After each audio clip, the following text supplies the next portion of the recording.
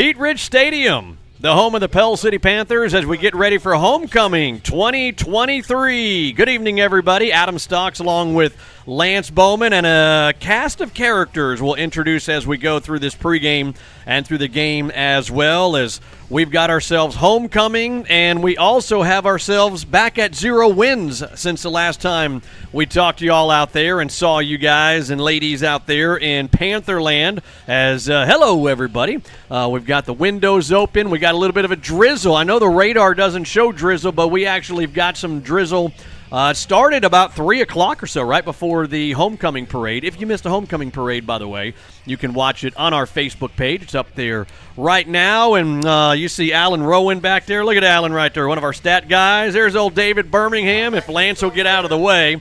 There we go, DB over there, so you hear us talking about him all the time. Lance, we got ourselves a pretty good ball game in store, a big region matchup, and when we talked to Coach Probst yesterday, he called this a Super Bowl. He said, this is our Super Bowl. Explain why he said that. Well, where we find ourselves is in one-game elimination, and we'll be that way for the rest of the season, or especially the next 3 weeks with the region games. Adam, you talked about the Center Point forfeit. We beat them a few weeks back, 24-16 on the field. Unfortunately, that will be a loss in the region ranking. So let's take a look real quick. Oxford 6-1, our opponent last week. They went to 4-0 with that win. Center Point 6-1, picking up their win over Pell City. They're now 3-1. And then, of course, I forgot Clay Chalkville 6-0 and 3-0. So there's your top. Obviously, those folks are in. Then it leaves Shades Valley, Pinson Valley, and Pell City, and Huffman. Huffman has had a real tough time this year. Those guys have not only not won a game, they haven't scored a point. So we talk about Shades Valley tonight, 3-3, 1-2, and since we are no longer 1-2 after that forfeit, we are in a must-win scenario each of these last 3 region games. You have to win it. And we've got the appeal in there to the AHSAA on that forfeit. But honestly, we saw it a little earlier this season. How many times have we seen the AHSAA reverse decision on something they put out? You know, we had the chicken fiasco at B-Dubs at, I forgot what the high school was a couple of weeks ago, and so much backlash on that one. The AHSAA reversed their decision. But in 23 years of calling high school ball, that's about the only time I can recall them reversing. Yeah, and rarely any entity, especially related to football, whether it's college or anything, once they make that decision, it is very, very difficult to get a reversal. I hope Pell City can, but we've got to treat it as if they can't. We won't know for weeks to come. So we have to, we can't count on that tonight. We've got to get the dub tonight against a pretty good Shades Valley team. Now, we've had 2 common opponents, Adam, Center Point and Oxford. We beat Center Point on the field. Shades Valley lost 26-20. We gave Oxford all they could handle last week with a 28-25 score. Earlier in the season, Shades Valley lost big time, 42-13. Oxford handled them pretty easily. Yeah, Pell City Panthers definitely putting together almost a complete game. Very close. Had we won it, I think Coach would have said we finally put a complete game together. Yeah, we still had some errors through the course of the game. But yesterday talking to Coach, he said we still have yet to put a complete game together. And he was pretty happy with practice this week for the most part, and the way people practiced and the way it went. If you see on the screen, man down there at the 50-yard line, he's all lonesome. We got a big old gaggle of people up here in the press box, and there's our man, the Senator, Lance Bell, down there. And we were talking before he came on the air, and Lance, this is the first time that we played at Pete Rich Stadium with a little bit of rain on the field with the new artificial turf. Is it slippery? Is it solid? What is it? It's wet. No, it actually feels great. There's traction out here. I'm wearing boots. I'm used to the grass out here, so I wore my boots today, looking at it. But if you look at the radar, there's no rain on the radar. But if you're out here, it's a very hard, you called it a little mist, but you're sitting up there in the box covered. Out here, it's a very fast mist. It's coming down real good. Everything on the sidelines is wet. The balls are going to be wet, so the key is going to be keeping those balls dry. I think if we do our running game like we've been doing, I think it's going to be a key to us. I think Pell City will do better with the wet ball because our obviously our passing has not been good at times. So I really hope this helps. And if you look where I'm looking, I see these people been here since 4:30 under umbrellas. We've got the excitement back. This town is excited. This town is behind this team. They've watched them. They've watched them sweat. They've watched them overcome very hard obstacles, and I'm just looking forward to our future. And go Panthers! Well, Lance makes a good point. You want to keep the balls dry down there. So, Lance, if you can make sure that happens, we would appreciate that. All right, we got the pregame rolling on here. The coaches show, Coach Rush Probst. We meet with him every Tuesday at City Market Grill and Buffet and have a good time. I think starting this coming Tuesday, I think the entire football team is going to join us on Tuesday evening, so we're looking forward to that. So if you want to come out and join us this coming Tuesday, come on out a little bit early and enjoy the meal, and then you can listen to the entire show and participate and talk to coach and players. Coming up this Tuesday, again, goes live at 7 p.m., City Market Grill and Buffet. So quick time out here. When we come back, we will take a watch and a listen into earlier this week when we sat down with Coach Probst. We talked about the game at Oxford. We talked about how close it was. We looked at some of the replays. Also, we talked about the AHSAA and the ruling. So we'll get his thoughts on that. So that is coming up. Stick around. Kickoff, homecoming for the Pell City Panthers at 7 p.m. as we are in the pregame here on the River Sports Network. Good call or bad call, officials always have the final say in sports. And at Alpha Insurance, we know it's important for you to have the final say on your insurance plan. You can trust us to protect what's most important to you. Alpha Insurance, always a good call. In Pell City, call me, Jim Wilson, at 205-884-3470 or stop by our office at Martin Street South next to Dairy Queen. When North meets the South, deliciousness happens. At Herb's Barbecue and Pizza Pub in Riverside, we offer a wonderful dining experience with delicious food, affordable pricing, and a family-oriented atmosphere. Come taste for yourself Herb's slow-cooked barbecue. Try the pizza, the wings, and especially Zena's signature sides. Herb's Barbecue and Pizza Pub for dine-in or takeout. Like us on Facebook for hours, menu, and more. Herb's Barbecue and Pizza Pub, the man, the meat, the legend. I'm Brian Collins with Two Wheel Heaven Power Sports in Pell City. From sales to service to parts, our goal at Two Wheel Heaven Power Sports is to meet all your ATV, side-by-side, and motorcycle needs. And we finance. We have experienced staff and certified technicians on hand in our service department. And we also have a wide variety of accessories, riding gear. Will keep you looking good. Two Wheel Heaven Power Sports on Comer Avenue or call 205-473-0143. Hello everyone, Dale Benton of Benton Nissan. We are proud to support the people we live with, work with, play with, and pray with. We truly care about selling quality vehicles and providing our customers with exceptional service. Come shop our huge new inventory of Nissan cars, trucks, and SUVs, as well as our certified pre-owned inventory. Benton Nissan, serving 3 locations, Bessemer, Hoover, and Oxford. Your friend in the car business.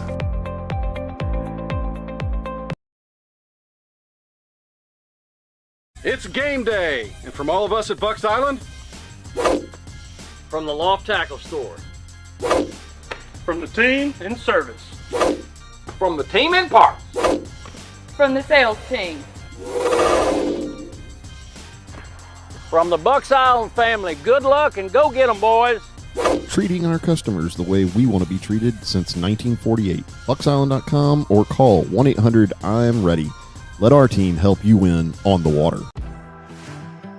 Your exclusive Bobcat dealer for East Central Alabama is Bobcat of Gadsden. And they're a full-line Bobcat dealer for construction and agriculture. They specialize in parts, service, sales, and rentals. And right now they have great financing rates. Bobcat of Gadsden, same-day delivery on rentals, factory-trained service technicians, and they're ready to serve you. Call 256-563-4001.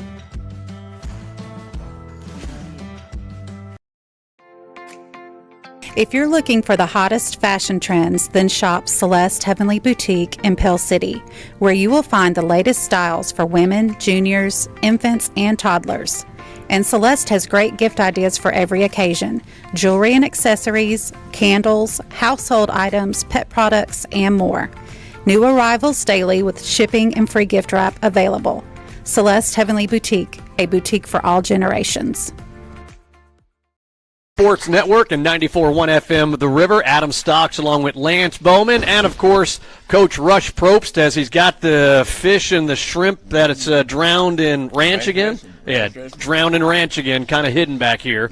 As we're broadcasting live from City Market Grill and Buffet. Every Tuesday we do this right at about 7 o'clock. Then we build it into the pregame show on Fridays, and we'll talk about the big game coming up, homecoming week, kind of the second part of homecoming week, I guess, if you will, considering a couple of days off this week and some of the homecoming festivities that took place late last week. We'll talk about that Shades Valley game, but, Coach, let's talk about the Oxford game first. Man, what a heck of a ball game. I called, we don't call Vegas here, we call the Jersey Shore for the line, and the Panthers were 20-point dogs going into that game, and by golly, with just a couple of ticks left on the clock, Panthers had the lead, and that last late-minute touchdown by the Oxford Yellow Jackets gave them that 28-25 win. But anyway, just a synopsis, an overall view of that game as the head coach looking back on it now. Well, it's the same old story, and it's getting old. What didn't get old is our energy levels, the best it's been, our passion, our will to win, desire, all the things leading up to the week. I thought our players, prepared themselves well. And, our hotel was really good. Our walkthroughs, our meetings. We did change up some things that I felt like helped us to play better. I think I'd said this last week.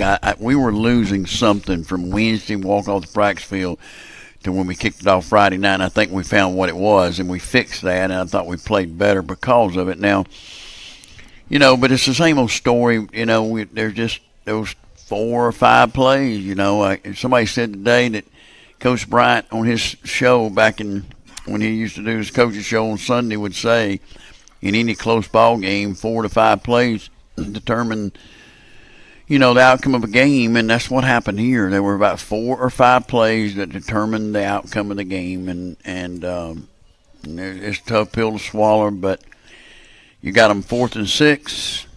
You don't get a blitz call in the right way, or a player misses the blitz call. It was designed perfect. He just didn't do it. We had a 3rd down where we had him sacked, and we missed a tackle in the backfield that would have put him in a 3rd and extremely long. I think that was a 2nd and 9 that ended up being, a big play that could have taken them the end of the game. And, so there were several things right there at the end on that last drive. I mean, they went 88 yards. Started at 12 and drove the length of the field, and we knew in the 4th quarter they couldn't stop us. So if it worked out a little bit differently, timeouts, a couple of things could have worked out in our favor, it would have been just about, and you don't hate to say this, been better off if they'd have scored with a minute to go. We'd have won the game because they weren't going to stop us. And so we'd found something in their defense that they were doing that were really not sound, and we'd exploited it, and really in the second half. So I thought that part, if they would have scored, like I said, with a minute 15, minute 30, I think we'd have had plenty of time to go right back down the field and score. But we didn't. Got to give credit to Oxford that on that last drive that they did execute. I think it was a 12 or 14 play drive. I can't remember exactly, but it was a long drive that consumed about 6 minutes, I believe, 5.5 maybe. And so usually in a high school football game, if you make a team snap it that many times, they're going to mess it up, and they didn't, and they scored with 33 seconds to go. Coach, one of the things that transpired throughout that game that I know you have to be pleased with is that in terms of catastrophic plays, the Panthers flipped the script and actually got the big turnover from Oxford on special teams. And that's one of the reasons that both at the end of the first half and the end of the second half, Oxford needed that last minute both times to put points on the board. I know you have to be pleased with the guys securing the football and protecting the football throughout the game. Yeah, I thought our turnover battle, I think we did win the turnover battle. One of the things is right before half, we get a pass interference call, guys on a sack that was just devastating to us. We get him sacked, which takes him completely out of scoring opportunity, and they call a pass interference call on us that I just can't. And I don't want to say one official never beats you, but that was tough to swallow now. I mean, that was no more than pass interference than anything. I mean, that's one of them deals you pick up the flag. And I think, an experienced crew probably would have picked the flag up, and I think in that situation because it had no effect on the play. And that was bad, and they score. And we'd have been up 10-0 at half, and I think it's a whole different ball game. That was a huge play. And then obviously in the second half, at the end of the game, where I was upset a little bit at the end of the game was time management. We did not know. No one has explained to me the clock. So no one could tell me on the field, an official cannot tell me how much time is left in the game. I mean, as an official, you have to tell the coach how much time, especially when the clock is not right. So I asked him, he said, Coach, I don't know. I'll get an answer for you. He never got an answer. Well, when we called the play, a lot of people don't know this, so when we called the play, we thought there were 5 seconds to go. Come to find out, it was 8.5 seconds to go. And I think if you go back and look, it should have been 12 seconds to go. So there's a discrepancy there that if a state championship crew that they work to get the opportunity to call in big games at the end. An experienced crew would have made sure that we both coaches would have known exactly what the time was on the clock. So I would have flipped the formation into the boundary. We'd have gone FIB. Formation was formation into the boundary. We'd have flipped the boundary. And we'd have thrown our curl ball, which is 85% completion rate on that particular ball, because people don't want to get beat deep. So we'd have banged the curl ball into the boundary, and we'd have been set up for a field goal to tie the game. And I think it'd have been about a 45-yarder to tie it. And here's the thing: if that happens, we're going to win the game because in overtime. I don't care if we'd have played 5 overtimes. We would have scored every possession, and eventually we would have stopped them. So, and it may have been 5 overtimes before we got them stopped, but, they had no answer for our GAT or golf or any of our gap schemes that we were running with motions and out of empty formation with Caleb in our Panther set. They had no way to stop it. Because like we talked about last week, those third-level fits, they wasn't very good in third-level fits. And so we had that sort of cue. And that's a disheartening thing. We'd have flipped a call. And I tried to flip it. When he said 5 seconds, I made the call. Then when the clock hit 8.5, all of a sudden you look up there's 19, 18, 17, because he did that, which put it to 25. Well, we didn't have time to flip it and get the right play call and all that kind of stuff. So that was the whole thing right there too that really, I'm not saying upset me, but I would like to have known exactly what the time was before I called the play. Coach, the other part of that, and I don't know, maybe you felt like the offense could have used a little time, but to me, when Nikita clocks it to stop the clock, and everybody that watches football knows that's like clock stops. Yes. And that's when it ran down to 0. Yes. And then there's not only that, but basically more than even a timeout is given. Yes. It took them forever to get the clock reset. Yeah. And to me, when you're working DBs down the field, it just seemed like a free timeout for Oxford. That's why I had so much trouble. I didn't understand how they could have delayed the game that long after Nikita clocks it. Yes. And again, I mean, you can't – you shouldn't. But why was the clock still running on the clock play? Don't understand that either. It's easy to see. He takes the ball, he pops it on the ground. It's incomplete. It's a clock play.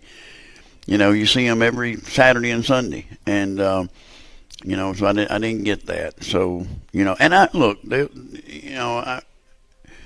I'll get an explanation from them, and they may have a legit explanation. I mean, I don't think they intentionally did anything wrong.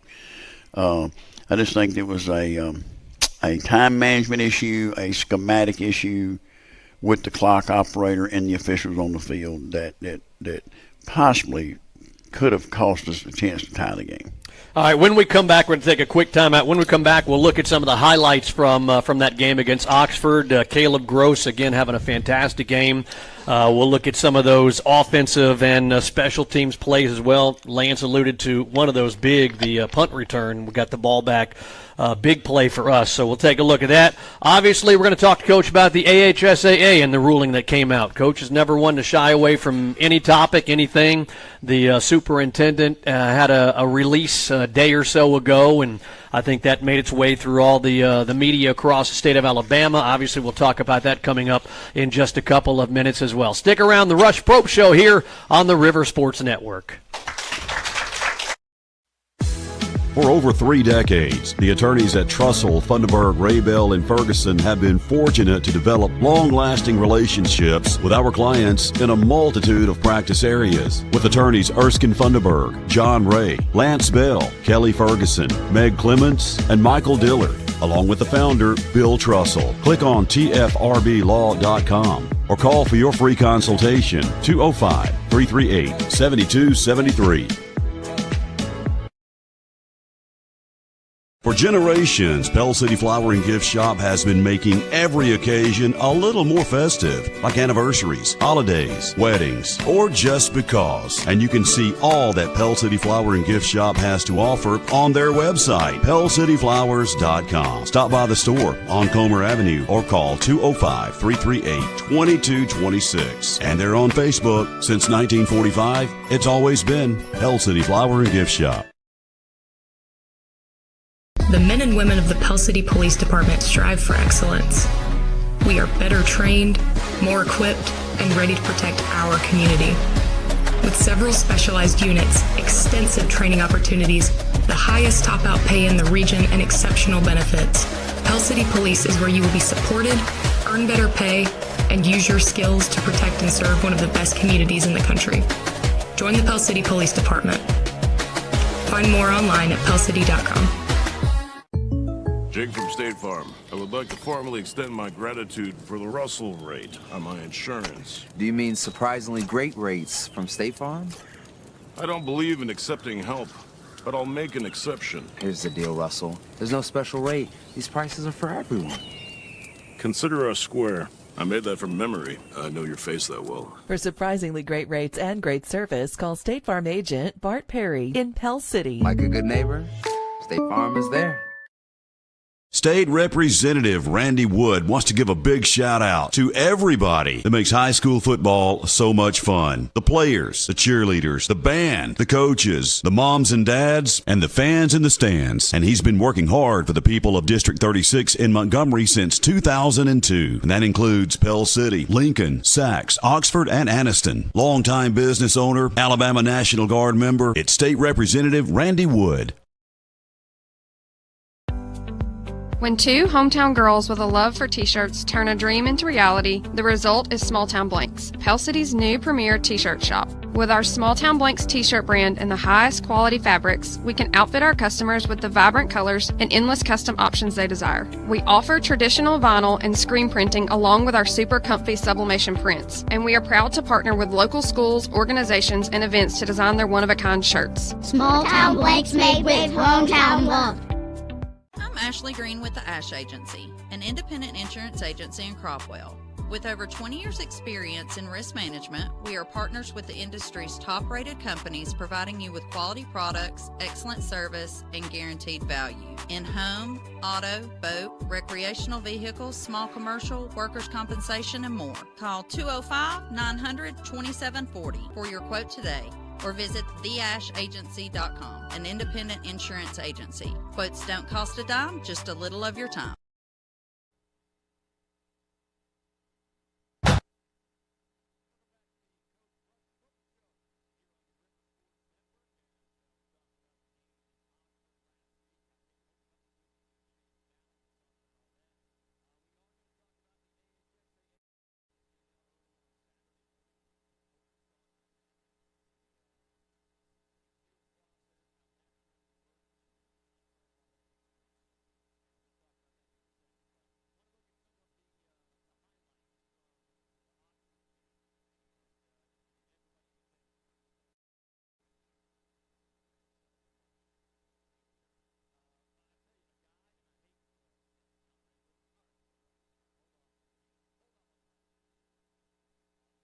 How's that? Is that good? All right, then. Only been doing this 23 years. All right.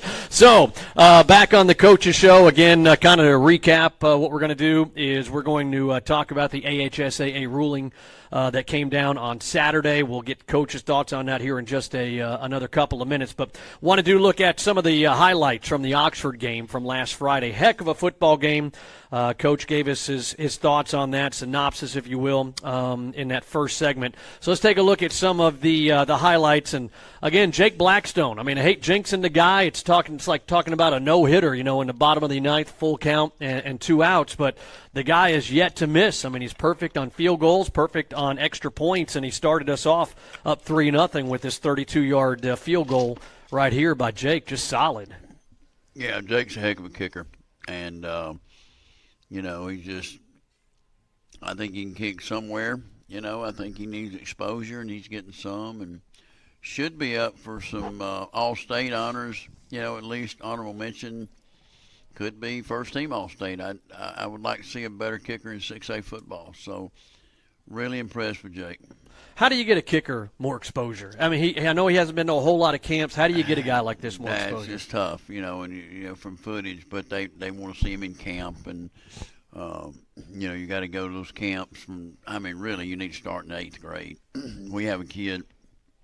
My son's one of his best friends in South Georgia that's a 10th grade kicker at Colquitt County, and every weekend he's at Auburn or Florida or Georgia or somewhere. But he's been going to camps, I don't know, probably since he's in the 6th grade with his older brother, who's a starting kicker at Florida State. So we watched him come through. We had another went to Georgia Southern, another went to other places. So we've had kickers, and if your son wants to be a kicker out there, you got to start him at a younger age. And you got to get on the kick camp circuit, basically. And then it's a showcase. It's like baseball. It's like a showcase. And you go out there and you go to these showcases and get ranked. And you're ranking. So guess what happens? Those universities call those Ray guys or the Coles kicking people, all that, and they say, hey, give me your rankings and tell me who you think the best kicker is in certain areas, because, and it's weird how it works, but kickers are regionalized, to be honest with you. I mean, a lot of kickers, they're going to go where they're in that area. In other words, when you like Alabama's kicker is from Hoover, Auburn's kicker was from Fort Payne. So most of the time, you're going to find kickers in your area. Very few times will you sign a kid that's from the West Coast or up here or down there. It happens, don't get me wrong, but it's just sort of the way the recruiting deal goes with kickers. But Jake, maybe we'll get an opportunity. We will send tape out on him, and we'll send it to several universities and see if we get a bite. All right, so Blackstone's field goal put us up 3-0 in the first quarter, and then the muffed punt return by Oxford. I think we have this one here on the wide cam and the tight shot here. This is a big play for us to get the ball back right there about the 30. Yeah, he just didn't do a real good job of fielding the punt, and, of course, my son does that too. I did it when I was in high school and a little bit in college, and it's tough back there at times. That's not an easy job, guys. That's a tough job, and he let the ball get up on his pads and didn't get a lot of bend, and the ball sailed him a little bit and muffed it, and we get on it. So it was a big play in the game. So we take over there, and 4-yard touchdown run by Dejon O'Neal right here. We'll watch this on both camera angles, and all of a sudden we're up 10-0. Young freshman running back, going to be special here one day, and I think he's had a good week of practice this week and got a lot to learn. Obviously, still got to be involved with catching the ball out of the backfield and protection as far as protecting the quarterback and blocking and, when we're throwing the football and catching the ball out of the backfield. There's a lot to being a running back. But right there, he what he does and does a great job as a freshman is he runs through people violently, and he's always finishing forward. What I like right there is our linemen chase him in the end zone and show enthusiasm after the score, and that's a sign of good things to come out of that young man. And feel like we've got a special player in him going forward. So we're up 10-0 at that point. Late in the first half, the Oxford Yellow Jackets score 10-7 is the score going into the locker room at the half. As again, we're up on the road 10-7, and nobody expected us to be in the ball game, let alone leading it at the half. What was your message to the players at the half? Well, the one thing I want to say before we go talk about that is, not only about O'Neal, but the maturity of our offensive line is getting better. They're getting in a little bit better shape because we did not have the off season with them and the spring ball with them. So they're starting to catch up. But what I'm most impressed with is the Doran kid, the Coos kid, the Bulls kid. Those are three guys. We took Sean Bull and moved him from defense to offense. So we're starting to develop a multiple tight end grouping or multiple H-back. We call it sniffer back, that I think is going to benefit us a lot going forward. And they blocked at the point of attack right there. And so when you can play with 12 and 13 personnel, it adds more gaps for the defense, having to defend each gap instead of just defending A, B, C gaps or A, B gaps like all these 10 personnel spread teams are giving now. When you start bunching up with multiple tight ends, now you got to cover A, B, C, D, A, B, C, D, E, and it makes it tougher. In that situation, they did not have D gap covered, so we ran what we call flag, and we had an extra hat. So we had a hat to the box. They did not add a hat to the box, and we walk in the end zone. So we like where we're heading in that package. At halftime, I felt like our team was excited. I think they knew now we can play with these guys, and so I thought we had a good halftime adjustment to a certain extent. I think now Oxford did too. They came back out with some fire. Like we said off the air, they scored right before half to make it 10-7, and would love to have gone in up 10-0, but they did score, gave him a little momentum too, and then obviously, both teams came back out. We didn't start real good. We kick off to them and start the second half, and they drive down to score. So that puts them in the lead. And then we muff a kick, and L.J. Berry lets the kick go through his legs. And, could it have gone in the end zone? I don't know, but he decides to pick it up. Gets tackled on about the 10-yard line. Then we get a false start, blah, blah, blah, blah, blah, and it just went downhill. But Fink had a great kick, backed him all the way back to the 40. So did flip the field, but again, here they go right back down the field and score. So first two drives, second half, they put it together and went up 21-10. Yeah, so they're up 21-10 at this point as we go back to the highlights here, and here comes Gross again doing his thing, a 54-yard touchdown run. Break this run down for us, if you will. Well, again, we were in empty with multiple tight ends, and we go motion out of empty. They flip and run with motion, and there's just not enough gaps. There's not enough people to defend the gaps back over there. And, we got two pullers, and I don't know if you've got an end zone shot of it, but, man, it opened up like a old case knife, so to speak. But it was there, and we liked it. And to be honest with you, that particular, there it is right there, it's a counter, and we could either pitch it. He reads that, so he can either pitch it or keep it. So it's a run, pass, RPO. It's really a run, just two runs built into one play, if that makes any sense. And so they jumped on the pitch, and he kept it and was gone.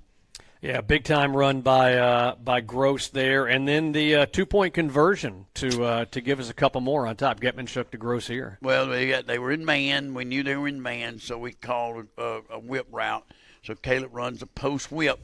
He beats the corner inside on the post ball, whips it back out, and it's like stealing right there. So good throw out of Nikita, good protection, and a good route out of Caleb to put it within a field goal game, because they really did take a lot of time off. As you can see, they're in man coverage out there.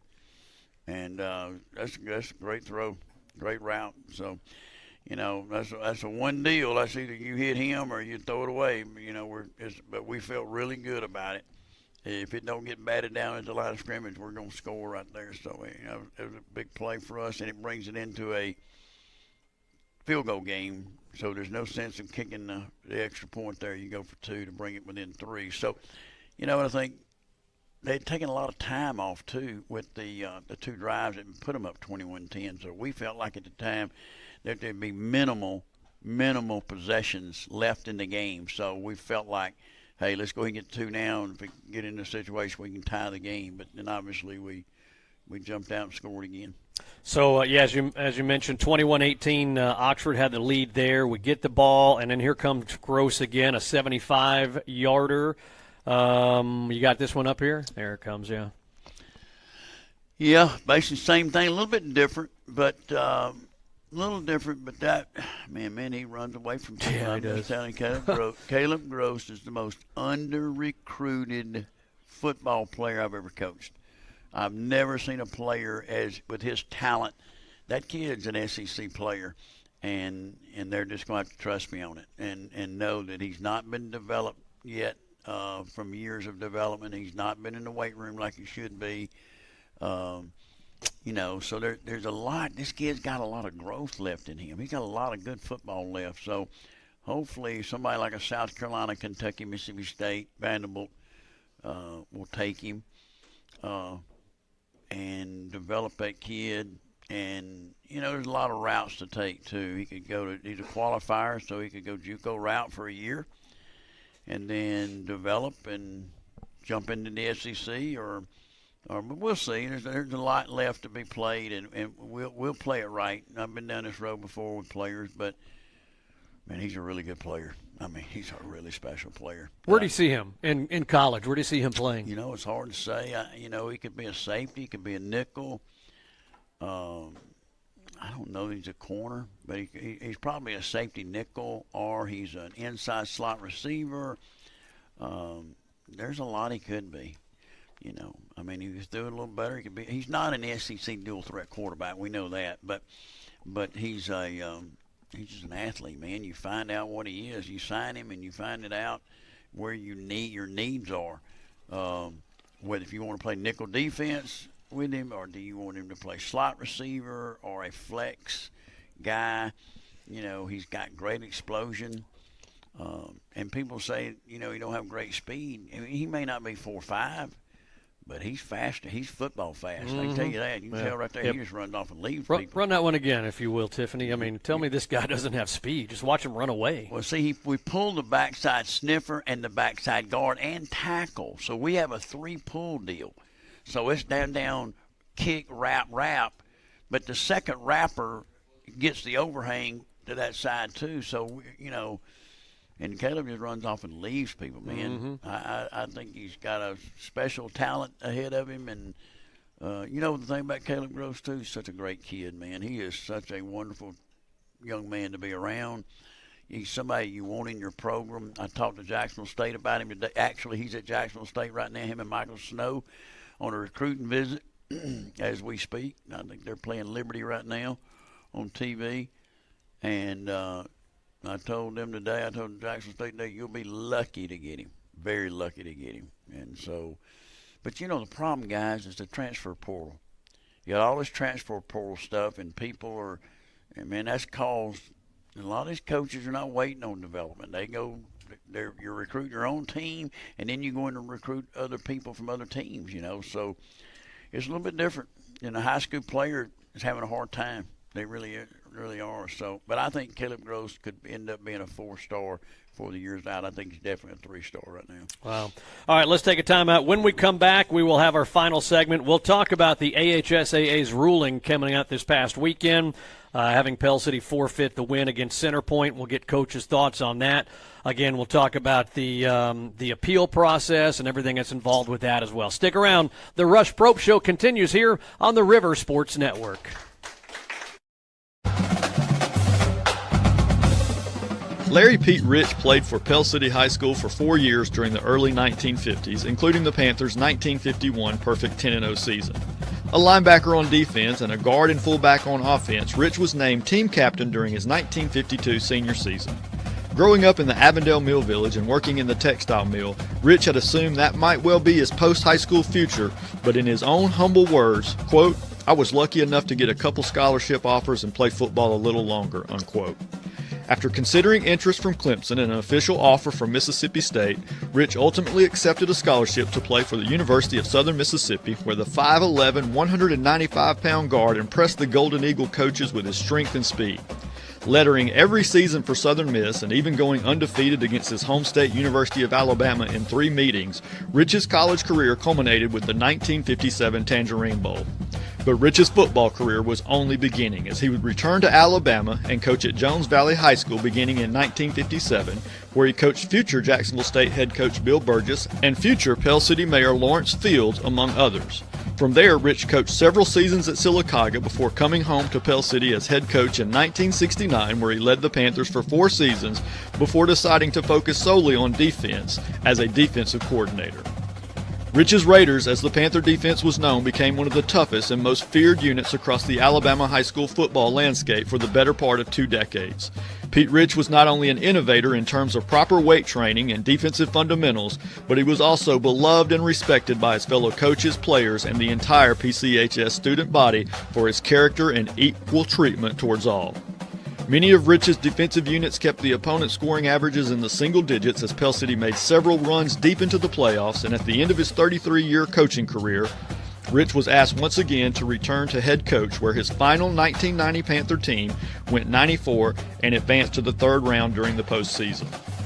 In 1996, during a Pell City home game, Coach Pete Rich Appreciation Night was held, and Pell City Alumni Stadium was officially renamed Pete Rich Stadium, with hundreds of former players and friends in attendance. And in 2005, at the All-American Football Foundation's 74th Banquet of Champions, Pete Rich was honored with the President Gerald R. Ford All-America High School Coach Award. For his commitment to his faith, his family, and our Pell City Panthers, Coach Pete Rich, class of 1953, is our homecoming Panther legend.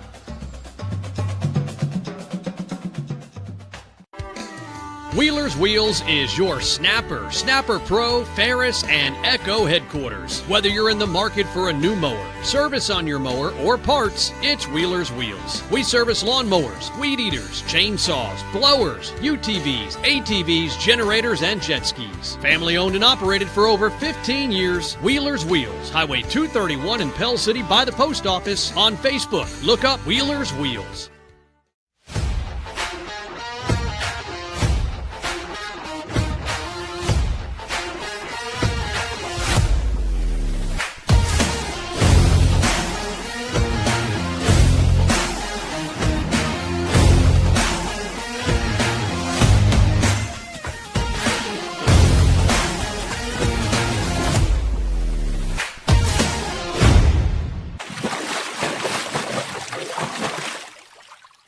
Heard about Jeff State's Fast Track program? Listen up. Employment in as little as 6 weeks. Yep. In-demand jobs? Definitely. Jobs in industries like IT, medical, industrial, manufacturing, and more. Get an in-demand career in as little as 6 weeks. Why wait? Get on the Fast Track at Jefferson State. Act now. Visit online or call 205-856-7710 today. Find your place at Jefferson State. Wyatt Construction Services. From blueprint to reality, they're your turnkey partner. Whether it's a new home build or a remodel of your current home, Wyatt Construction Services builds residential and commercial, from homes to pharmacies to office buildings. Wyatt Construction Services also clears land for facility installation, as well as mulching and clearing underbrush. To learn more about all of our services we offer, visit WyattConstructionServices.com or search us out on Facebook. Great food and great variety. It's City Market Grill and Buffet in Pell City. A great selection of meats, fish, vegetables, desserts, and the largest salad bar in the county. And of course, it's all you can eat. The City Market Grill and Buffet in the Walmart Shopping Center in Pell City. Check out their Facebook page for times and prices. City Market Grill and Buffet. This is the sound of Frankenmuth Insurance hard at work. We protect so you can sleep and dream.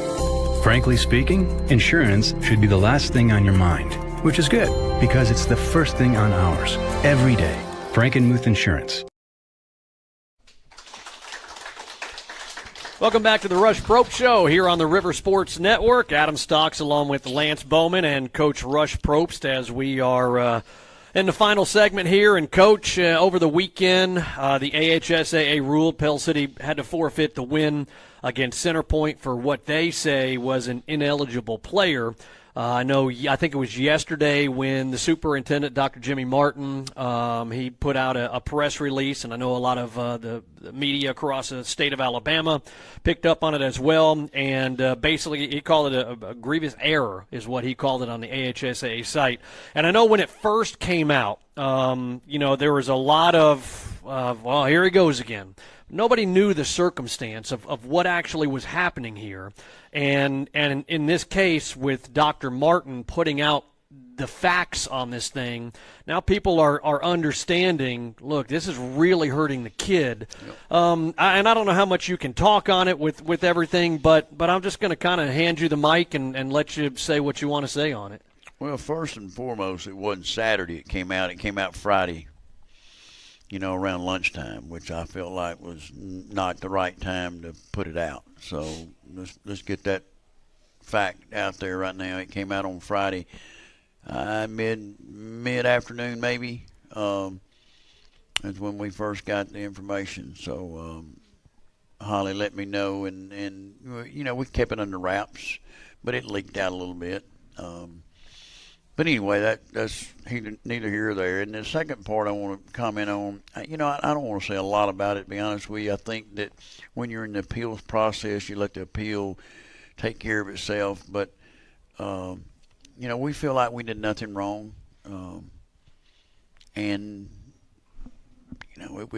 is not done out of malice. We didn't recruit this kid. And at the end of the day, I would hope that we'd all look at this as what's best for kids, and what's best for kids is not stick him in a foster home, but put him with a relative that is willing to take him in, as Dr. Martin expressed in that. So, not going to get into the name calling, not going to get into all the things that I could get into. I just feel like we did nothing wrong, and I think that whether we win this appeal or whether we don't,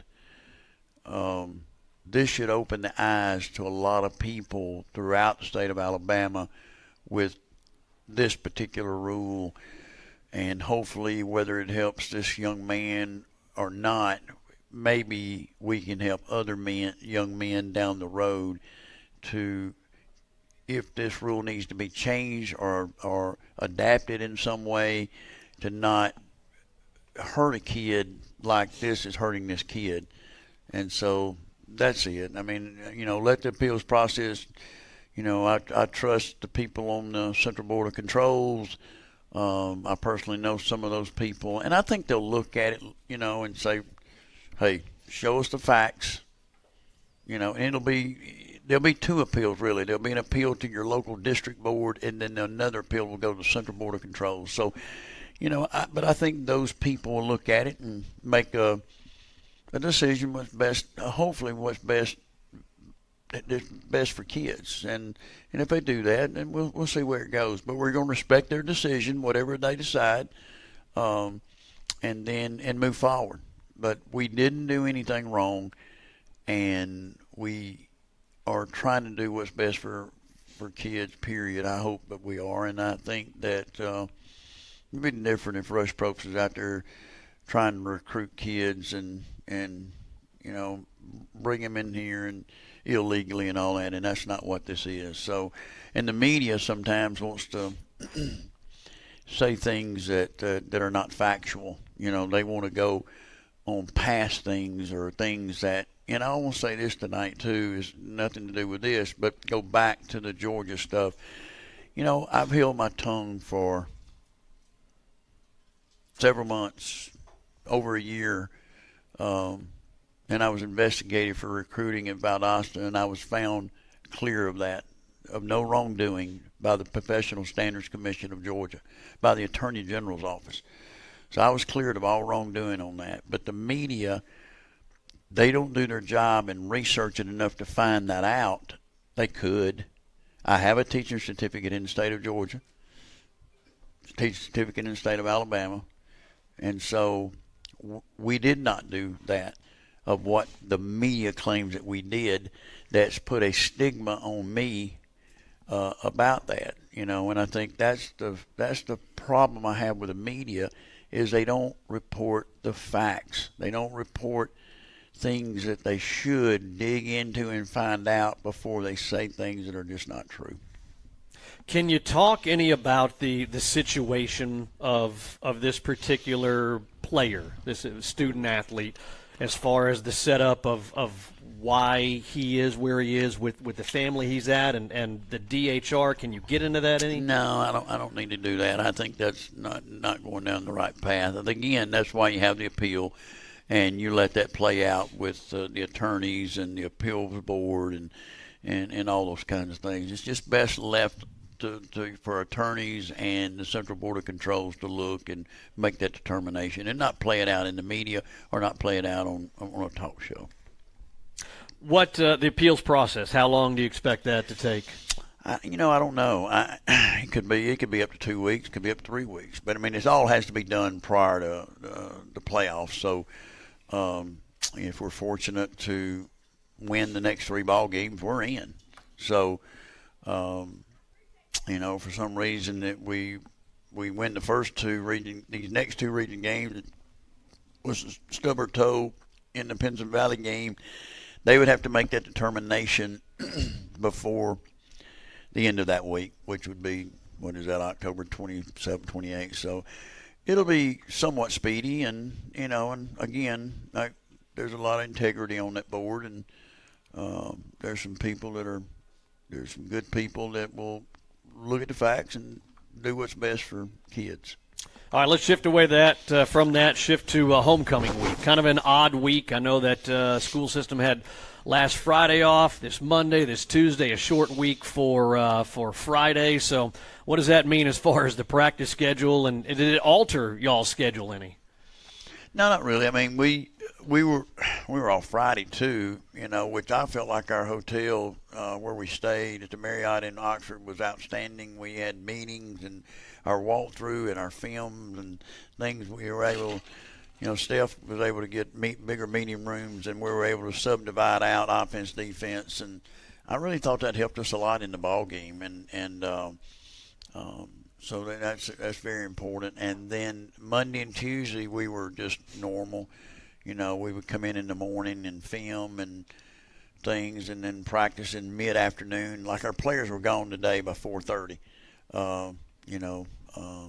They came in this morning and did a session and came back this afternoon because they were out of school. Now tomorrow, we're back in school, and we'll have a short practice after school because we pushed them pretty hard.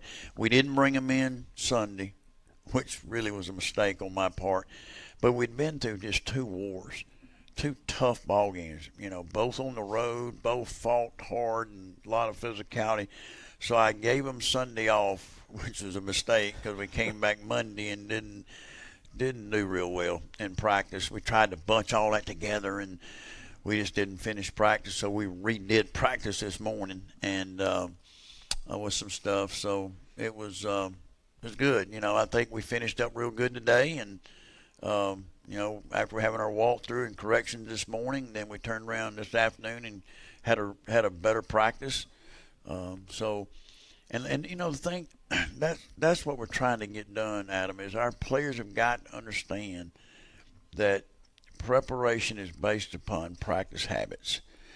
How much film do you watch? Are you just as good there doing walkthroughs and correctional things and letting that soak in, and making sure the mental part of the game comes to you where you're not busting things. And then when you go out and practice, what they got to understand, there is a time clock, but there's a script. So, like this afternoon, we had 32 play script of our team. Now, tomorrow that goes to 45 to 48. So, out of that 32 play script, we've got to get that right. And if we don't get that play right, we reload that play to get it right. But on Friday nights, you don't have reloads. So, and I think, I don't know what they've done in the past, but this is what looks like to me that's been done here is a lot of half-speed practice. A lot of half-speed practice. A lot of things that just not as sharp and as focused on those kinds of things you need to be focused on in practice. So our kids are learning how to watch film, practice film now, not game film. It's a given you're going to watch game film. Practice tape. Taking practice tape, seeing where you mess up, going out and correcting it through a walkthrough. You run it, you walk through it, and then you run through it, without contact, and doing those kinds of things. And I think, so that's what they're learning is the walkthroughs, the correctional things, the film watching, all those kinds of things in preparation of getting ready to, okay, now it's time to practice. You got to be full speed in practice, and you have to get it right. And you can't do it half speed or three-quarter speed. It's like I tell them all the time, if the engine never gets to full speed in practice, how do you expect the engine to get there in full speed in the game? And I think that's been some of our problem, is our kids don't know what full speed is yet. And then all of a sudden they get in the game and they want to go full speed. Guess what happens? They get tired. They get tired faster. And I thought Friday night, especially with 6 minutes to go, I thought our defense was really tired.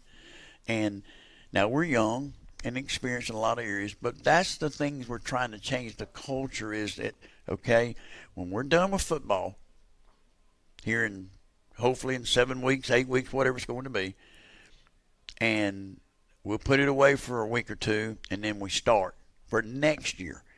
And try to get in 2 or 3 really good weeks prior to Christmas, and then when January hits, you hit the ground running, and it's conditioning, it's strength, it's flexibility, it's skill-specific things that you do, all those things, and you start learning football, studying the game of football, and we won't have these issues next year.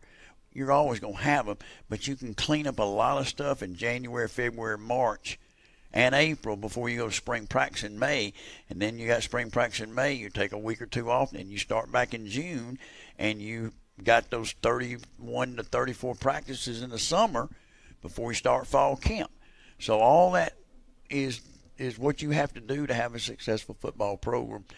And when I got here, I didn't see that. I saw kids going in the weight room, walking out of that weight room, not sweating too much. So trust me, come December, January, they'll be sweating a little bit when they come out of that weight room. Coach, this is the time of year where I start cheating a little bit and looking at the region records, looking who's left on the schedule. You guys have played one of the, if not the toughest schedule in 6A football. I think the toughest, yeah. Mm-hmm. Now you've got a 500 team that really – the game's as important to them as it is to Pell City, because it's really coming down to Pell City, Pinson Valley, and Shades Valley for that last spot. Mm-hmm. How important, especially coming off a narrow loss to your I-20 rival, how important is it for you to get these kids to understand just how important homecoming and all of that goes along with it? It's a region game, it's homecoming game, but it's so important in terms if they want to have postseason expectations. Well, first of all, you got to put the homecoming stuff and let the fans and the student body and everybody else take care of that. You don't worry about homecoming. That's not your job. They're not going to be in the parade. They're not going to do the homecoming things that you do, or the student body. And I think they've done that in the past. Riding parades and going to pep rallies and jumping up and down and all that mess. That's just not what football's about. And football on a serious level has to be taken a lot more serious. And our players are starting to understand that because of the hotel stay, and we take their phones up. Then this week we took their phones up and they didn't get them back, so they were totally isolated. And I thought we played better because now there's no outside distractions because they're not connected to the rest of the world or friends and girlfriends and all the people they can connect to from their this. And so that part I think we handled better this week, and we'll continue to improve on that. But, you know, I'll say this. And people say, man, he runs it just like a college program. And we do. That's why out of 250-plus kids that we put in college football, that's why they succeed when they get there, because it's not new to them. They've learned how to eat. They've learned how to work. They've learned how to practice. They've learned how to stay in a hotel. They know how to watch film. They know all those things already. That means when they get there, I've had 95% of them come back to me and say, Coach, it was a lot harder in high school than it was in college. So that part, I think, these kids, it is tough and it's demanding. There's no doubt it's demanding. But at the end, this is the way you turn your program around. It's how you win. And we've done it at 6 other high schools this way. So it's like I tell them all the time, what makes you different than the other 6 places? You're telling me you're different from Asheville kids? Or you're different than Eufaula kids or Mobile kids? Hoover was not winning when I got there. They'd gone through 4 straight losing seasons. So we had to change the culture there too. And we'll change it here too. It's doable here. And what I saw today in practice, it excited me a little bit. I started looking around, looking at next year a little bit, and I started thinking, you know what? We're a little better than people really know. I mean, we got some holes to fill next year with some offensive linemen.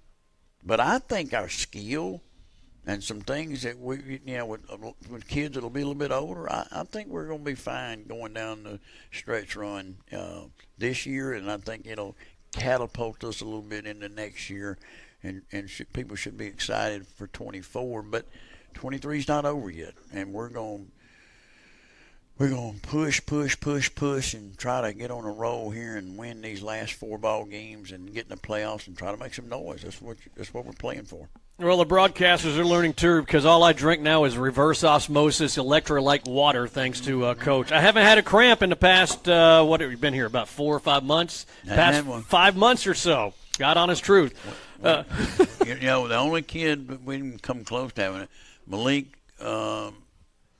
nearly cramped one night, but didn't. I think our kids have handled it. My wife, you can give her credit from nutrition and knowing, you know, she's done it now for 13 years. She studied it. She looks at it. She knows what they need to eat and what they need to eat during the week and getting them prepared. And look, she's got a lot tougher job than I got on Friday nights. If y'all watched her work on Friday nights, she don't stop from the 2 hours prior to the game to after the game. So we're exhausted come Saturday morning, I promise you. So, but it's what you got to do. And we're teaching kids how to do it the right way. Any departing words, Coach, for a wrap-up here? Just get ready. You know, I'd love to see a great crowd again. You know, our crowds have been wonderful. You know, Friday night at Oxford, you could hear our people excited. And when Caleb broke them runs down that sideline, man, you thought you was at the Super Bowl. So, you know, I just want our people to come out and enjoy the homecoming festivities. But, again, you know, the fun's in the winning. So we're going to do everything we can to pull this one off and then get on a roll. And please come and watch us for these next 2 games at home and then travel to Pinson and Springville with us and then get ready to take a trip up north. Sounds good. All right, Coach, as always, we appreciate it. We're about to dig into some cookies that Miss Joni made for us. What are they called? Cow patties, I think. I think they're kind of healthy. Thanks, as always, to Lance Bowman, Tiffany Studdard, and, of course, Coach Probst here. And thanks to everybody who came out, City Market Grill and Buffet. Join us every Tuesday at about 7 o'clock as we go live. Come and join us for homecoming this Friday, Shades Valley at Pete Rich Stadium. Pregame show starts at 5:30 on the River Sports Network, and the kickoff is at 7. Make sure you check it out here on the River Sports Network.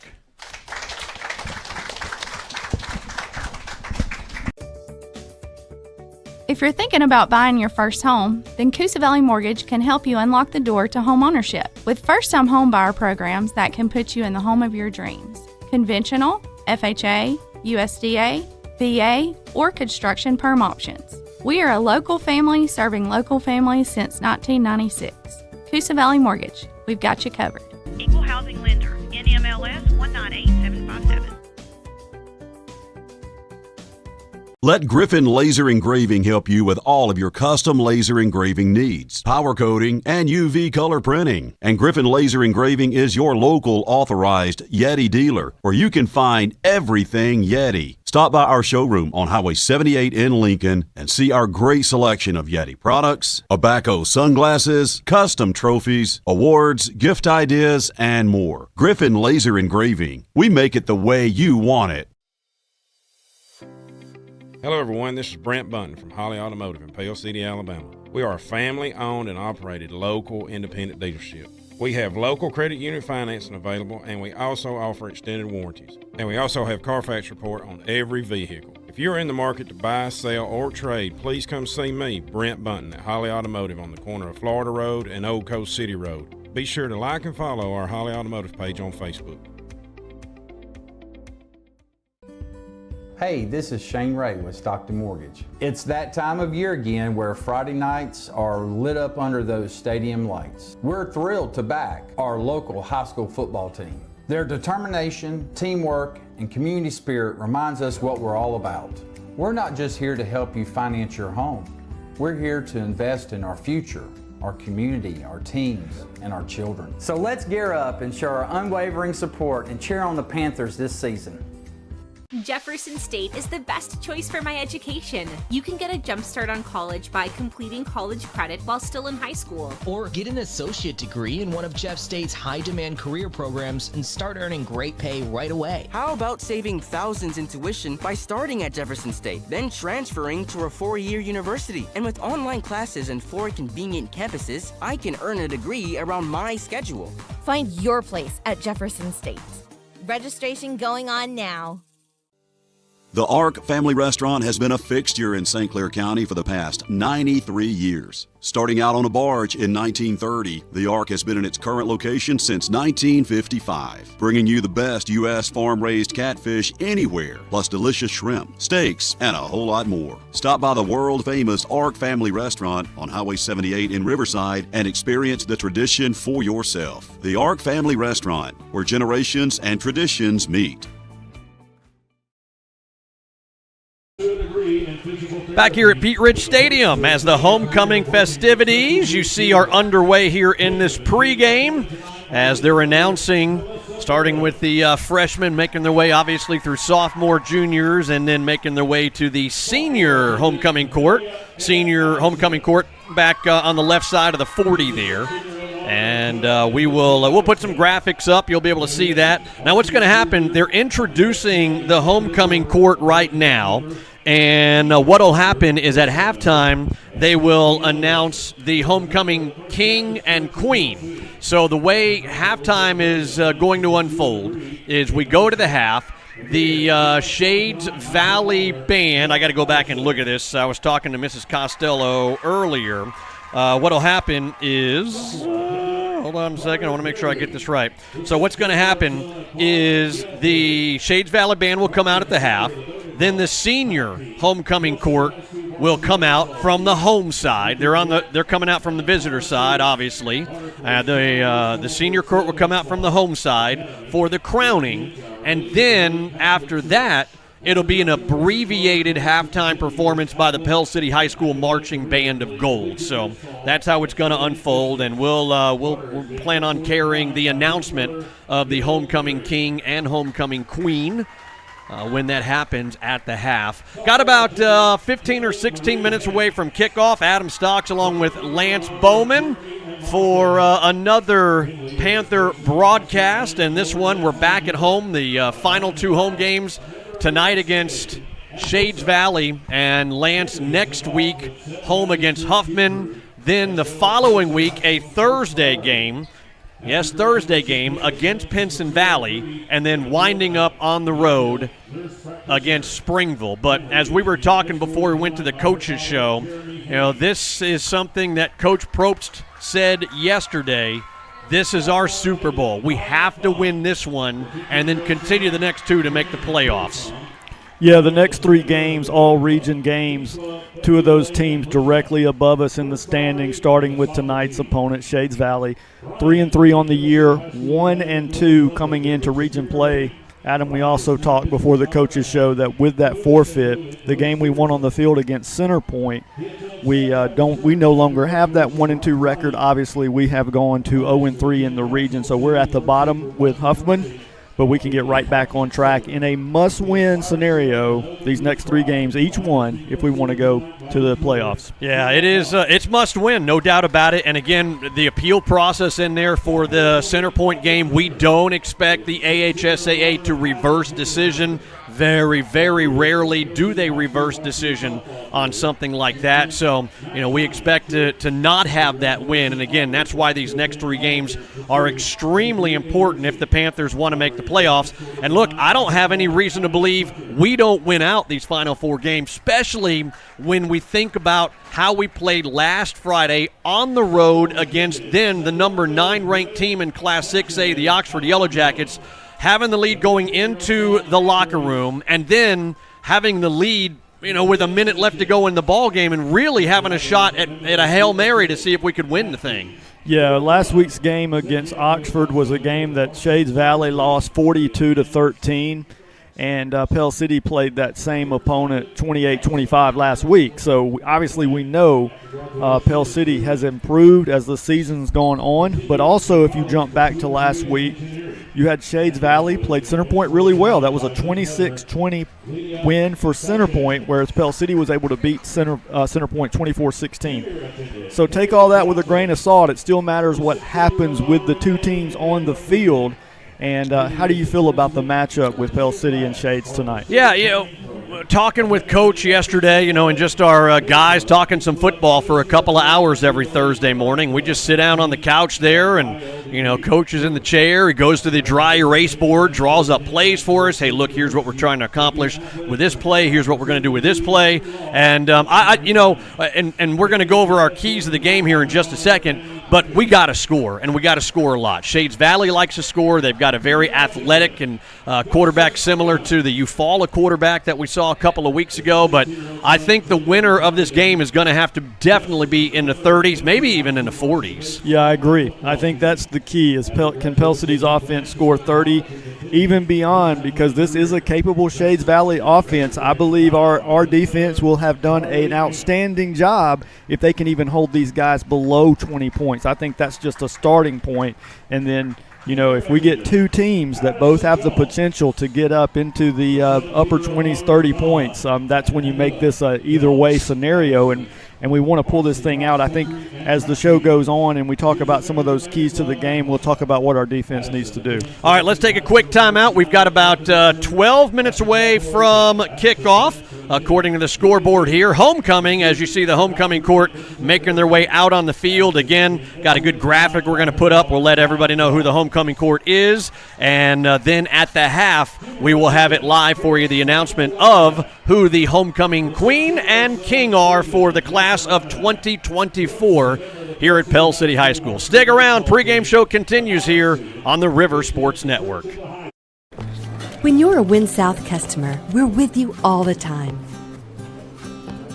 Through the workday, into game day, dinner time, all the time. So now is the time to choose Win South. We're with you. Convenience, security, service. It's what we do. Win South. We own it. When North meets the South, deliciousness happens. At Herb's Barbecue and Pizza Pub in Riverside, we offer a wonderful dining experience with delicious food, affordable pricing, and a family-oriented atmosphere. Come taste for yourself Herb's slow-cooked barbecue. Try the pizza, the wings, and especially Zena's signature sides. Herb's Barbecue and Pizza Pub for dine-in or takeout. Like us on Facebook for hours, menu, and more. Herb's Barbecue and Pizza Pub, the man, the meat, the legend. The Food Barn in Raglan offers the best in good old-fashioned hometown service when you're shopping for groceries, plus the latest ways to get great food specials your way. Click on RaglanFoodBarn.com, follow the Food Barn on Facebook, and listen to the River for weekly specials. Where you can get everything you need from down on the farm and it won't cost you a leg or an arm. And they're open 7 days a week. For the best cuts on quality meats, great service, and great prices, it's the Food Barn in Raglan. Hillgrove Funeral Home, since 1908, providing families with exceptional, compassionate care, where they believe that funerals and memorial services should be as unique as the individuals they honor. From traditional services to the celebration of life, pre-planning services, add a very personal touch with the life story, and so much more. See Mitch Barty and the staff at Hillgrove Funeral Home or call 205-338-3341. Are you tired of waiting days or even weeks to see your doctor? Introducing Elixir Health, where quality healthcare meets convenience. We believe everyone deserves personalized attention and timely medical care. From preventative care to chronic disease management, we offer a wide range of services including hormone replacement therapy, IV infusions, weight loss, and DOT physicals. Join the growing number of satisfied patients who have chosen Elixir Health. Your healthier future starts here.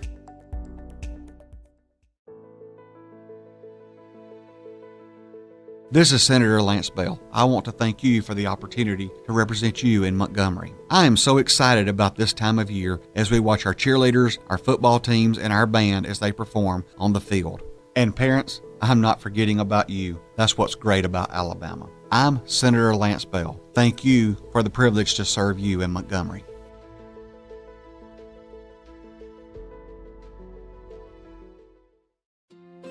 Hey Panther Nation, it's April at Merle Norman Cosmetics, and I'm excited to introduce you to our new venture, Blush Boutique. You already know about the amazing skincare and color cosmetics that we offer, but what you may not know is that we also have clothing, handbags, jewelry, and Panther Game Day t-shirts. Shop local and come visit the new Blush Boutique at Merle Norman. We are located at 1915 Cogswell Avenue in historic downtown Pell City.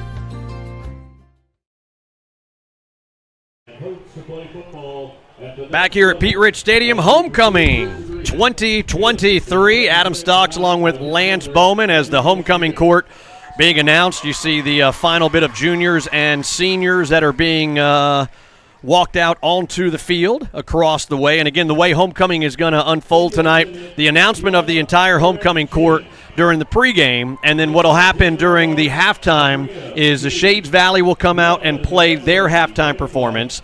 Then the announcement of the homecoming king and queen will be announced, and then an abbreviated version of the Pell City High School Marching Band of Gold halftime performance. And we'll have that announcement for you, the homecoming king and homecoming queen, for you coming up at the half. As we've got a fantastic football game, we're going to take a look at our keys to the game coming up here in just a second, brought to you by Michelle Green. Thanks to Michelle and her great sponsorship, longtime sponsorship of Panther football. So, Lance, we talked about the keys to the game, what it's going to take for the Pell City Panthers, and one of the first things we talked about, we got to score some points tonight. This is a Shades Valley team that can put some points on the scoreboard, averaging about 30, giving up about 30 as well. So we can put them up there as long as we don't have those catastrophic plays.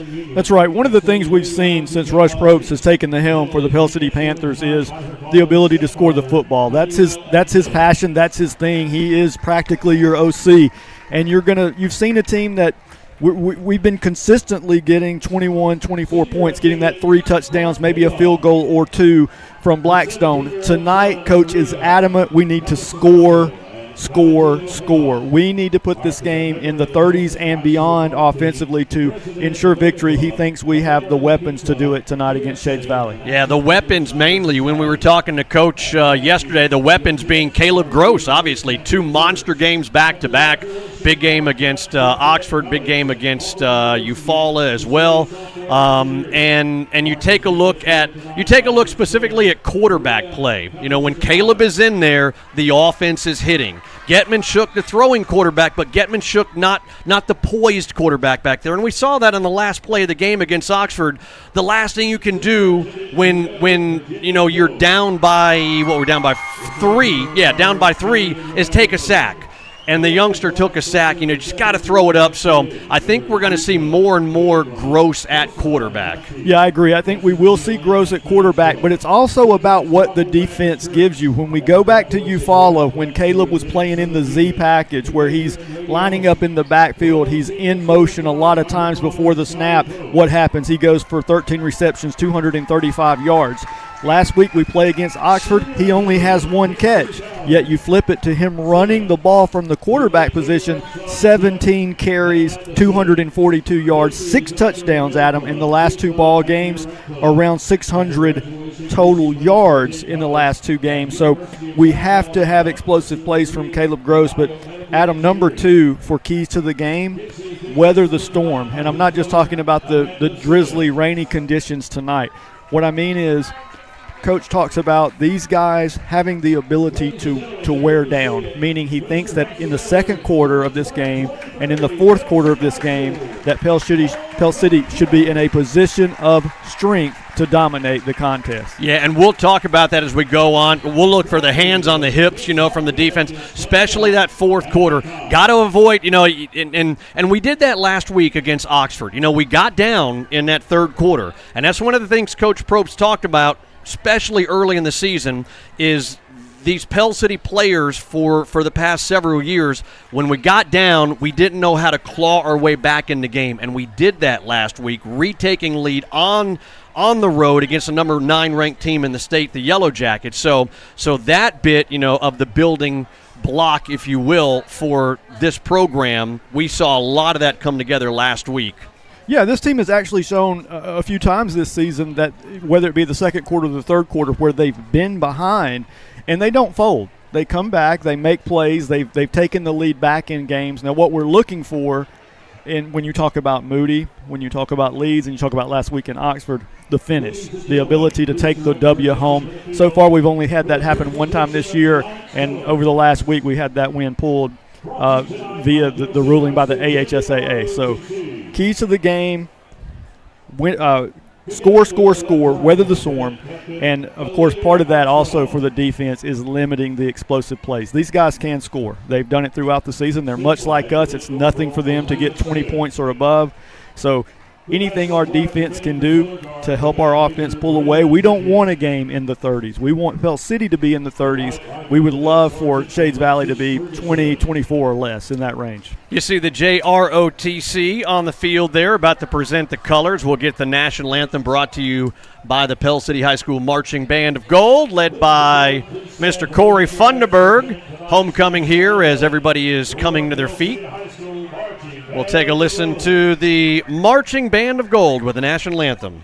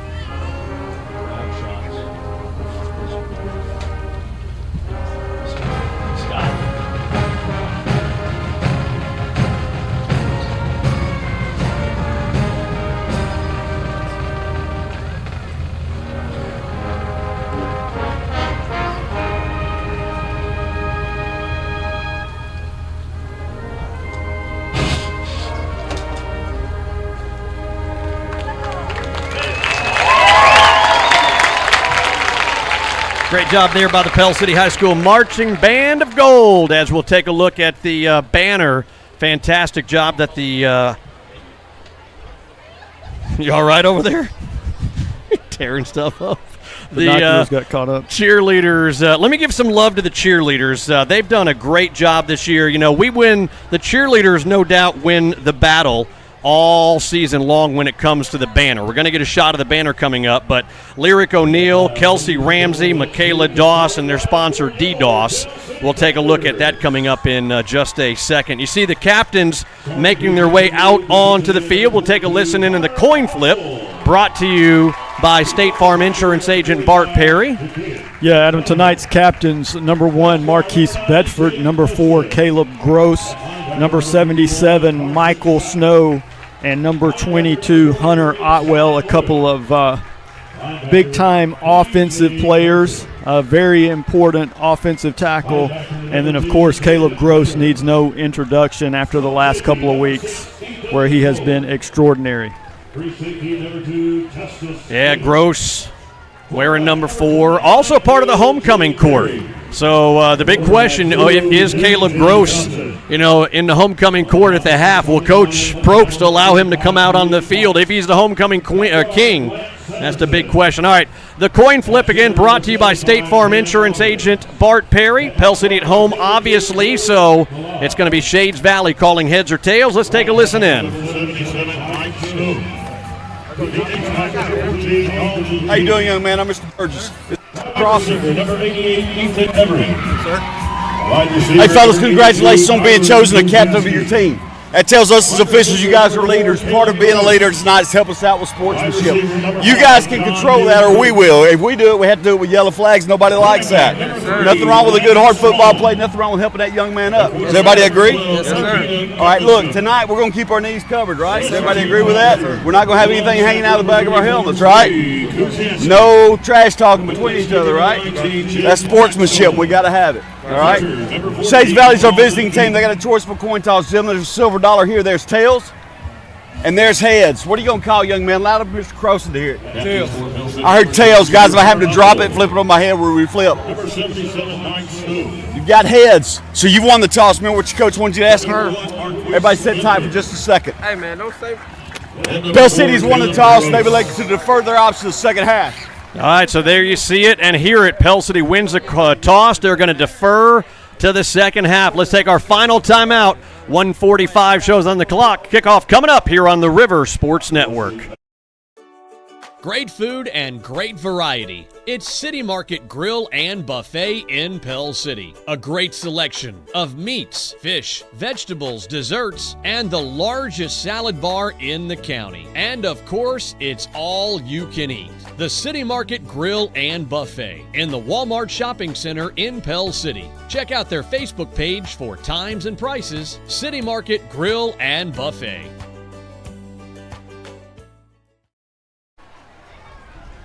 There you see the great banner that's put together by the cheerleaders here at Pell City High School. Again, Lyric O'Neill, Kelsey Ramsey, Michaela Doss, and DDoS, the sponsor.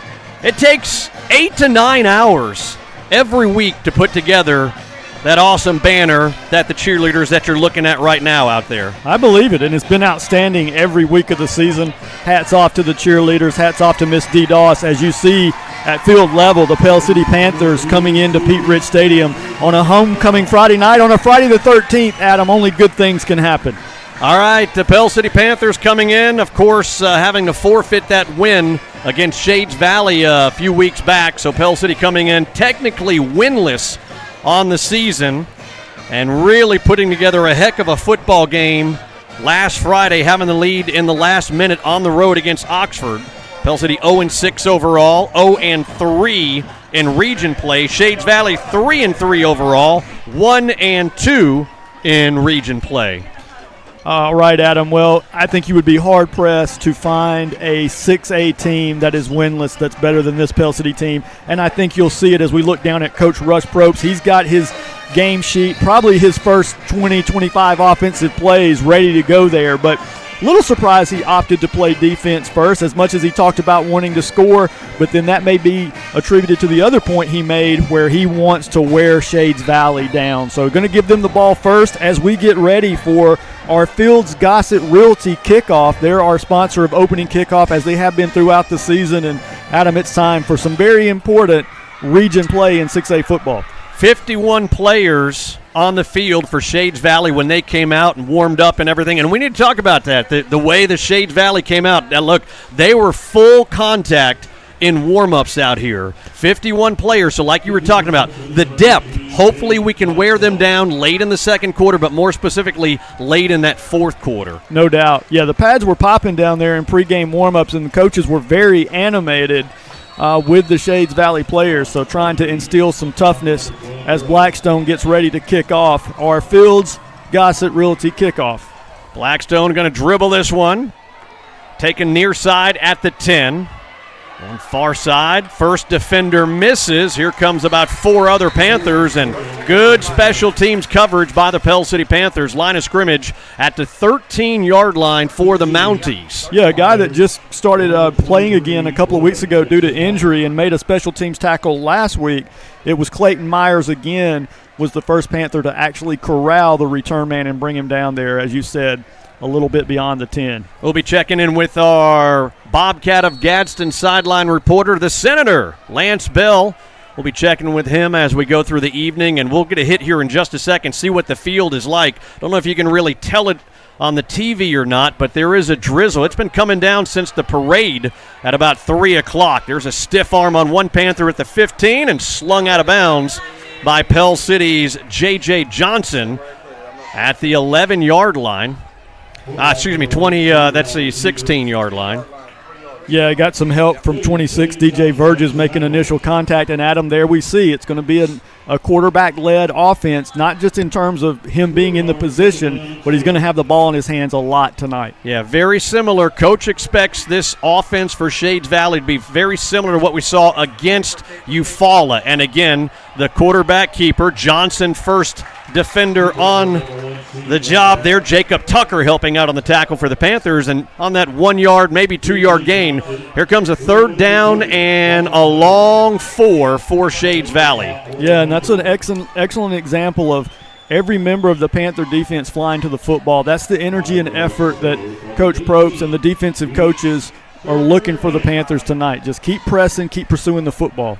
Just getting underway as we got 10:40 left to go here in this first quarter. Empty backfield, trips up top. Rolling to his left, again, design run, and he's got some running room across the far side for a first down. And Otwell helping out on 3rd down and 4. And here comes a flag all the way on the other side at the 40.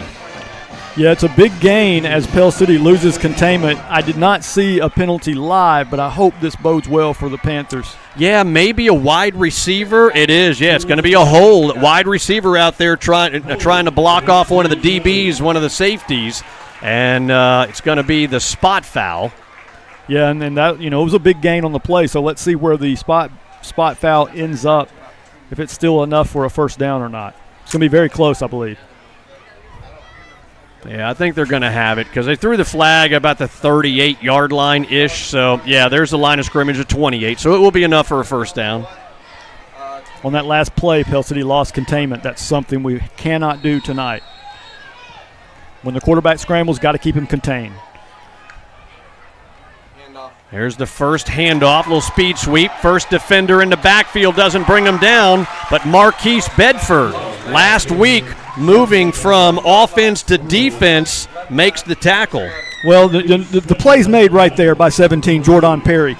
He doesn't wrap him up, though, and good pursuit by Bedford, and it actually ends up working to Pell City's benefit because they'll even lose about 3-4 more additional yards.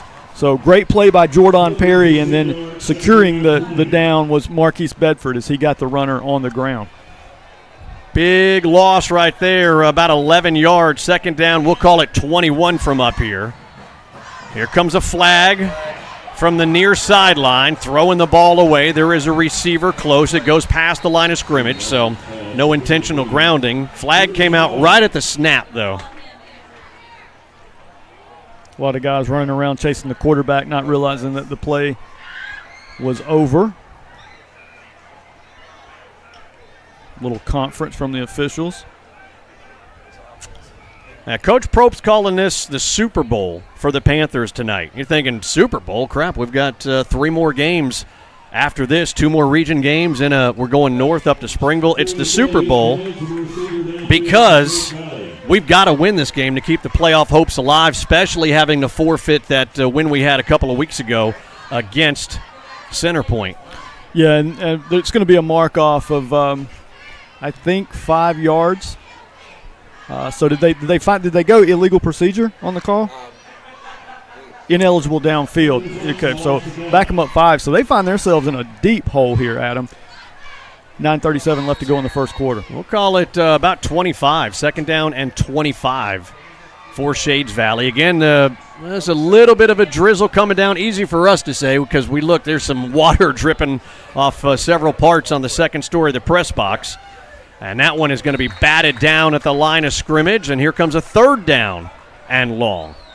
Did not see who got their hand up to bat that down for the Panthers, but that was a excellent defensive effort. Here we go. Oh, yeah, that's that outside Escher. That's 17 again. Jordan Perry's made a couple of plays on this drive already, Adam. Yeah, big play there.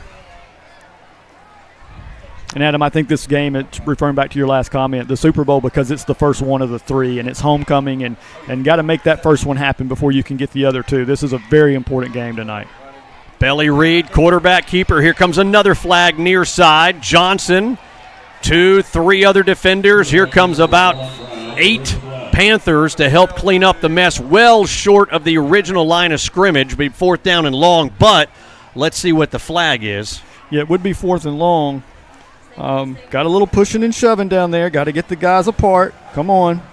Yeah, everybody keep their composure. Yeah, JJ's got to be a cool head right there. Going to be a false start against it. I don't know if you can recline. You can't decline a dead ball foul, can you? If you can, we probably would.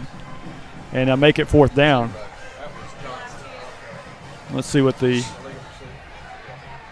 declined. Okay, so we can decline it, and we did decline it as we should have. It's 4th and a long ways, more than 10 still, Adam. So Panthers looking to get the ball first time tonight. Yeah, let's see what happens. A wet ball out there, a punt.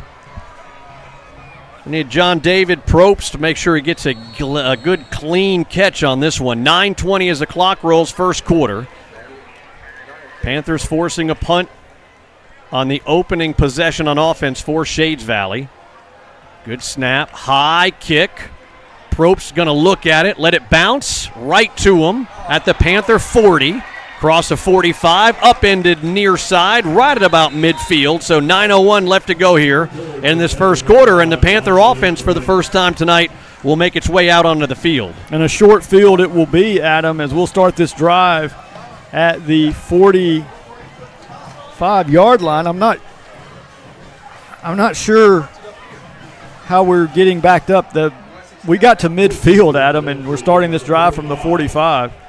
Yeah, you see Coach Probst. Get a shot of Coach Probst on the sidelines. He's got the headsets off. He's got his hand up. You'll see here in a second down low on the bottom of the screen. Yeah, this is just the officials struggling already. There we go, guys.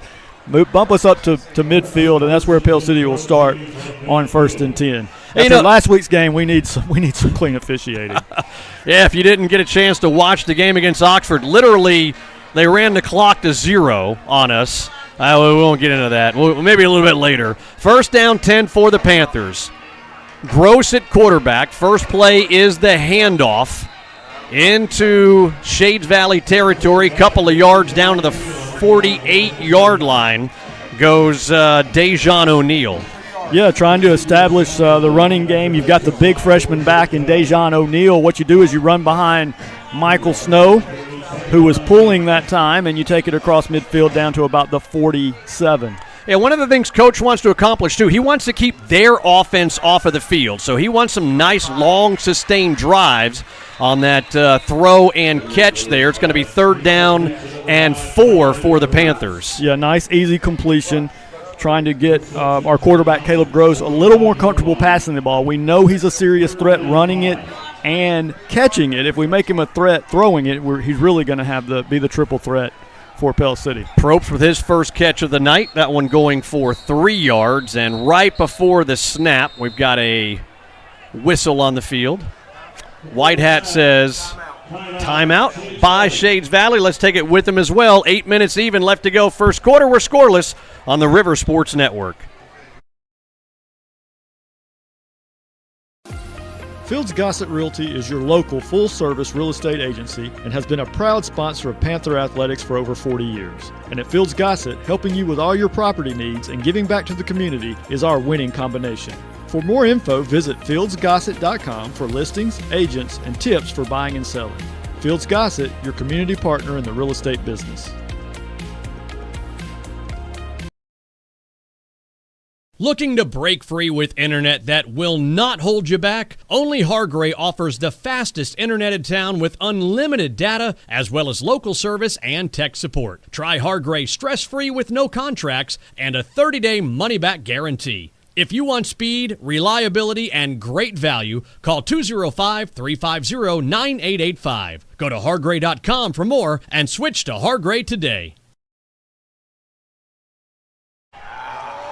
At Pete Rich Stadium, Caleb Gross with a quarterback keeper trying to find something near side. Nothing there except a 2-yard loss. And it's going to be 4th down and 7 for the Panthers. And, Lance, you're doing the let's go for it. I'm right there with you. Here's a late flag. Literally the flag just thrown right now. And, there's been a lot of chippiness out there. We caught some of that on the sideline camera. There's Coach Probst. You see him. It's going to be an unsportsmanlike against the Panthers. Yeah, and I think that flag may have even dictated our decision not to go for it. It looked like we were planning to go for it on a 4th and 7, and then a mental error or lack of emotional control is going to back us up 15, and that's a big deal in terms of field position. Fink's going to go back to punt. He'll be inside the 25 to the right. That one by a young player by the Panthers, that 15-yarder. And again, trying to accomplish keeping Shades Valley offense off of the field. Well, that's not going to help out. These 15 yards going the wrong way. There's a snap. Coming after it. Fink gets it away. Again, Drizzle. Coming down from the sky, but a clean catch at the 32-yard line by the Mounties. That's where they'll start the next drive with 7.5 left to go here in this first quarter. Yeah, we've been able to depend on Dalton Fink. That was close, though. There was a lot of pressure put on by Shades Valley. He gets it off. It is a fair catch situation. Great coverage downfield by number 26, DJ Vergis, playing linebacker tonight as well as doing a little special teams work there, too. Second series of the night for the Shades Valley offense.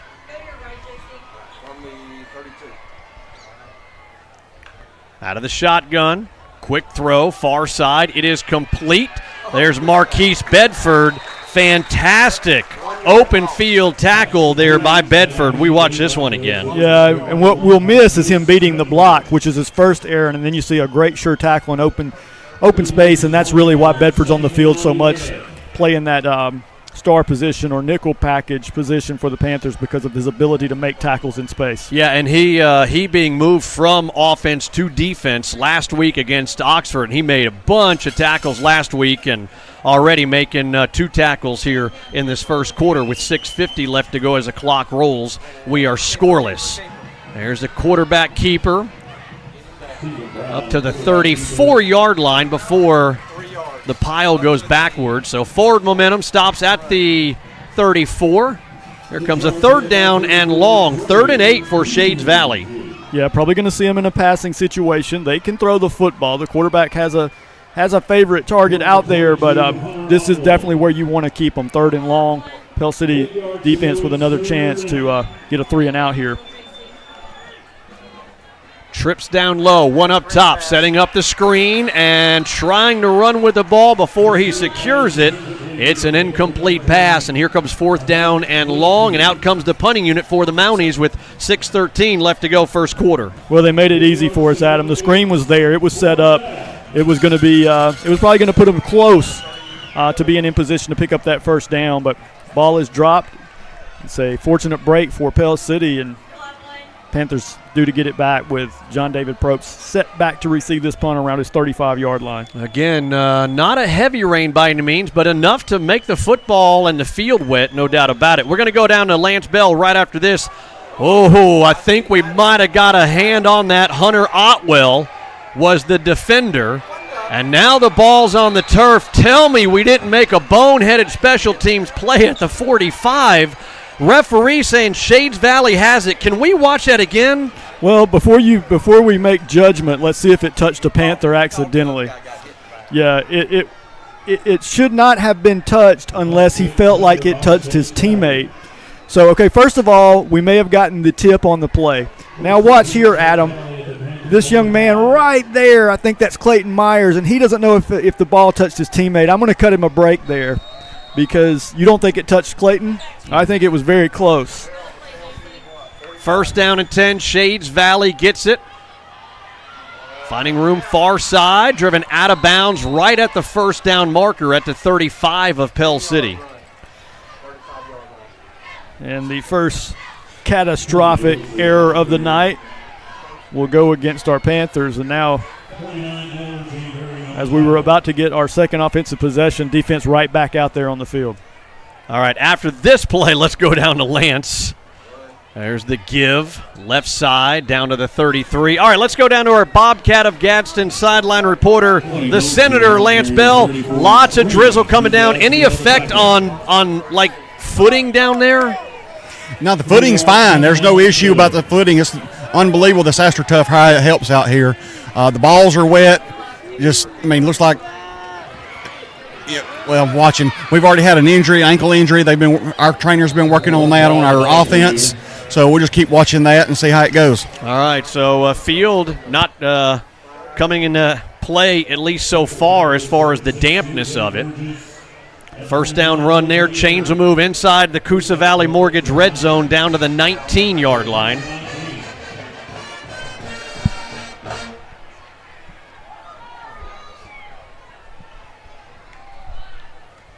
Ball far hash, there's the handoff. One Panther down low is Otwell, can't make the tackle. 1 yard gain down to the 18-yard line. Second down and 9. 5 minutes as the clock rolls first quarter. Scoreless here. Homecoming for the Pell City Panthers. Outside of a couple screen pass attempts, this offense going almost exclusively through the quarterback and quarterback on the ground. Pell City been able to stop it. The turnover does not help now that they have it inside the 20. 4:45 showing on the clock. Clapping of the hands. There's a snap. Quick pass near side. And again, a tackle by Marquise Bedford. Tackle number 3 on the evening. Yeah, and again, it's a pass play, but it's dink and dunk. That's all they've done. They have not thrown the ball downfield. And most of the time, as you'll see here, they haven't been successful in completing the pass. Now, running back or wide receiver, whoever that is out in the flat's got to make that catch for Shades. But for the second or third time tonight, they drop it, put it on the ground. Allen Service Company stats for Shades Valley, 2 of 3 through the air, -4 yards.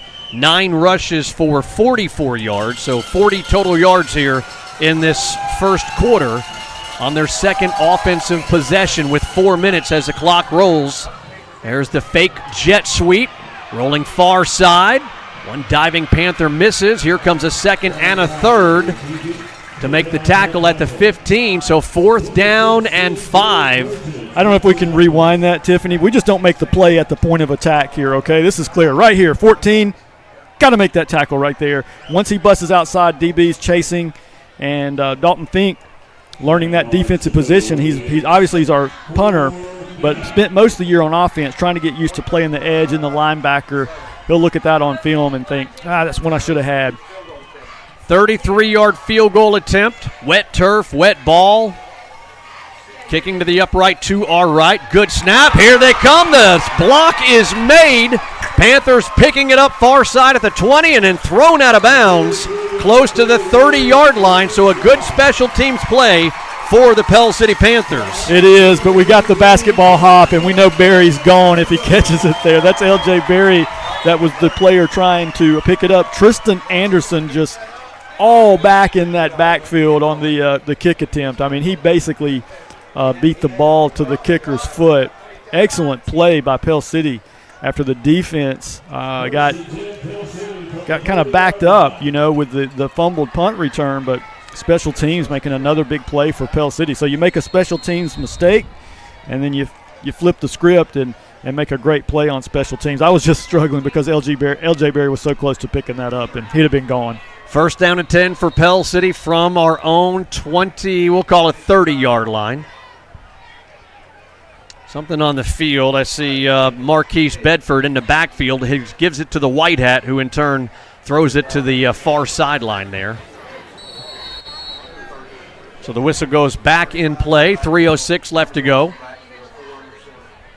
Second possession on offense for Pell City. Under center is Gross. The handoff up to the 34-yard line. 4-yard gain there for the Panthers. Adam, as we talked at the top of the show, score, score, score. Well, you can't do it when you let teams steal possessions, and that's what happened on the muff punt return. And really not even a muff punt. We just thought the ball had been touched by another player and tried to shoot in there and recover it, and ended up turning it over in the process. Second down and 6 for the Panthers. Ball at the far hash. Again, the give to the up back. O'Neal spins across the 35 to the 36-yard line. Getting pretty chippy down there, man. We've had a lot of – I was watching it with the binoculars as you were pointing to the screen, Adam, and there's been a lot of contact after the whistle from both teams.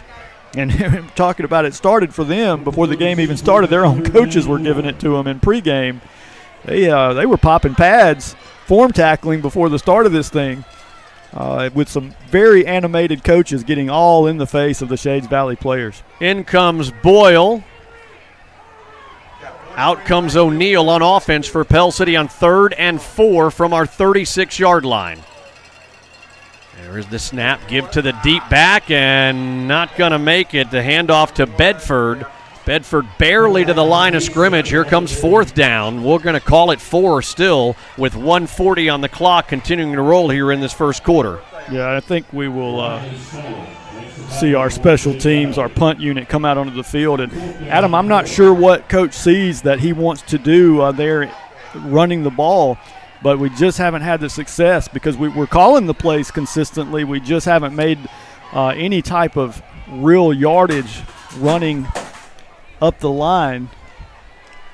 And so that was another tough series for the Pell City offense. Put keyboard on our list to buy next Monday on Amazon Prime Day. Punting away, barely getting that one away is Fink. Bounces at the 40. Oh, good Panther roll inside the 30. Still rolling inside the 20.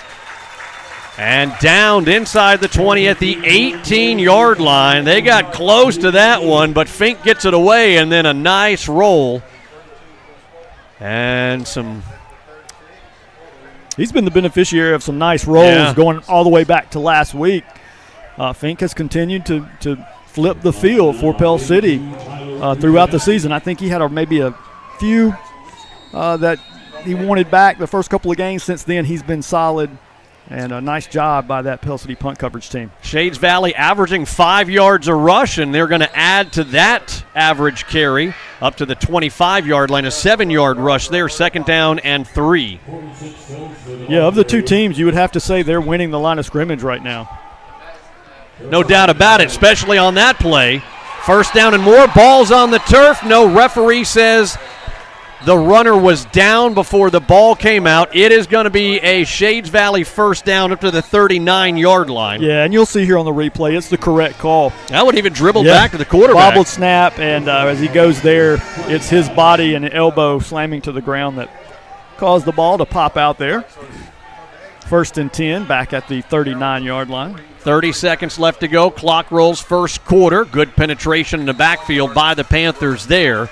Good tackle. That looks like is that Fink coming from the left side of the line? It was, and I got on Fink a little bit that last drive. I thought he missed a play. Coming back strong there. Fink all up in the backfield, 3 yards deep when he makes contact and gets the player down for no gain. They're gonna get one more play in. Screen pass far side. Panthers eat it up right at the line of scrimmage. And that's going to bring us to the end of the first quarter. So we'll swap sides of the field quickly as we look at the scoreboard. It says Panthers 0, Mounties 0. Stick around, second quarter coming up here on the River Sports Network. On the edge of town, Townspeople don't speak of what went on there, but everyone knows. To get out alive, you don't have to run fast. Just faster than your friends. The Food Barn in Raglan offers the best in good old-fashioned hometown service when you're shopping for groceries, plus the latest ways to get great food specials your way. Click on RaglanFoodBarn.com. Follow the Food Barn on Facebook and listen to the River for weekly specials. Where you can get everything you need from down on the farm and it won't cost you a leg or an arm. And they're open 7 days a week. For the best cuts on quality meats, great service, and great prices, it's the Food Barn in Raglan. Since 1903, the name Union State has represented a commitment to reliable service for generations of valued customers. And with over 150 years of combined experience, our staff at Union State Insurance looks forward to serving you and your family for generations to come with superior value and friendly service. Call me, Drew Alexander, at Union State Insurance, 205-884-1670, or on Facebook, Union State Insurance. Going into the second quarter, let's check in with the Senator with our Bobcat of Gadsden sideline report. Adam, we're flat. Look at our team on the sideline, coming off the field, on the field.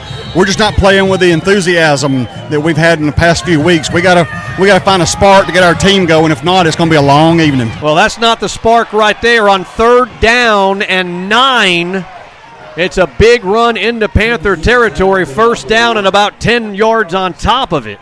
Yeah, not only that, J.J. Johnson saves a touchdown. That's going to go to the house if he doesn't make – watch this on the replay and watch Zero. Not only is the run up the gut, trying to strip the ball there, right there. Zero makes that tackle. You know, we make a mistake there, Adam. We're trying to strip the ball, and we're not making the tackle. Yeah, back in live play, the 1st down run goes for 1 yard down to the 44-yard line. Now, Lance Bell, he's right. I mean, you look at the sidelines; it's flat down there. 10 yards of offense for Pell City in the first quarter. Just getting underway here in the second quarter. Good tackle there from the left side of the defensive line. That's Caden Joyner on the tackle for the Panthers. Yeah, Joyner doing a nice job, just sticking out that big left paw, and be 3rd down, but 3rd and medium for Shades Valley. And one thing that'll get a team going, as Lance Bell talked about Pell City being flat. Somebody make a play. Somebody make a big play for Pell City. Quarterback coming under center, pointing out assignments for his offensive line. On 3rd and 7, scoreless here, opening minute or so of this second quarter. There's the belly read keeper. Here comes a flag near side. Here comes another flag out of the secondary, and the Panthers just continue to drive the quarterback all the way back 30 yards behind the line of scrimmage. 2 flags down on the field, though. Yeah, I have no idea what's coming either from where the flags were dropped. So, what are you thinking, Lance? Well, down here by where I'm at on the 42-yard line, their players shoved ours shoved them back. A lot of mouthing going on, a lot of shoving going on after the play. All right, so it looks like he's conferring with Coach Probst. I think they're both going against Shades Valley. It looks like a hold, and let's see what the second is. Illegal procedure is the first call. That's going to be, and then a hold. So both against them, and we decline them both. Yeah, and on that great defensive play on 3rd and long, on that quarterback run, they lose about 10. So here comes 4th down and 19. Yeah, I know so much happened there that we didn't get a chance to talk about it, but that entire play stemmed from we brought our nickel in for the blitz, and that came from Marquise Bedford, and he actually made first contact with the quarterback from the backside. So love the call, love the dial-up of bringing that nickel off the edge. All right, and Coach is saying we got to have a spark happen. Back to return is Caleb Gross. Most of the time we see John David Probst back there, but Coach Probst thinking, let me throw 4 back there. We've been close to blocking this punt, too. Yeah, and all 10 players, here they come after this thing. Yeah, he was going to have it blocked. He did the only thing he could do. Yep. Great special teams play by the Panthers here. Yeah, I had seen it happen, and we came full tilt that time. And the play's made by number 23, Jarrett Doran. Look, we got a little hanky on the field, though. Yeah. Let's see what this is. Panthers right now, the line of scrimmage. going to be at the 36-yard line of Shades Valley as we wait for the white hat. See every indication that our offense is getting ready to take the field. Hold against Shades Valley. That will be declined. 1st and 10 for Pell City at the 35-yard line.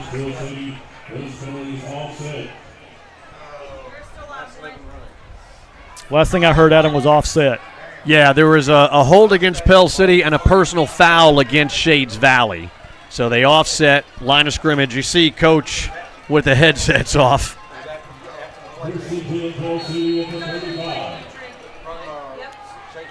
Well, best news is we got the turnover on downs, 1st and 10. Shooting ourselves in the foot right there. Again, there's a penalty, extra yardage that Shades Valley was going to give us. We got a boneheaded play and, offsetting. There's a throw by Getman-Shook in at quarterback for the first time tonight, looking for Gross on that slant, and that one's incomplete. Yeah, one of the things that Pell City has as an option, as we've seen throughout the season, if you don't like what you're getting in your first package and when Caleb's behind center, then you bring Getman-Shook in and you split Caleb out, and we know Caleb is dangerous there as well. But something has to get started and going here on offense. And 9:32 left to go here in the first half. Pell City has 10 total yards, 10. 3 through the air, 7 on the ground. Getman-Shook overthrowing the intended receiver, Zach Duncan, and this looks like it's probably going to be in the vicinity of against the secondary of Shades Valley. It is going to be, what was the call? I missed it. It's probably going to be defensive holding or pass interference. Yeah. It was definitely out there with number 7 in the defensive back, and I don't even think I'd really want to see this one on replay because I'd probably be mad at the officials, even though it's a break for Pell City. So let's just take it. Yeah, it's going to be as a 15-yarder. There's your pass interference. That is, boy, oh boy, I hate that it took this long. There is our first THM electrical first down, and right at the Coosa Valley Mortgage red zone as well. And we got a timeout by Coach Probst with 9:29 left to go here in this first half. Panthers with the ball on offense when we come back on the River Sports Network. Looking for a little more comfort in your life? Don't think you can afford a top brand heating and cooling system? Well, Carrier has the right solutions for every budget. And at Allen Service Company, they'll show you the full lineup of best-in-class home comfort systems. Turn to the experts at Allen Service Company, where financing is available, subject to credit approval. Call 205-338-2311, 205-338-2311, or visit online at allenservicecompany.com. Back here, homecoming for the Pell City Panthers, 2023 at the half. We will take a listen in to the homecoming announcement. Homecoming king, homecoming queen, and then an abbreviated performance by the Pell City High School Marching Band of Gold. That's coming up in just a couple of minutes. There's our sideline cam. Scott Elliott manning that sideline cam with his umbrella, raincoat, rain boots, everything down there. Been drizzling the entire game. First down and 10 for Pell City. Out comes Marquise Bedford for the Panthers. Landon Strong coming in the backfield. And that was not by design. That was equipment issue, so we have to take a player out that we wanted in for this play. I formation. O'Neal the fullback. It is the give to O'Neal right side, inside the 20, bust out at the 10, the 5, tripped up inside the 5. It'll be first down, goal to go for the Panthers at the 3-yard line. This is a guy that Coach is so high on, right up the gut, right behind Big Michael Snow, 77 and 35 doing the rest. Nice stiff arm. I thought the stiff arm was going to get him into the end zone, but just a freshman, folks. Here come the wide bodies. Here comes 22, Hunter Otwell. 90, Jaden Elston. 82 in there, Tyler Kuziaski as well. Oh, I like it, under center. Caleb Gross under center, as Lance says. Not going to get there. Maybe a yard to the 2-yard line. Here's second down, goal to go. Yeah, and I love that play call. You know it. That's just a little far out. I'd like to – usually you want to be a little bit closer to the goal line to run that play. You know, if you've got a Tim Tebow type play here, we haven't shown anything like that. Don't know if it's in the playbook. You got Gross under center. you're going to think 4 is going to run it. You got a tight end maybe that can peel off somewhere. I think they gave us a terrible spot here, too. I mean, just an absolute terrible spot. It remains at the 3-yard line. Out of the shotgun for Gross. 2 wings to the right side. A little bit of a quarterback hesitation. Down to the 2-yard line. 3rd down, goal to go as the clock rolls. 8:15 left to go first half. Yeah, I like the way that play looked in terms of the spacing and the gaps in the front. Thought we had a real chance to score there. But Shades Valley has buckled up twice, and these spots are literally driving me insane. I feel like maybe I've just got a tough angle from the press box, but I thought we got it more to the 2-yard line both times. Alan Rowan agrees. He's got binoculars on it. Just not very friendly spots. Out of the shotgun is Gross. Again, a little bit of a hesitation, trying to find it left side. Diving, does he get in? Waiting for a call on the official from the far side. Still, there it is. Touchdown, Panthers! Delayed call, but with 7:35 left to go in this first half, Panthers have drawn first blood on a 2-yard touchdown run by Caleb Gross. Yeah, and in fairness to the official, Adam, as we'll see on our replay here, it's close because he gets knocked down right there. I'm glad we don't have to look at that one on a replay because, we might have a 4th and goal here, but they say the ball breaks the plane before the knee touches. Give them 6. The holder, Ethan Everett. The kicker, Jake Blackstone. Blackstone's kick is up and good. Blackstone remains perfect on extra points and field goals on the season. 7:35 left to go here in this first half. It's Pell City 7, Shades Valley nothing on the River Sports Network.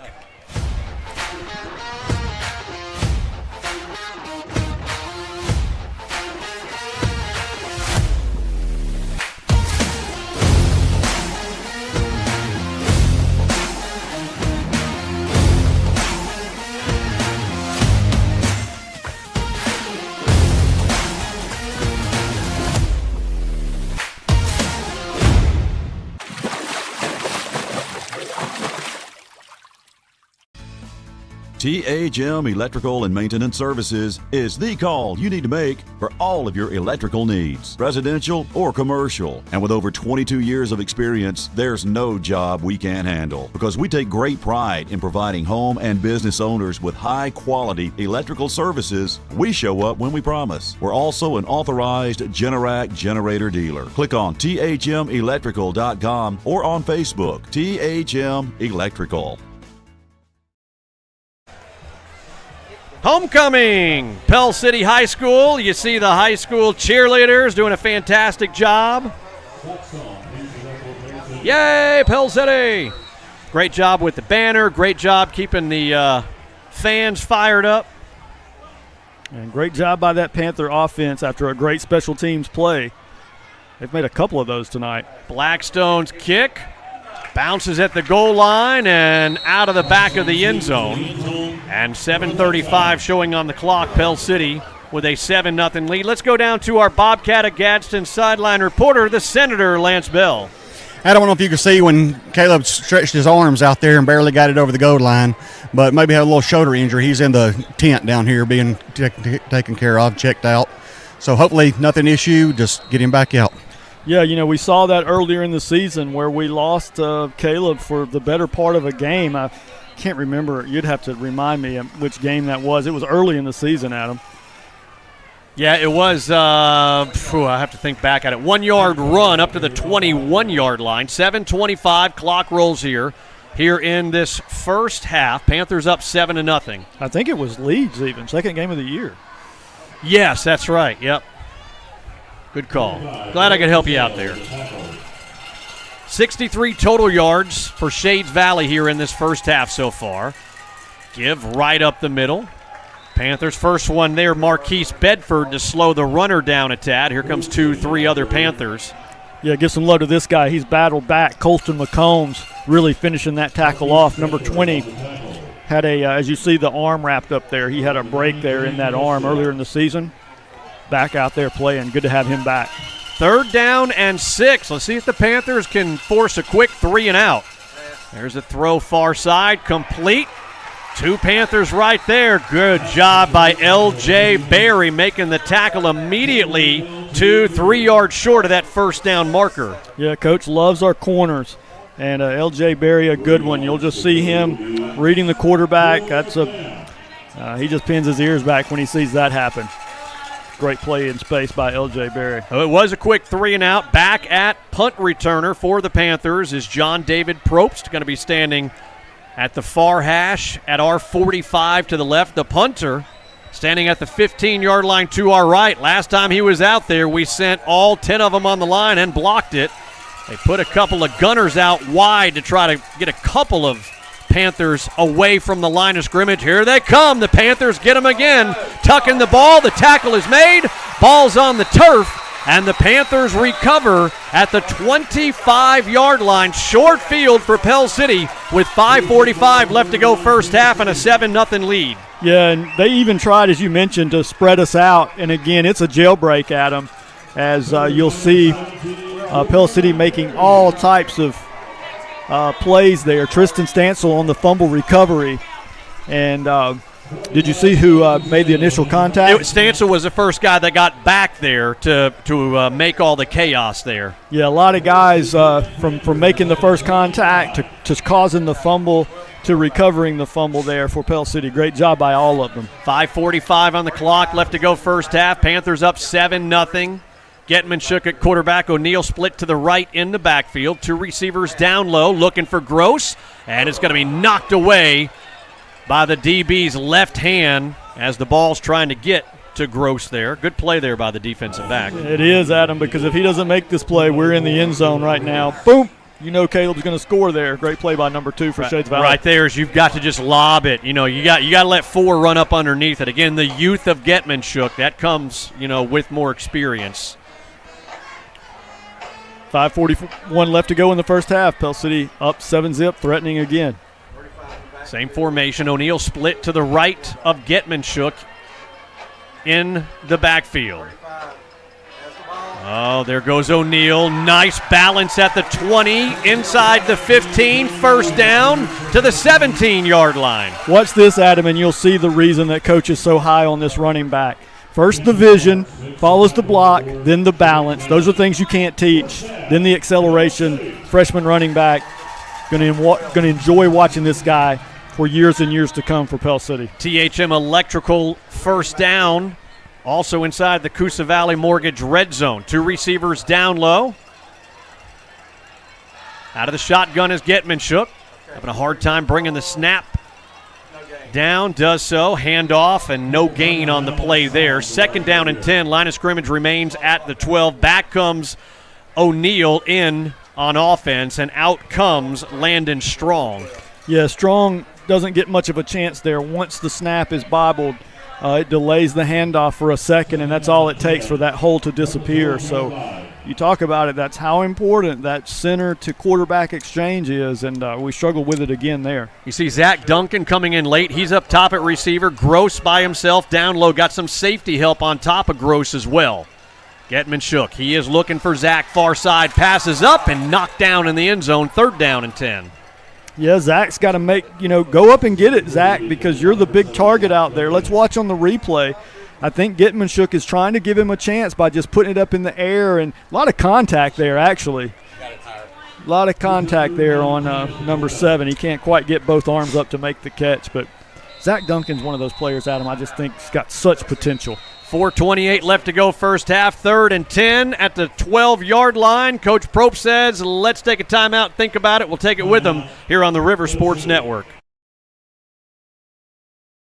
This is Sheriff Billy J. Murray. I hope that you have a safe and successful school year. You will see the St. Clair County Sheriff's Office school resource officers throughout the schools protecting the safety of students, faculty, and visitors. You will also see us in the stands cheering you on. As always, law enforcement will be here supporting you. St. Clair County Sheriff's Office proudly supporting athletics and academics. I'm State Farm Insurance Agent JP Daly, and along with helping you fully manage your risk, I also want to help you save some money in the process. Come by our office in Pell City and let us assist you with your insurance needs, and we'll do our best to help create some extra dollars. You can also give us a call at 205-525-5525, follow us on Facebook, visit our website, jpdailystatefarmagent.com.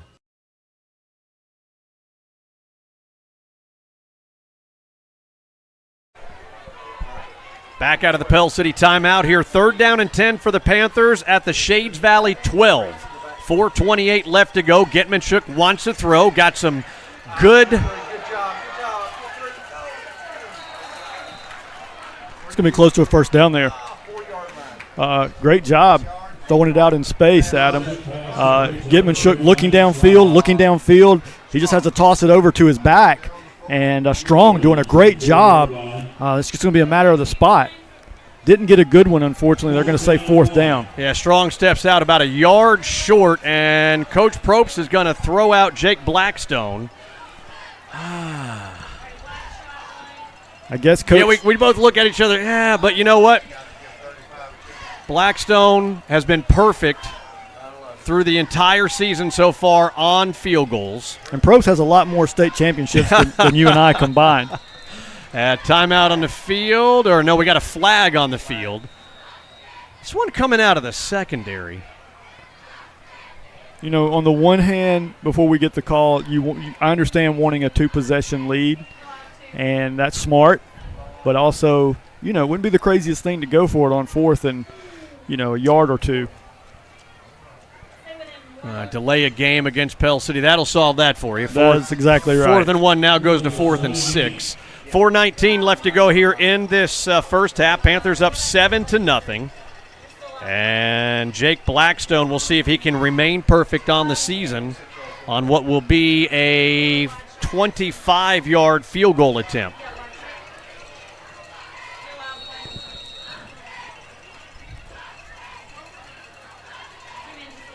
Everett the holder. Blackstone says, yep, let's go. Kick is up. This one is going to be low and blocked at the line of scrimmage. Still on the turf, and we'll wait for the referee to tell us who's got this one. Yeah, and for the first time this year, a Jake Blackstone kick is not successful, and it's due to a block. A lot of penetration there, Adam. Looked like they just kind of broke through like we've done on their punts.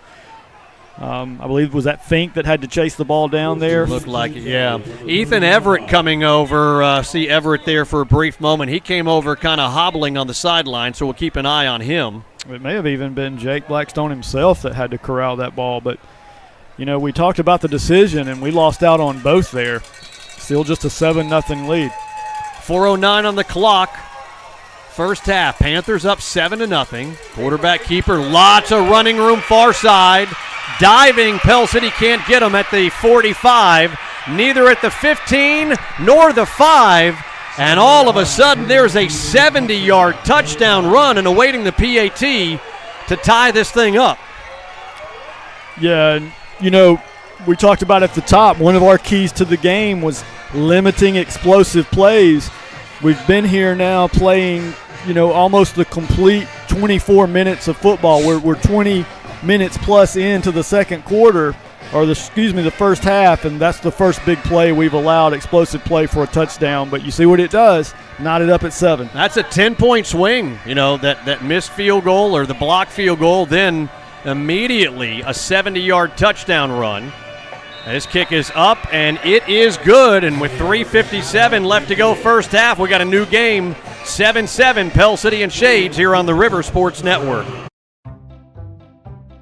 Hey guys, Michelle Green with the Realty Pros. You know me as Sell with Michelle. Sell with Michelle. Sell with Michelle. Sell with Michelle. If you're thinking about buying and selling, think of me, Sell with Michelle. And look me up on Facebook. Don't forget, Sell with Michelle. Sell with Michelle. Oh, crap.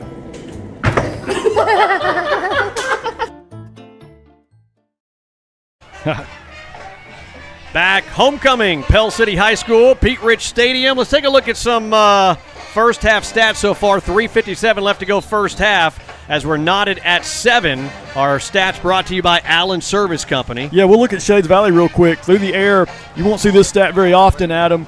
4 completions on 5 attempts, -1 yard. They've been able to do nothing through the air. We've blown up most of their screens and wide receiver screens. On the ground, they've been successful. 22 carries, 138 yards. Really, it hasn't been all that successful until that last run that covered 70 yards. All right, let's flip it over to Pell City real quick. And Pell City 2 of 6 through the air for 11 yards. That's nothing to write home about. We've also struggled on the ground, 11 carries for 40 yards. Really, our touchdown, Adam, has been the benefit of some really good special teams play and the block punts. Pell City averaging under 4 yards a rush. Shades Valley over 6 yards a rush so far in this first half. Barry and Gross, the 2 deep men for the Panthers. It's Gross with the ball at the 10. Big hole. A 1 man to beat the kicker. He does so. All the way to the house goes Caleb Gross. And the Pell City Panthers on a 90-yard kickoff return for a touchdown with 3:44 left to go here in this first half have retaken the lead, 13-7 awaiting the PAT.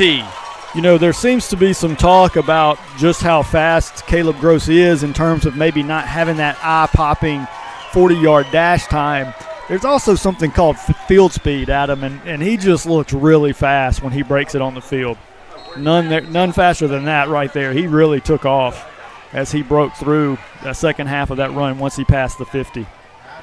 PAT by Blackstone is up and good. Panthers retake the lead 14-7, 3:44 left to go first half on the River Sports Network. Wyatt Construction Services. From blueprint to reality, they're your turnkey partner. Whether it's a new home build or a remodel of your current home, Wyatt Construction Services builds residential and commercial, from homes to pharmacies to office buildings. Wyatt Construction Services also clears land for facility installation, as well as mulching and clearing underbrush. To learn more about all of our services we offer, visit WyattConstructionServices.com or search us out on Facebook. Back here, big play by Caleb Gross. We say that a lot, pretty much every game, several times on his kickoff return. Yeah, right in the middle of the field, you'll see it. He takes it inside the 10. There's the wedge. He's not touched, and then he's got 1 person to beat. Bye-bye, kicker. He puts out the stiff arm, and then by the time he's in the end zone, nobody is within 15 to 20 yards of him.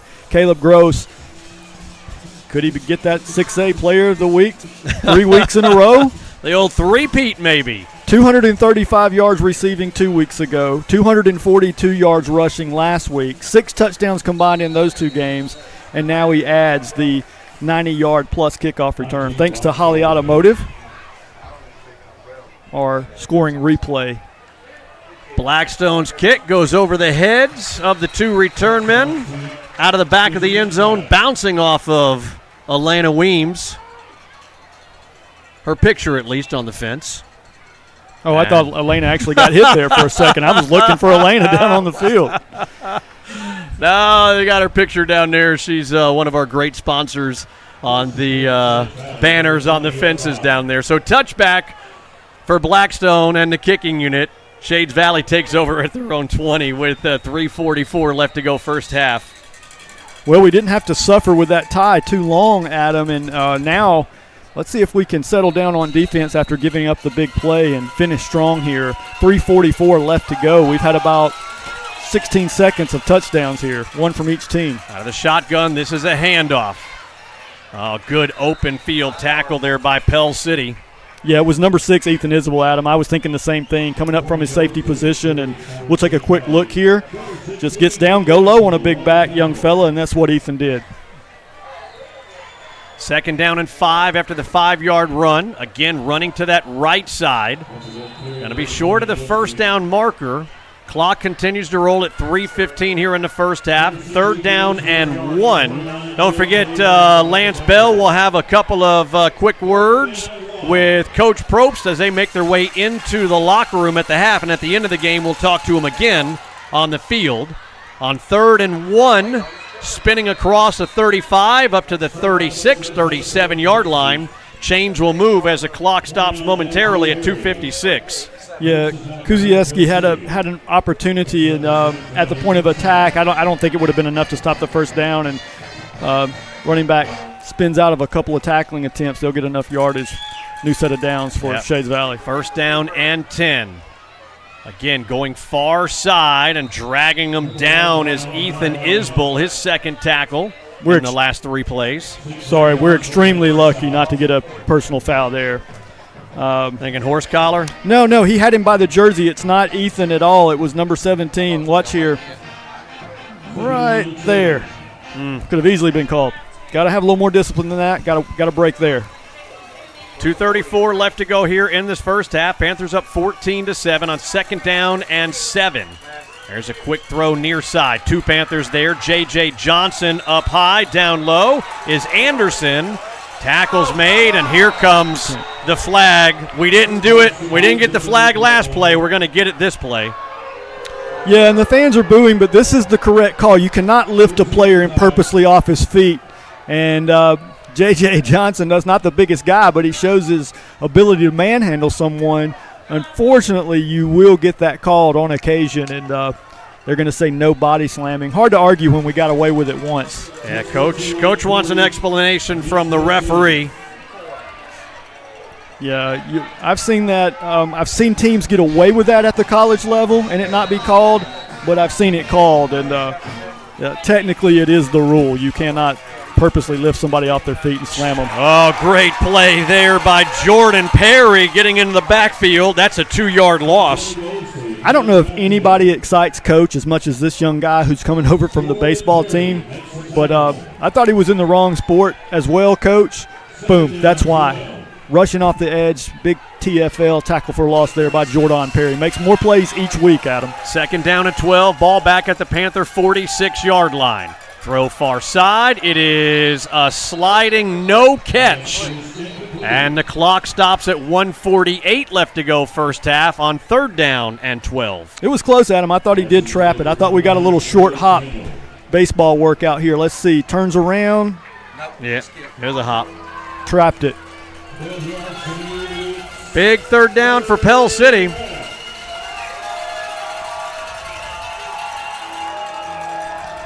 Panthers up 14-7, courtesy of a 3-yard touchdown run by Caleb Gross and a 90-yard kickoff return for a touchdown by Caleb Gross. And we got a timeout on the field by Shades Valley. Let's take it with them as well here on the River Sports Network. Kilgrove Funeral Home, since 1908, providing families with exceptional, compassionate care, where they believe that funerals and memorial services should be as unique as the individuals they honor. From traditional services to the celebration of life, pre-planning services, add a very personal touch with the life story, and so much more. See Mitch Barty and the staff at Kilgrove Funeral Home or call 205-338-3341. I'm Brian Collins with Two Wheel Heaven Power Sports in Pell City. From sales to service to parts, our goal at Two Wheel Heaven Power Sports is to meet all your ATV, side-by-side, and motorcycle needs. And we finance. We have experienced staff and certified technicians on hand in our service department. And we also have a wide variety of accessories, riding gear will keep you looking good. Two Wheel Heaven Power Sports on Comer Avenue or call 205-473-0143. Third down and 12 on the quarterback keeper inside the 40 to the 38. That's going to be 3 yards short of the first down. Too far for a field goal with their kicking unit on 4th and 2 now. You figure they're going to go for it with 1.5 left to go in this first half. Yeah, no doubt. They're going for it here, and somebody has got to key on number 1. That seems to be their primary weapon. He's the one that got them in this position from a play ago. 4th and 2 out of the shotgun. One back split to his left, a yard behind him. There is the quarterback keeper on the belly read. First down and more. Here comes a flag. This is going to be a hold against a receiver on RDB, so the long run should be negated and come back with some more extracurricular after the play. Yeah, and again, it's going to be a spot foul, so we're going to see if this was enough for first down yardage. Probably was, but it will help the Pell City defense. What you got, Lance? Absolutely holding right in front of the official right here, in front of us. He was right trying to mug him going down through here. Now we'll just see where the spot is, Lance Bell, and see if they'll still have enough yardage for the first down before I think they will. The hold. Where is the flag, Lance? I can't see the flag where it's thrown. 23. All right, 33. Yeah, that should give them enough. Yep. So the flag at the 23, the 10-yard spot foul makes it the 33, and that will be enough for a first down. New set of downs, 1 minute, 2 seconds on the clock, 1st and 10 for Shades Valley. From the 33 of Pell City with 1:02 on that clock. Again, the belly read, this time the handoff. Not much there. Down low is Trey Kuziaski, one of about 3 defenders in on the tackle. Yeah, there was a host of Panthers up top. I saw what you saw, number 34. He was the guy down there corralling him by the legs and dropping him for about a 2-3 yard loss. Clock continues to roll at 40 seconds left to go first half. Panthers up 14-7. And we got a timeout on the field.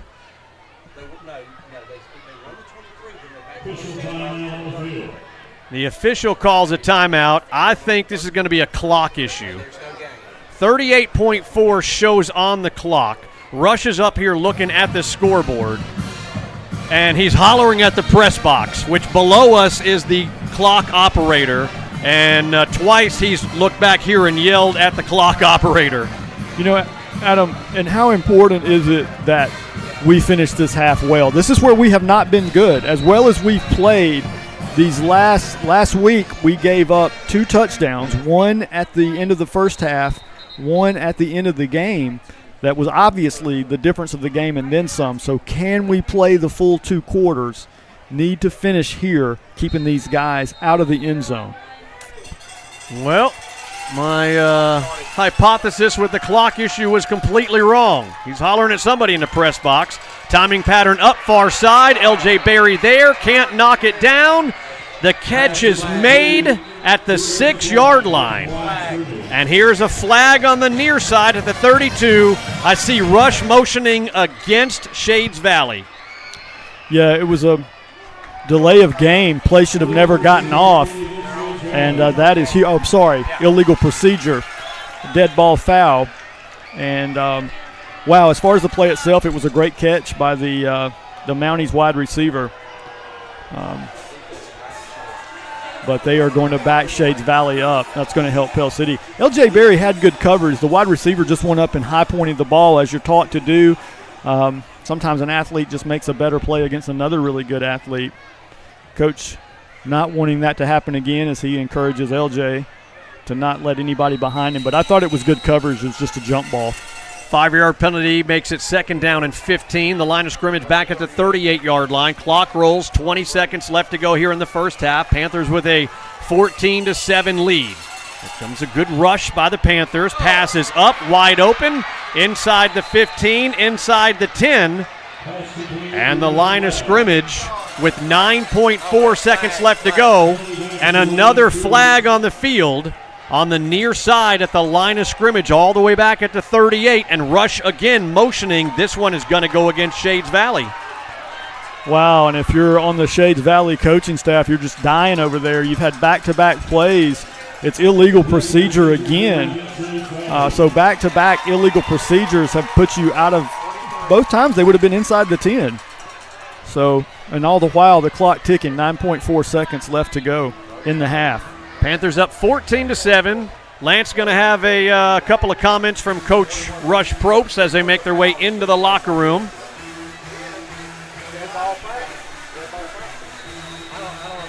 Then, of course, we'll talk to Coach again at the end of the ball game.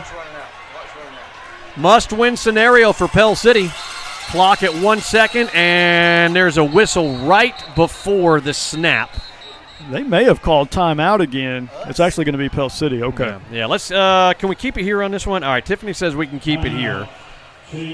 So there'll be enough time for they'll reset. Yeah. Yeah, Pell City calls a timeout. Obviously saw something they weren't sure about, Adam. because I was pointing to you at the clock because I thought they were in jeopardy of allowing time to expire before they got the snap off. That was not the case.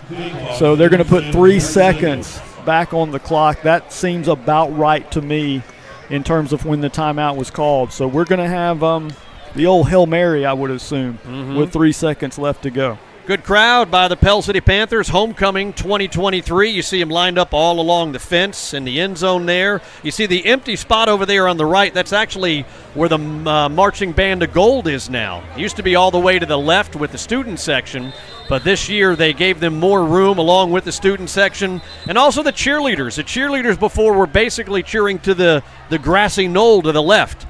And so we've moved the cheerleaders over there, so now the cheerleaders are cheering in front of the student section and cheering in front of the band as well, as the way it should be, really. And an ex-Panther cheerleader in the booth. Oh, yeah, Abby Jones. Big star out of Texas back here, doing lots of NBA and Major League Baseball and Texas high school. I want to go back and with Abby and call one of the 8 major professional sports teams she's covering these days out in Dallas. All right, here we go. 3 seconds left to go on the clock here in the first half. 2nd down and 15, but only enough time for one play from the Panther 41-yard line. Trips down low to the short side, 2 up top. Here comes some pressure by Pell City. Quarterback stepping up. Got a receiver open, middle of the field. Through his hands and then through Marquise Bedford's hands, and that's going to end the first half. Let's go down to Lance Bell. Coach, it's been a very flat game. We've made a lot of mistakes. Third quarter's been difficult for us the last couple of weeks. How do we make some adjustments and change coming back out? We just got to play with a lot more poise. I mean, God almighty, we're just playing like we've never been there, and it's just, I don't know. The thing that concerns me the most is our offensive line are not blocking in the box. And we came in here thinking we could run the football, and we haven't been able to run the football. Big man's made some plays, O'Neal, on his own. We got to do a better job of blocking. And on defense, we got to take care of the quarterback on the zone read. When he pulls it, we got to have somebody there for him. Thank you, Coach. Yeah, and Lance Bell, I agree with you. Flat, but number one, because of what Coach just said, obviously we saw he wanted to run the football and establish the run. He's frustrated because we haven't done that yet. And as far as the only excitement, really, it's been a lot of penalties, but we had that awesome kickoff return by Caleb Gross that separated us here, making it 14-7 just a while back with 3 minutes left. All right, so it looks like they have altered from the plan that they told us. So here was what we thought was going to happen. So we are going to have to just kind of wing it and see, because we want to bring the announcement of the homecoming king and queen and the senior court here for you live. What was supposed to take place, Shades Valley's band was going to come out and do their performance first, as the visiting band typically does. Then the senior court was going to come out. They were going to announce them and announce the homecoming queen and king. And then an abbreviated performance by the Pell City High School Marching Band of Gold after that. Well, it looks like the Shades Valley Band is not going to perform here at the half. So we're going to kind of keep it here and see if they do the homecoming court announcement. It looks like they are prior to the band taking to the field. You see Mrs. Holly Costello, the principal here at Pell City High School. So update me on what's going on with the Shades Valley Band. They're not on the field. Well, they're just taking off around. I guess they're going to the concession stands or something. There, I see them walking on both ends of the stadium across the way. Mm-hmm. I was just curious. See if we can get Scott out there on the field. Is he? Okay. All right. We're going to have Scott Elliott out there with the wireless cam. So, again, we're going to try to we're just kind of winging it here. We want to try to make sure we get the announcement. Our 2023 homecoming court. Here we go. Let's take a listen and watch. Miss Maddie Black.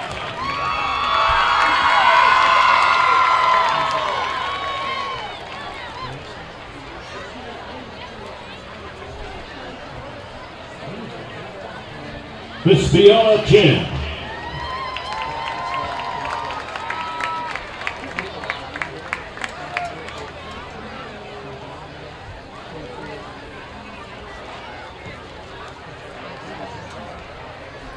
Miss Natalie Perigin.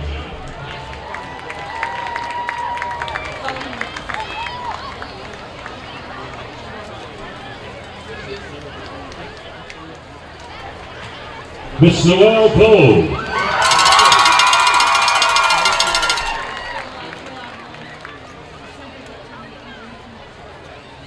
Mr. Tyshawn Caldwell.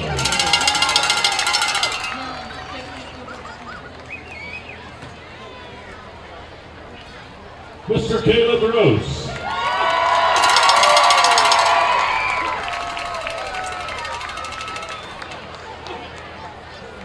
Mr. Mark Halog.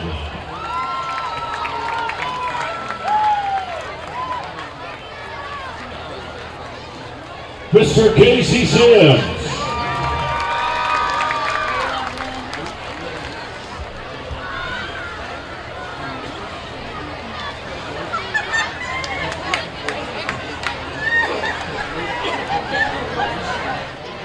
Ladies and gentlemen, at this time we would like to present the 2022 Homecoming Queen.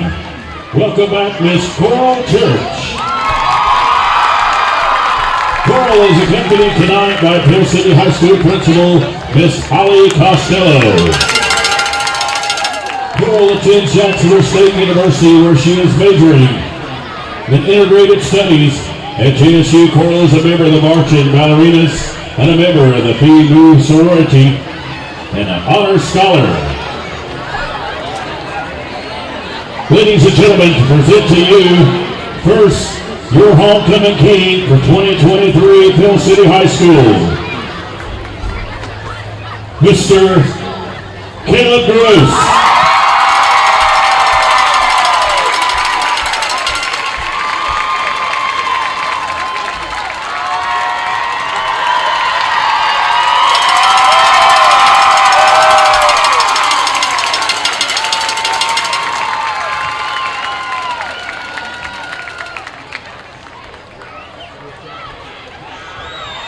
And now, ladies and gentlemen, your 2023 Homecoming Queen, Miss Noelle Poe.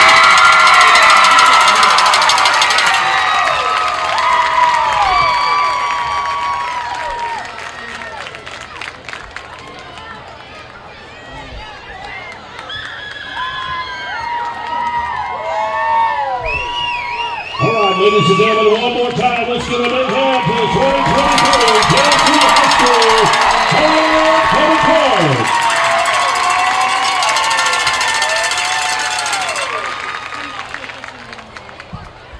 All right, there you go. The homecoming queen is homecoming queen Noelle Poe, and the homecoming king Caleb Gross. And if you're kind of wondering, well, that looked kind of weird. Caleb Gross is a grown woman. That's Caleb's mom, because Caleb is a football player, and he's in there in the locker room right now. So there you see Caleb's mom and Noelle Poe.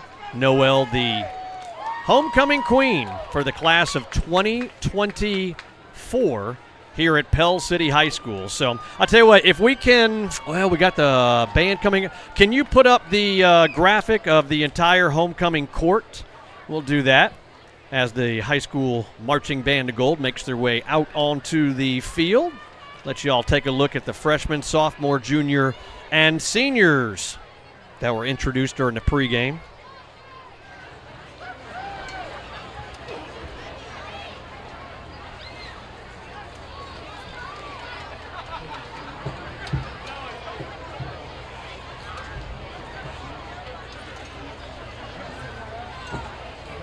Good evening, ladies and gentlemen. Pell City High School proudly presents the 2023 edition of the Marching Band. All right, let's hold off on that. We'll get the Pell City High School Marching Band of Gold here. Then we got some video from the pregame festivities. Got some shots of some of the homecoming court of the freshmen, sophomore, junior, and senior. So we'll show you some of that as well. There is the homecoming queen, Noelle Poe, and Caleb Gross's mom. Caleb was named the homecoming king. So let's take a listen in. The Pell City High School Marching Band of Gold, led by Mr. Corey Funderburg. Take a listen, take a watch, and enjoy.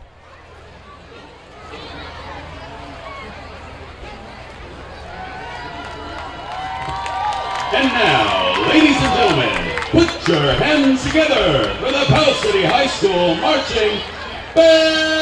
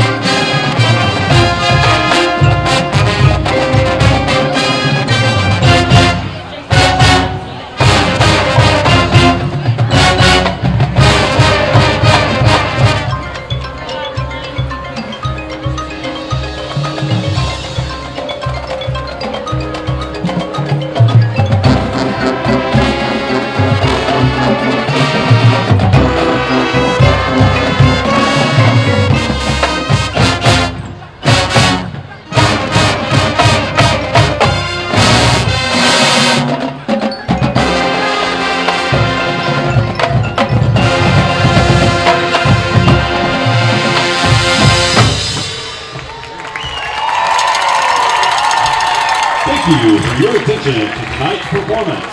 Director of Band is Corey Vanderberg. Assistant Director of Band are Sarah Freeman and Devin Levy. Percussion Coordinator is Robert Adams. Visual Coordinator is Wes Meyer. Auxiliary sponsors are Shelby Christian and Monica Haynes. Color choreographer is Andrew Robinson. Band is the president and Mrs. John Clark. And the principal is Mrs. Holly Costello. And the superintendent is Associate Dr. Dark James. Thank you. Great job by the Pell City High School Marching Band of Gold. We did get to watch their entire performance. I don't know if it was worked out with the band directors between Pell City and Shades Valley, but Shades Valley looks like they yielded the entire halftime for Pell City's band and for the homecoming festivities, so we greatly appreciate that with the entire band performance there. Great job, and again, great job by Mr. Corey Funderburg, the band director here at the high school. All right, at the half, it is Pell City 14 and Shades Valley 7. We've got about 6 or 7 minutes away from kickoff. You see the Pell City Panthers making their way out onto the field to get warmed up. As I look to the right, Shades Valley making their way out onto the field as well. Quick timeout here. Again, thanks to our great halftime sponsors, Bucks Island in Southside and the City of Pell City. Thanks to Mayor Bill Pruitt, City Manager Brian Munger, and the City Council, and all the great city employees that do a great job making the City of Pell City such a great place to live, work, and play. Stick around. It's halftime here on the River Sports Network. When two hometown girls with a love for t-shirts turn a dream into reality, the result is Small Town Blanks, Pell City's new premier t-shirt shop. With our Small Town Blanks t-shirt brand and the highest quality fabrics, we can outfit our customers with the vibrant colors and endless custom options they desire. We offer traditional vinyl and screen printing along with our super comfy sublimation prints, and we are proud to partner with local schools, organizations, and events to design their one-of-a-kind shirts. Small Town Blanks made with hometown love. Hey Panther Nation, it's April at Merle Norman Cosmetics, and I'm excited to introduce you to our new venture, Blush Boutique. You already know about the amazing skincare and color cosmetics that we offer, but what you may not know is that we also have clothing, handbags, jewelry, and Panther Game Day t-shirts. Shop local and come visit the new Blush Boutique at Merle Norman. We are located at 1915 Cogswell Avenue in historic downtown Pell City. Since 1989, Metro Bank has continued to build on the philosophy of friendly, caring bankers that work to meet the needs of everyone in the community. Whether it's personal or business checking, investment accounts, consumer and commercial lending, home mortgages, equity lines of credit, and more, Metro Bank would love the opportunity to serve you. Come home to us. Metro Bank, member FDIC, an equal housing lender. For over 3 decades, the attorneys at Trussell, Funderburg, Raybell, and Ferguson have been fortunate to develop long-lasting relationships with our clients in a multitude of practice areas. With attorneys Erskine Funderburg, John Ray, Lance Bell, Kelly Ferguson, Meg Clements, and Michael Dillard, along with the founder, Bill Trussell. Click on tfrblaw.com or call for your free consultation, 205-338-7273. For generations, Pell City Flower and Gift Shop has been making every occasion a little more festive, like anniversaries, holidays, weddings, or just because. And you can see all that Pell City Flower and Gift Shop has to offer on their website, pellcityflowers.com. Stop by the store on Comer Avenue or call 205-338-2226. And they're on Facebook. Since 1945, it's always been Pell City Flower and Gift Shop. The men and women of the Pell City Police Department strive for excellence. We are better trained, more equipped, and ready to protect our community. With several specialized units, extensive training opportunities, the highest top-out pay in the region, and exceptional benefits, Pell City Police is where you will be supported, earn better pay, and use your skills to protect and serve one of the best communities in the country. Join the Pell City Police Department. Find more online at pellcity.com. Jake from State Farm. I would like to formally extend my gratitude for the Russell rate on my insurance. Do you mean surprisingly great rates from State Farm? I don't believe in accepting help, but I'll make an exception. Here's the deal, Russell. There's no special rate. These prices are for everyone.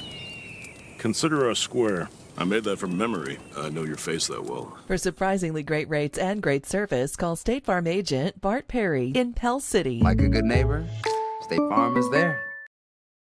State Representative Randy Wood wants to give a big shout out to everybody that makes high school football so much fun. The players, the cheerleaders, the band, the coaches, the moms and dads, and the fans in the stands. And he's been working hard for the people of District 36 in Montgomery since 2002. And that includes Pell City, Lincoln, Sachs, Oxford, and Anniston. Longtime business owner, Alabama National Guard member, it's State Representative Randy Wood. I'm Ashley Green with the ASH Agency, an independent insurance agency in Cropwell.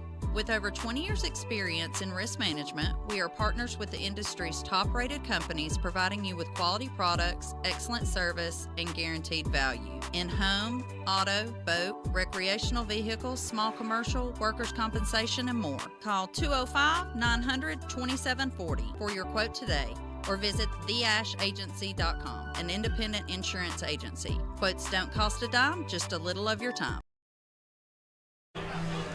Back here at Pete Rich Stadium as we're wrapping up our halftime festivities. Again, thanks to our halftime sponsors, Bucks Island in Southside Gadsden and the city of Pell City.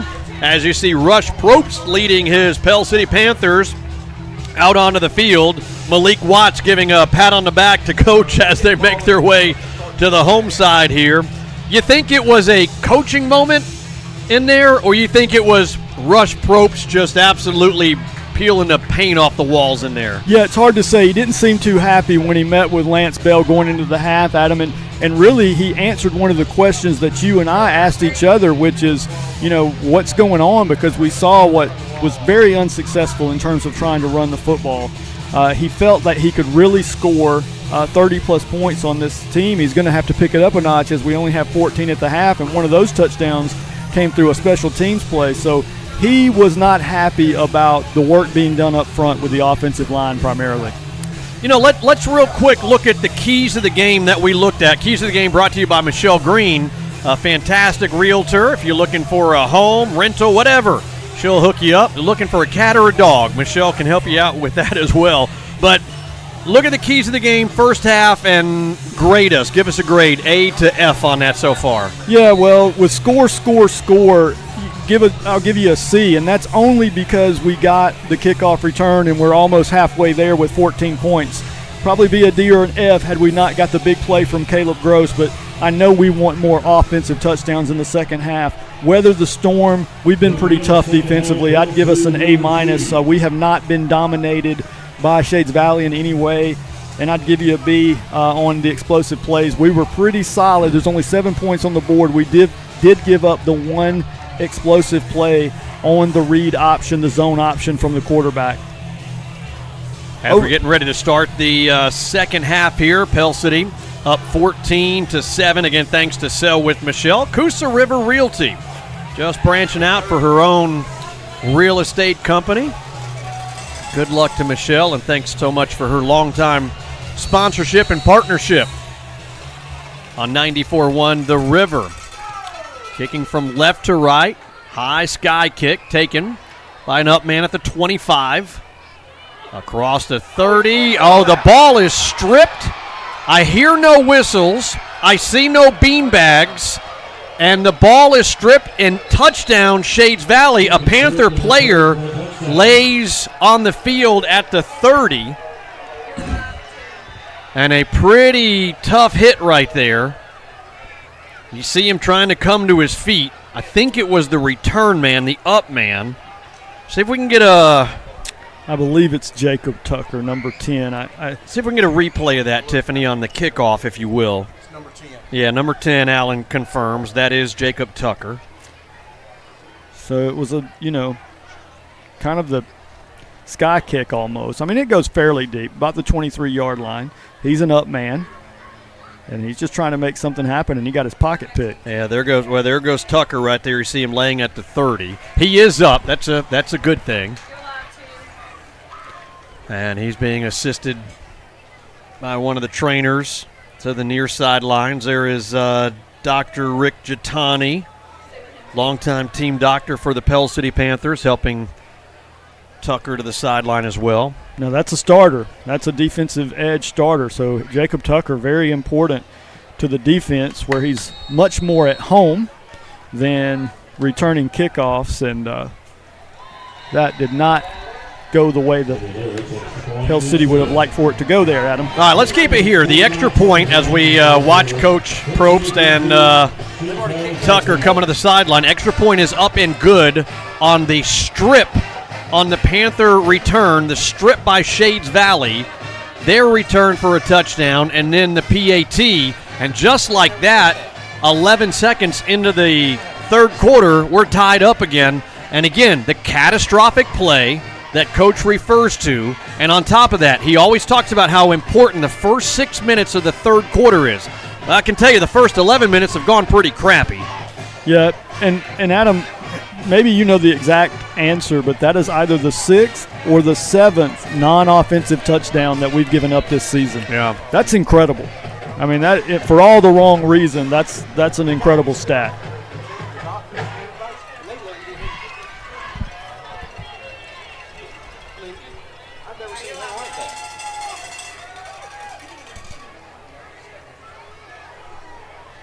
Should have Bedford and Gross back deep. 11:49, again, just getting underway. Pell City's opening kickoff return. They're going to send it the same way this time. It's Zach Duncan, the receiver, calling for a fair catch. And the line of scrimmage for Pell City is going to be at the 30-yard line. And I think one of the bigger questions that we can look at so far in this game is coming up right now. You know, what adjustments did we make offensively after a really inept first half? I mean, the 14 points we scored, as I've already mentioned, were due to a kickoff return and then a short field by the block punt. So offense got to pick it up here in the second half. Pell City Panthers with 51 total yards in the first half. Yeah, 51. Went in the locker room up 14-7. Tied 14 apiece. Caleb Gross going deep far side and just a tad bit overthrown as he can't get the number. You got the binoculars. Who he's looking for over there? Yeah, he looked for number 24, who is not actually on my roster, so have to get an update on number 24. Hey, Lance Bell, see if you can get, it might be one of the youngsters that he's called up in the last game or two who wasn't on the initial roster. So we'll get Lance if you can figure out who number 24 is so we can update our roster. He's in the slot right there. You see him looking to the near side. 3 receivers down low, 1 up top. Gross at quarterback in the shotgun. There's a quick throw. Probst is going to catch it with his right knee on the ground up to the 34-yard line. Yeah, and, you know, throw is a little underthrown, has to go down to one knee. Once your knee touches at the high school or college level, you're down right there. All right, we got, who is it? Who we say it was? Mason Dates. All right, we got Mason Dates as 41, so let's change our roster. He's actually 24. Is that what you got, Lance? Mason Dates. All right, Mason Dates. All right, thanks. Andrew Coffey, a sophomore here at Pell City High School, runs one of our cameras up here, and he says, I know who that is. That's my buddy Mason. There's a nice throw and catch, dragging a defender across the 45 up to the 46-yard line. There's Zach Duncan. Man, I want more Zach Duncan. Big target across the middle. He's kind of a guy that's got the potential to be a tight end at the next level, put some weight on him. He's a big target. We got to get him involved more. If you're just joining us, 11:02 left to go in the second half as Shades Valley picked the pocket of the Pell City return man and scored a touchdown as Pell City received the opening kickoff. And then they turned right back around and kicked it to us. Yeah, one of the things Coach talked about, not a whole lot of depth for Shades Valley. There's 51 players that came out to warm up when they got off the bus. That's not a big number at all for a 6A program. Gross with a handoff to O'Neal. Nice move at the line as the youngster O'Neal continues to drive his feet for another 3 or 4 yards right to midfield. So, again, going back to what I was saying, Coach was talking really about that fourth quarter with the lack of depth at Shades Valley, especially on their defense. Can Pell City take advantage of it when we get late in the game? O'Neal will check out. That kid is young. He's big. and he's a real running back. Not everybody's a real running back. It takes a certain set of skills. Empty backfield by Gross. Makes the first defender move, tries to get something near side, not much there. That is going to go for a 2-yard loss back into Panther territory at the 48. You think they watched any film? Oh, yes, they did. They watched that Oxford film, and they watched the Eufaula game, too, to see what the Eufaula quarterback did, having success with that tonight. Yeah, they've done an excellent job on Gross, who now is back out at wide receiver. Gitman back in at quarterback. 9:45 clock rolls here on 3rd down and 8 from our own 48. And there is a flag from the far side right at the snap. And that's going to be a 5-yarder. That's a 3rd and 8 now to 3rd and 3. The playbook opens up a little bit more. You know, maybe Gitman doing something a little different with his cadence. And fools Shades Valley, draws them off sides, gets them to jump. Possibly could have even lined up off sides as well. But anyway, Pell City needed the 5 yards. Here comes Sean Boyle, moving from linebacker to majority of the snaps at fullback, sniffer, H-back, whatever you want to call it. Well, he comes out. Here comes some more replacements. Under center is Gross on 3rd and 3. Well, play action, rolling, throws it up, looking for Probst, and it is going to be intercepted. How is that not a pass interference call? It's going the other way, driven out of bounds, far sidelines.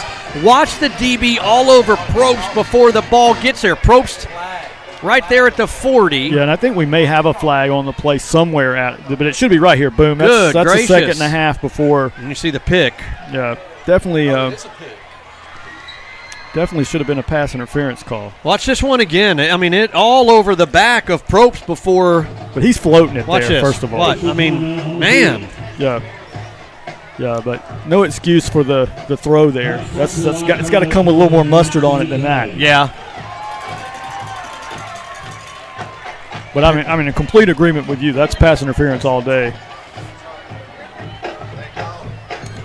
So the flag is going to go against Shades Valley, and it was after the turnover.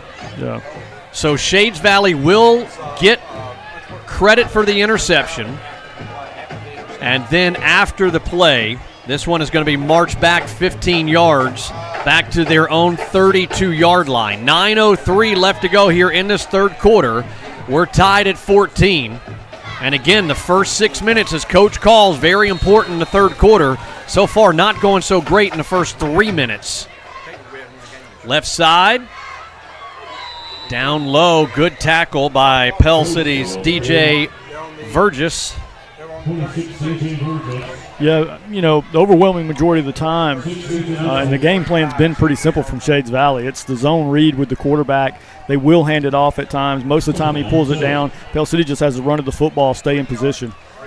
And there is the quarterback keeper far side, the zone read. L.J. Berry forces him out of bounds on that far side. That's one of the things that Coach said, you know, going into the locker room is that zone read, belly read, whatever you want to call it, where the quarterback throws it in the gut of the running back and decides, you know, he's reading the defense, you know, keep it in the gut or pull.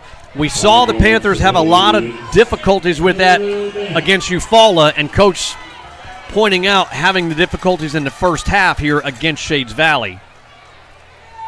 3rd down, and we'll call it a long 4, and ball is on the turf. There's a beanbag. I see Otwell saying Pell City has it. Still waiting for a referee to make the call, and the white hat says Pell City ball, so Pell City gets control back here. Yeah, you're going to see Otwell force the fumble. He's just a rake as he comes in for the sack. Dunaville's going to sneak in from the back there. So you got Otwell forcing the fumble, number 45, Jakeon Dunaville, with the fumble recovery, and that's just what Pell City needed. Watch this one more Hopefully time. to get some potential. Yeah, just edge rusher coming in, gets around the block. That's how you do it. Get the quarterback and the ball at the same time. Yeah. Dunaville aware there, goes down and gets the fumble recovery. Yeah, great job by Hunter. That ball just hanging out there. It was a defensive lineman, man. That's like a steak hanging out there for a fat guy. First down and 10. Taken over at the 33-yard line. There's a toss. Somebody get on that ball, and still on the turf. This is taken and scooped up by Shades Valley. So just like that, Shades Valley gets back possession of the ball at your own 45-yard line. Yeah, I was just about to say that we've seen the rain pick up, Adam, as you'll look to the sky out in front of us. And so we get the ball back, and on our first play, we run a pitch, an option-type style play where we're going to try to go from our quarterback, Caleb Gross, pitch it to Bedford. And Bedford just never corralled the pitch and had a little bit of a scrum, and we give it right back to Shades Valley, unfortunately. If you're looking at the screen thinking, boy, it's hazy or smoky, it's not. It's just it's a heavy mist. Quarterback keeper and 2, 3, 4 defenders right there. Otwell, one of them, as well as Jordan Woods. I'll be really blunt here, Adam. I mean, Pell City needs to make up their mind if they want to capitalize on anything here and clean this up. This has been an ugly first 4 or 5 minutes of the half. Going to get a shot of the lights. See, boy, it's even see. It's just a fine mist, but there's a lot of it out there. I think it seems like anything that's maybe come from the concession stands and the grills has just kind of gotten caught up in the lights and the rain, starting to look very foggy out there.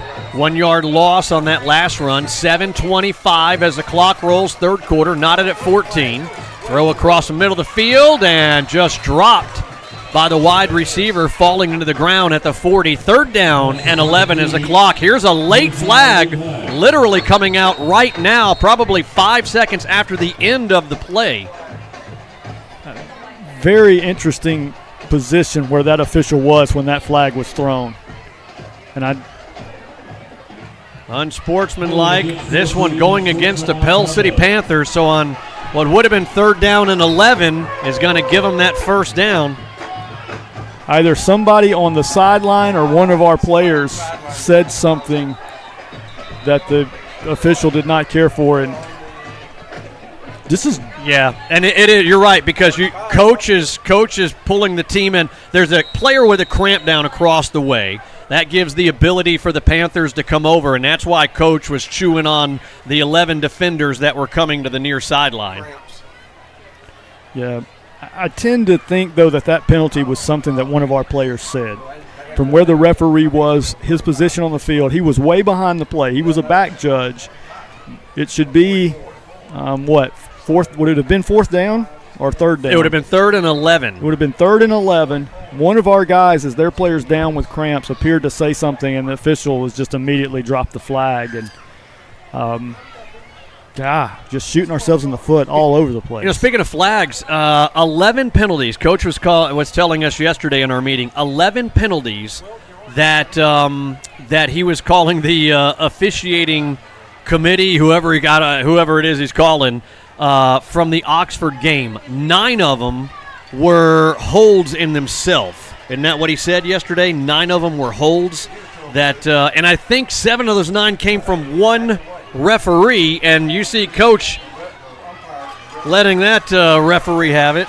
Yeah, that's the back judge that dropped the flag, and coach obviously not. Maybe we'll find out at a later date exactly what that flag was for. Back in live play after the 15-yard penalty. Line of scrimmage at the Panther 44. Running back to the 44. That's it. Good job by 3 Panthers right there, making sure no gain. Lance Bell, going to have to let us know what's going on down there. I think we're having to rescue our coach. Yeah, I see Andy Isbell coming, former Panther linebacker, coming to make sure coach does not get a 15-yarder against himself. What do you got, Lance? Coach is arguing about the call. He disagrees with what the official said and disagrees they should not have made that call. He basically told him, that's not a call you make unless he's talking to you. 6:40 left to go here, third quarter. Fake speed sweep, quarterback keeper up the middle. Here's a flag coming from the white hat out of the backfield. Usually good for the defense. And here it is, a hold against the offense of Shades Valley. So that 6-7 yard run will be negated. I could not imagine being an official on a high school field, especially if you were penalizing language. I'm all for clean language, but I'm just saying I couldn't imagine. And I wonder if it's kind of group by group how they feel about what the players say on the field. You think when a referee crew gets and gets the assignment and they see Pell City and think Rush, oh man, this isn't worth the $85 on this Friday night. No doubt. I'm sick. I got COVID tonight. 6:26 left to go here in this third quarter. On second down and long, wide receiver wide open at the 35, inside the 30, down to the 26-yard line before Anderson makes the tackle. Yeah, typically when someone's this wide open, you want to think busted assignment because that was an easy pitch and catch for the Mounties. 28-yard gain right there. Inside the 20, down to the 19-yard line. Big chunks. That first half, Shades Valley averaging a little over 6 yards a carry. Pell City averaging 3.5 a carry. That one right there going for 7. This one going for maybe 1. Down to the 18-yard line. Third down and 2, 5:40. Clock rolls here in this third quarter. They're the cheerleaders from Pell City High School doing a great job. And right now, Adam, as Shades has it in the red zone, you just want to see the Panther defense. Everybody press up. Everybody pull up. You've got the back of the end zone now, limiting the amount of territory you got to cover. So everybody just dial in, make a play here. Quarterback keeper on that zone read. Far side, first down, lowers his head inside the 15. L.J. Berry drives him out of bounds at the 12-yard line, so the chains will move. Clock will stop momentarily at 5:17 in this third quarter at 14 apiece. And to add what I just said, the one thing you've got to be watching for specifically is the zone read. I mean, if you're not watching number 1 right now, and thankfully he slips there, Adam. Yeah, hey, Lance, we had a little bit heavier rain. I know we've checked with you at the beginning of the game. A little bit heavier rain and a heavy mist now. Any difference now in the turf? It's slick. It's a lot better or worse than it was the first quarter. And the rain is coming down more than you think. More than a mist is what it sounds like. Easy for us to say here in the press box. Up the middle, inside the 10, down to the 9-yard line. Couple of yards, third down now, and 6 to go. Yeah, it's going to set up a 3rd and 6. They can get inside the 3 and pick up the first down. Got to watch that zone read right now with the quarterback number 1. Be great to hold them to a field goal attempt. 4:15, the clock rolls, looking to throw far side. L.J. Berry playing defense, and here comes the flag. L.J. never got the head around. We watch that one again. Yeah, he's going to drop the flag as soon as they lock up, which is a little interesting to me. You see them lock up. They're both up tangled. Top. Flag's going to drop right there. He felt like it went past 5 yards. So he's going to say too much contact by L.J. You'll see both guys got each other by the shoulder pads. 4:08 left to go, third quarter. And another flag. Yeah, and that's going to be an automatic first down, I would think. Now they're just going to give them 5 yards, so that's going to make it still third down, but only 2 yards to go. They went half the distance with the call. Line of scrimmage is the 5 of Pell City. Out of the shotgun, give to the lone back, lowering his head, and it is going to be right at the first down marker. Yeah, I think it's going to be first and goal.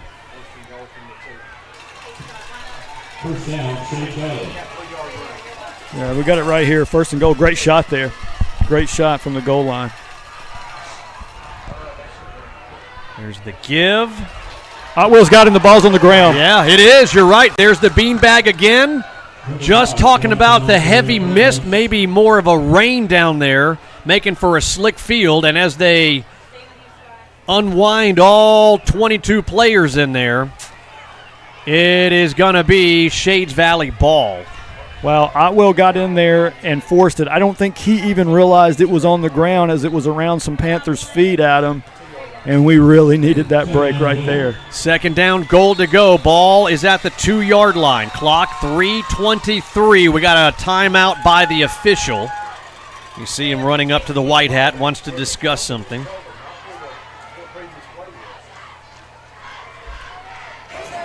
What are you hearing, Lance? I think there's a dispute where the ball should be placed. I think it should be placed about 2 yards deeper. Yeah, the line of scrimmage where they had it was the 2. And as Lance Bell, our Bobcat of Gadsden sideline reporter, pointed out, they do back it up 2 yards to the 4-yard line. Still, second down, goal to go. Line of scrimmage now at the 4. And here is a whistle right at the snap. Timeout by Shades. Let's take it with him as well here on the River Sports Network. Wheeler's Wheels is your Snapper, Snapper Pro, Ferris, and Echo headquarters. Whether you're in the market for a new mower, service on your mower, or parts, it's Wheeler's Wheels. We service lawnmowers, weed eaters, chainsaws, blowers, UTVs, ATVs, generators, and jet skis. Family owned and operated for over 15 years. Wheeler's Wheels, Highway 231 in Pell City by the post office. On Facebook, look up Wheeler's Wheels. Back here, homecoming 2023 for the Pell City Panthers, looking to pick up a key region win. As Coach Probst has called this, it's the Super Bowl for the Panthers, especially when you take into account if we want to make the playoffs, we have to win tonight against Shades. We have to win next Friday here at Pete Rich Stadium against Huffman. Then the following Thursday, we have to win at Shades Valley. Those 3 games, key region games, especially with us having to forfeit that Center Point game that we won earlier in the season. Having some scoreboard problems now. We've seen that a time or two through the course of this season here. Looks like they've got them all straightened out. 3:14 left to go here in this third quarter. Shades Valley 14, Pell City 14. Second down, goal to go from the 4. There's a shift on offense, pistol formation. That's the quarterback in the shotgun. Running back 2 yards behind him. Got a receiver open and just underthrows the receiver at the 1 yard line. Adam, you called it. It's just an underthrown ball. And how about the help that they've given us by not being successful in the passing game? I mean, there's another one that great fake. He's going to get a man open. Just doesn't get it to him or he's going to walk in for the score. Mm-hmm. Big third down here. Third down, goal to go. Line of scrimmage remains at the 4 yard line.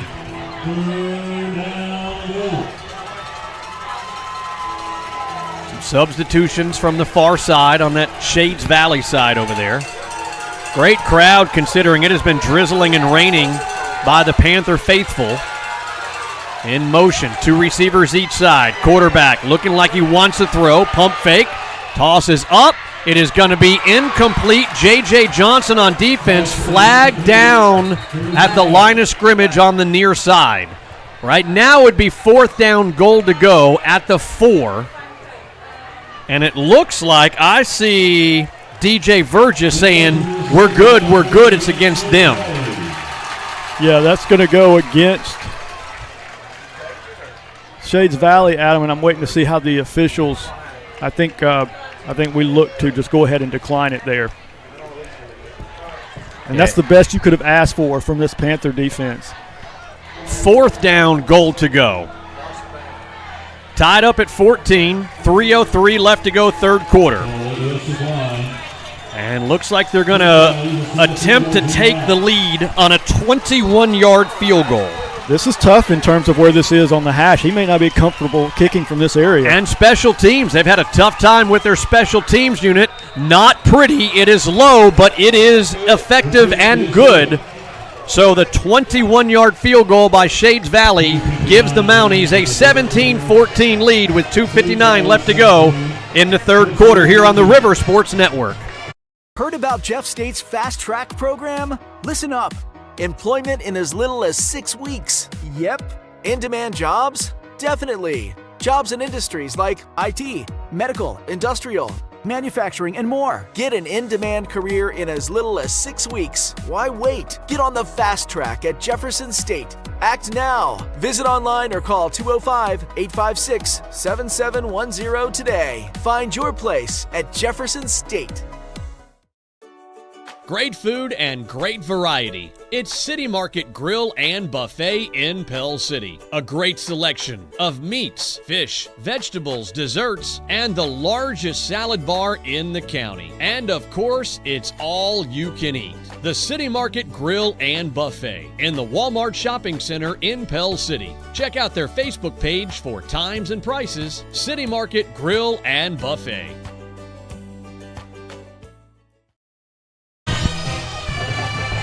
Panthers down 17-14, 2:59 left to go here in the third quarter. It has been a wet, umbrella and rain jacket out kind of afternoon into the evening. Started to mist about 3 o'clock right at the homecoming parade, and it has been misting and raining ever since. High sky kick. Fair catch is called for and taken by Tyler Kuziaski. Good job there by Tyler.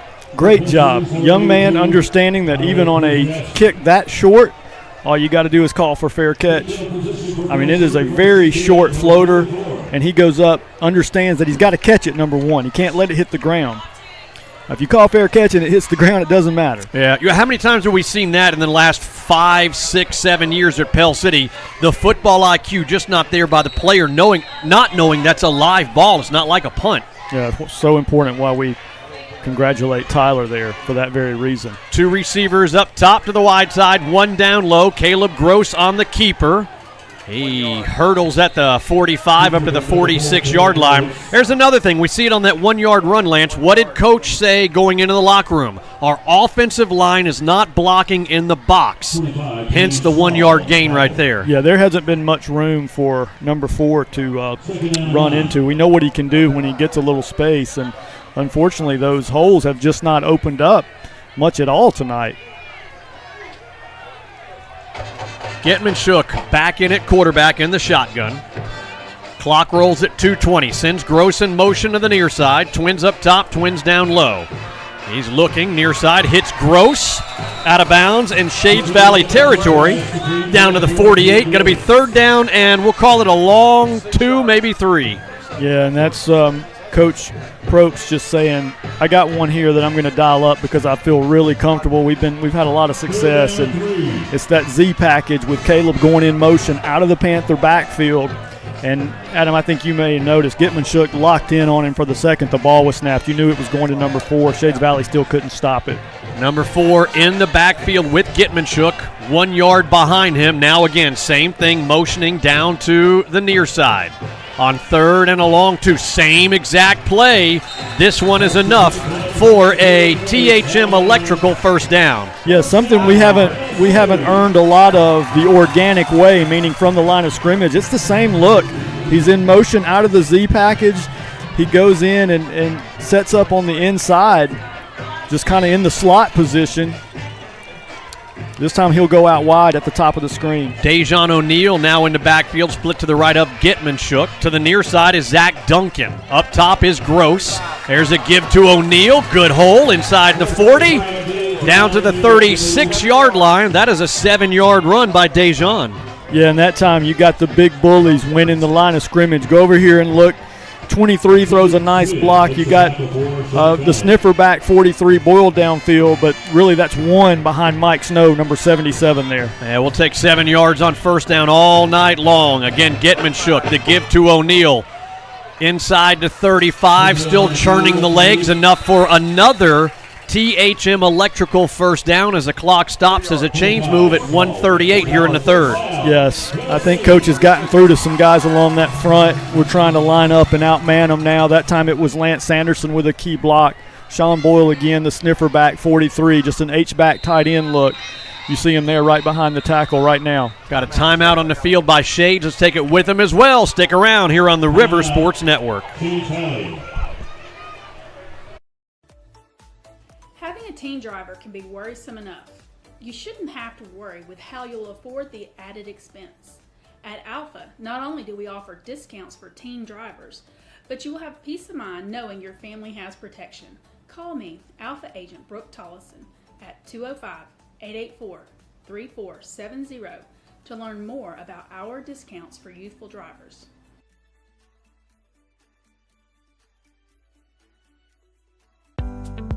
When two hometown girls with a love for t-shirts turn a dream into reality, the result is Small Town Blanks, Pell City's new premier t-shirt shop. With our Small Town Blanks t-shirt brand and the highest quality fabrics, we can outfit our customers with the vibrant colors and endless custom options they desire. We offer traditional vinyl and screen printing along with our super comfy sublimation prints, and we are proud to partner with local schools, organizations, and events to design their one-of-a-kind shirts. Small Town Blanks made with hometown love.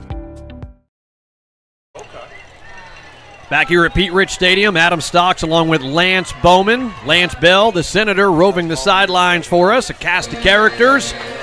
Crew of 8 every Friday night, bringing you some Panther football live here on 94.1 The River. Gitman shook. Oh, that is a wet, dying duck is what that was. Incomplete pass. Yeah, I believe there was some contact on his arm, Adam, before he even got the ball downfield. Coach Probst's not happy with it regardless. Whether it slipped out of his hand or whether there was contact on his arm, either way, that pass well short of the intended target. See, big number 55 for the Panthers there. Malik Watts on the left side of that offensive line. O'Neal, right side, upended inside the 30 to the 29-yard line. All I saw was O'Neal's rear end and feet up at the end at that one. That'll bring up third down. It's a manageable third down, probably about 6.5. And also, sometimes I like for a coach to think of setup play. If it's third down and you know you're going to go for it on fourth down, then that can be what dictates you calling a running play or a passing play on third down. 50 seconds as the clock rolls. Caleb Gross not quite sure what the play is. That's Boyle, the sniffer, the back in front of him. Through the block right there. First down for Gross and more. Inside the 20, down to the 18-yard line. That is another THM Electrical first down. Yeah, Adam, you mentioned it. Two things that have happened on this drive. If we'll look at the replay here.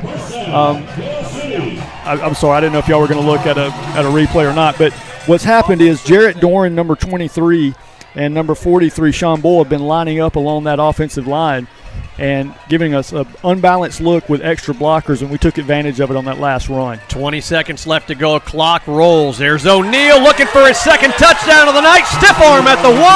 Touchdown, Panthers. 11 seconds left to go in the third quarter. Holy tamale, there's no flag on the field either. Yeah, let's go back when we look at the replay, the Holly Automotive replay on this touchdown that we'll see in just a moment. After the PAT or possibly when we come back from the break. It's going to have everything to do with that alignment along the right side of that Panther offensive line and some great running by Dejon O'Neal. I was thinking O'Neal had one in that first half. My bad. That was Gross with the 2. Dejon with his first touchdown. Big man. Kick by Blackstone. Up, and it is good. 11 seconds left to go. Here in the third quarter, the Panthers have retaken the lead, 21-17 on the River Sports Network. Looking for a little more comfort in your life? Don't think you can afford a top brand heating and cooling system? Well, Carrier has the right solutions for every budget. And at Allen Service Company, they'll show you the full lineup of best-in-class home comfort systems. Turn to the experts at Allen Service Company, where financing is available, subject to credit approval. Call 205-338-2311, 205-338-2311, or visit online at allenservicecompany.com. Pell City retaking the lead, 21-17, thanks to a 17-yard touchdown run by Dejon O'Neal. The cheerleader's happy about it. Okay, we got into it quick there, but what Pell City's done is stack that offensive line with a sniffer back and then a tight end and just a lot of bodies over there pushing out of the way, and then you get a big back like Dejon, big man O'Neal. Get it in the house for 6. That's what Coach Probst wanted to do in the first half. He'll be really pleased with that drive. His offensive line established dominance along the front, able to get that push, get the matchups that he wanted, and that's why we had the success and we punch it in for 6. Blackstone going to be kicking from right to left here. Hey, let me say congratulations again to the homecoming king and queen. Noelle Poe, the homecoming queen this year, class of 2024 at Pell City High School. Caleb Gross, the homecoming king. If you missed that, we carried that for you. Come on, Caleb. Leave something for some of the other best basketball player in the program, best football player in the program. You got to be homecoming king too, man. Come on. Yep. The old trifecta. This one is going to bounce off of the return man's hands at the 15. Going far side. Good job, special teams coverage by the Pell City Panthers. Clayton Myers there with the tackle. Yeah, only second game of the season, and I think that's the third time I've called Clayton Myers' name, or you have, in a special teams play. He's an inexperienced football player, but he's a good athlete with a good athletic body, so bright things ahead for him. I know Coach is high on Clayton Myers, just got behind this year with the injury, but great to see him helping us big time on special teams. 3.7 left to go here in the third quarter. Panthers with a 21-17 lead. Again, must win for the Panthers. Here comes a blitz from the right side, and we've got a flag. Did our defender cross the line before the snap? Yeah, I think we got a little anxious out there. 17 on the edge, trying to time the snap count. Yeah, Perry wanted to. He was looking at that quarterback, and unfortunately just a little too early. 1st and 10 now turns to 1st and 5. Only 3 seconds left to go in the quarter. Pell City just now back in front with that 4-point lead.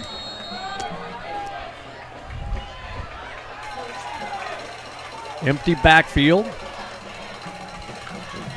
Comes a wing in motion. Fake to him. Throw complete for a first down. First defender, Ethan Isbell, can't bring the receiver down across the 45 to the 47. Big gain right there as the chains move. We'll swap sides of the field, which won't take much effort at all as we go from the third to the fourth quarter. Panthers up 21-17 here on the River Sports Network. There's a place where evil dwells. In the shadows they hide. But after nightfall is upon us, they want to play. Do you have what it takes? Prepare yourselves for all the horrific details. Check out AHSFactory.com. Atrox Factory. Let us hear you scream.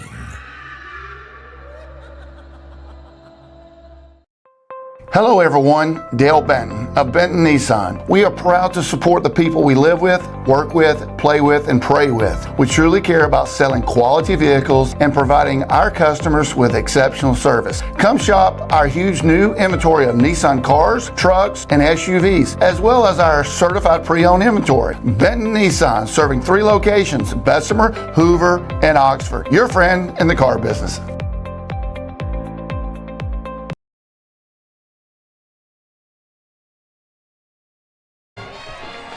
Back here at Pell City High School, changing sides of the field from third to fourth quarter.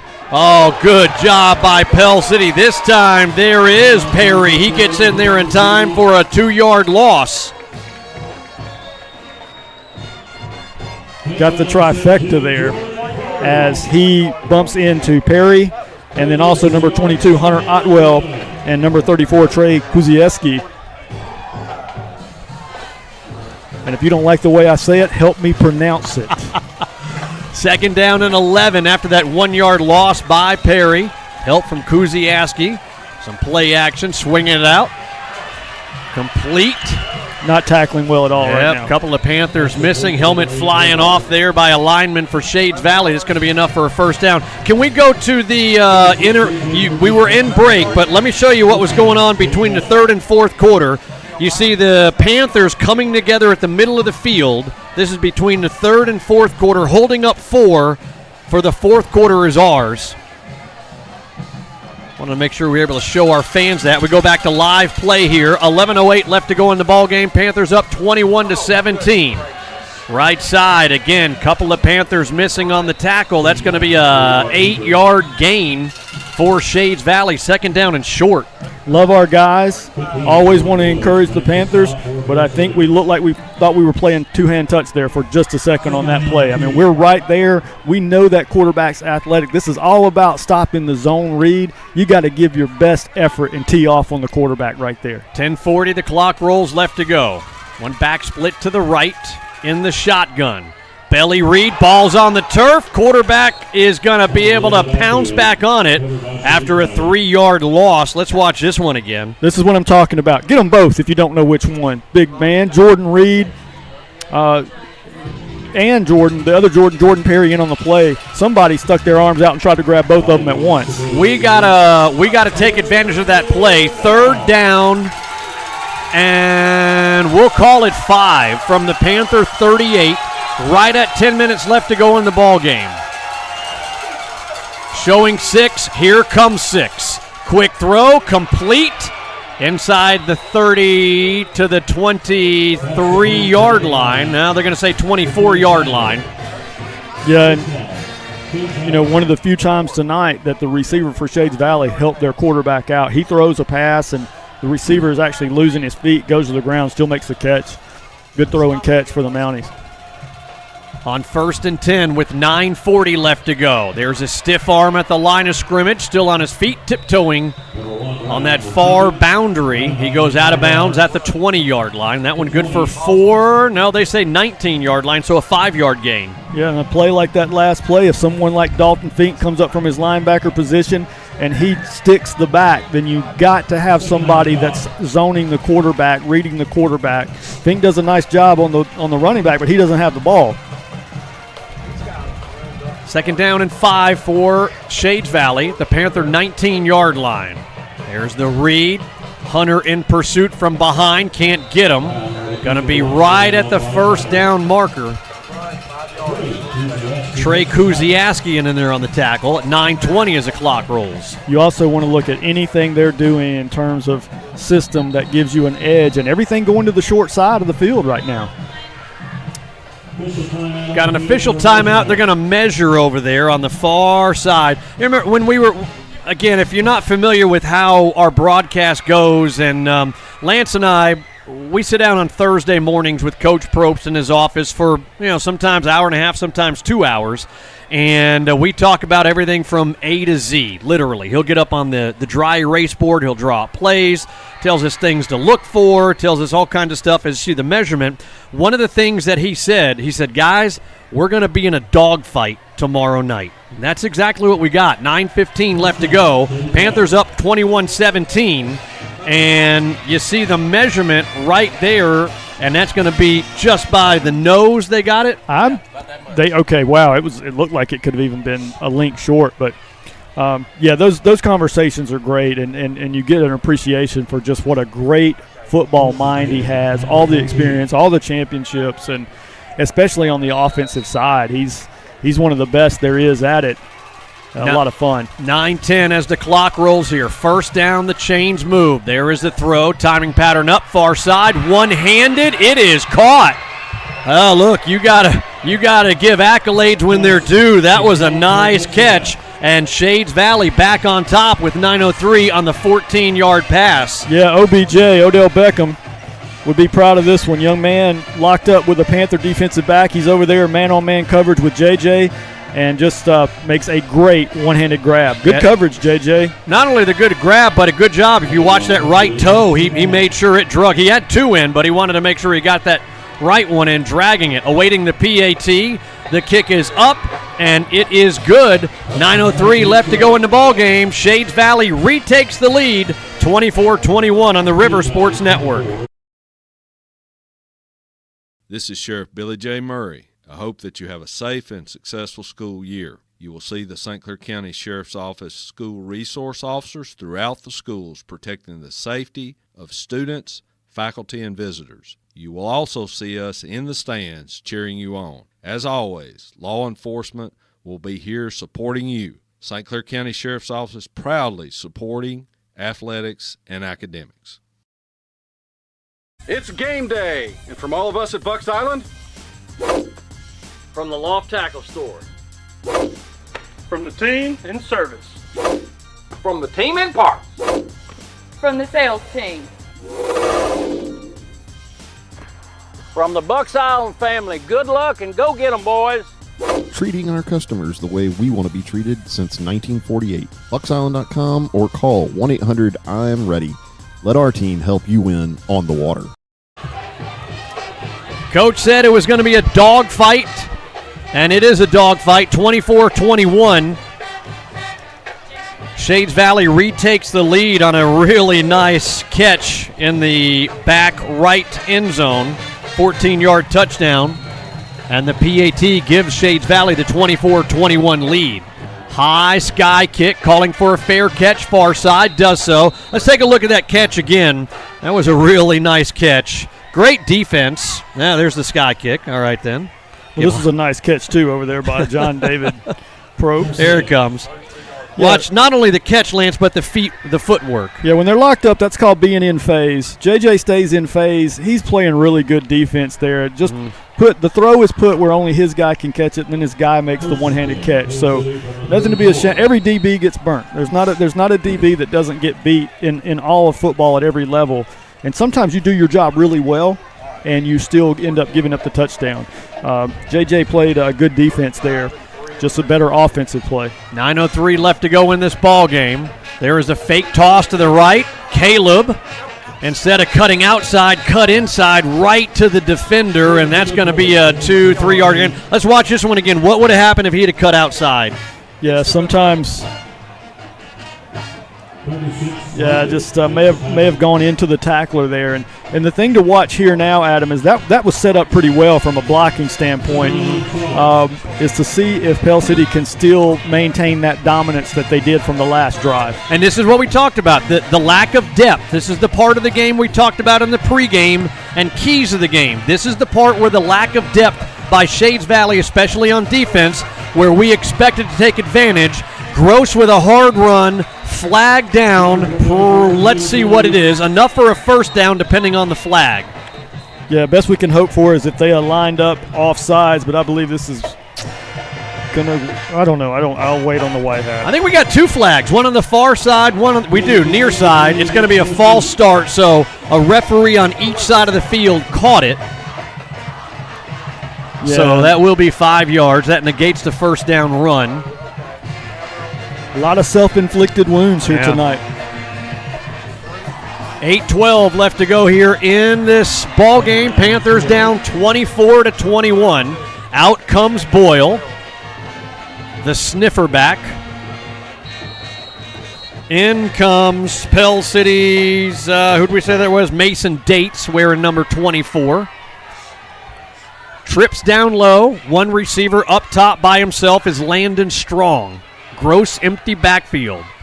There's the quarterback draw. Not much there. Does he get a yard? If that, he does. Third down long as the clock continues to roll at 7:45. Yeah, we're not in a position where we can say we're exactly comfortable in third and long. One of the first things we're going to do, as you see, is Gitman-Shook's going to come onto the field. So we change out our quarterback, and we're going to try to see what we can do in the passing game with a third and long. Where's Gross? Do you run an out with Gross? But on 3rd and 11, your out has got to go at least 11 and a half yards. Got to be aware. Football IQ. Be aware where you are. 7:15 left to go, and we've got a timeout on the field. Coaching staff for Pell City not happy with the alignment where they're having to burn a timeout. Let's take it with them here on the River Sports Network.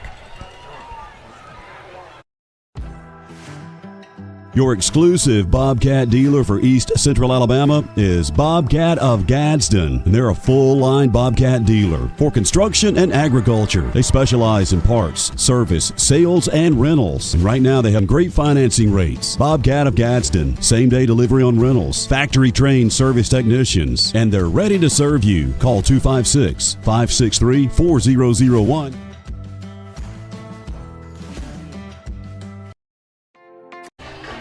Pete Rich Stadium, Homecoming 2023. Welcome everybody watching on Facebook and on YouTube. Just looking at some numbers. We got about 1,200 combined watching on social media tonight. We appreciate you all checking out all of our different programs and different things that we bring for you with our live stream and our video. Those of you who might be listening on the radio, 94.1 FM. Also want to say hello to everybody listening on the app. Download the River app. Listen to us no matter where you go. Bluetooth it wherever you are. Mounties on top, 24-21, 7:14 left to go here in this ball game. 3rd and 11. Getman Shook sending Gross in motion up top. Twins to each side. There is the snap. Getman Shook under pressure. Throw is complete to the 40-yard line. Still going to be 4 or 5 yards short of the first down marker. Now on the positive side, you've got Getman Shook. He completes the pass. But, you know, again, you talked about it. Football awareness down in distance. Not going to do a whole lot for us there. Clock continues to roll, 6:45. Here comes the punting unit for Pell City. Woo! Boy, I don't know. 4th and 5 at your own 40, down by 3 with 6.5. Do you pull something out of your bag of tricks? There it is, yes. Thinking it's the punting unit. There's the snap. And we've got a flag on the field before the snap. So we definitely had something in the works. Yeah. I just don't think we were able to execute it. Yeah, movement. Somebody was moving by Pell City before the snap. And now 4th and 4 will be 4th and 9, and I would think for sure we're going to punt this thing away now. Yeah, something they worked on probably for weeks and weeks and weeks. They just they didn't put all the cards on the table, but the 4 remaining opponents saw most of the cards right there. Looking to punt from left to right, Fink. Good snap. Good high kick. Return man says stay clear. It's going to bounce at the 35 far side, roll out of bounds on the Shades Valley boundary at the 29. Time for the defense for Pell City in the last 6:06 to bow up and get the ball back into the hands of our offense. Adam, going to look at some Allen Service Company in-game stats. In the third quarter, Pell City was able to match their total yardage in the first half. So we got 59 in the first half. We matched that in the third quarter up above 118 yards now. So figuring things out a little bit on offense, but it's going to come down to the defense right now. This is about as important a series as you can have. Quarterback keeper again, tiptoeing right side across the 30, 35. And one of the things that Coach was talking about the quarterback, he said, he'll make you look like a fool out there on the football field. Yeah, tackling this guy easier said than done, no doubt about it. But if we've got aspirations to play into the fall a little bit longer, we've got to come up with a way to stop him right now. I mean, the clock's starting to work against us. 5:35 left to go, down by 3. Panthers 2 timeouts left. Mounties with 1 timeout left. Line of scrimmage at the 36-yard line. Trips down low. There's zone read. This time the Panthers are going to pounce on him right at the line of scrimmage. No gain. 3rd down remains 3. Yeah. Good play there, good stop there. Still a little too much reaching and not enough quite lowering the shoulder and putting somebody on the ground. And I'm not trying to pick on the guys, but it is so important. It is critical right now that we tackle well. For most of the night, the first Panther to get to the quarterback is not the one that's credited with the tackle, because the quarterback is able to elude and get to the next level. 3rd down and a long 3. Again, there's the read running into his own lineman. Here comes a flag out of the backfield on the 1, maybe 2-yard loss. 4th down and 4 as it stands now. There's a flag on the play, and I have a bad feeling about this. I hope it's holding, but I'm worried that if got a helmet flying off. Yeah, and of a Shades Valley player. That's right. I think it's holding. He's explaining it right now, as you see on the picture. If he calls a personal foul on Pell City, this is going to be we'll want to go back and watch. Okay, there we go. Thank you, sir. Good call. That was gonna make me sick, man. All right, so let's set it up. It was actually a loss of 2 on that play. So it's 4th and 5. Got to watch the ball. Got to make sure we don't jump. Here comes the punting unit for Shades Valley. The clock rolls at 4:22. And the hardest problem they've had all night long is punting the football. That's how we blocked it once. We tipped it once. Caleb Gross is back at the 40-yard line to our left. All 10 other special teamers for Pell City rushing.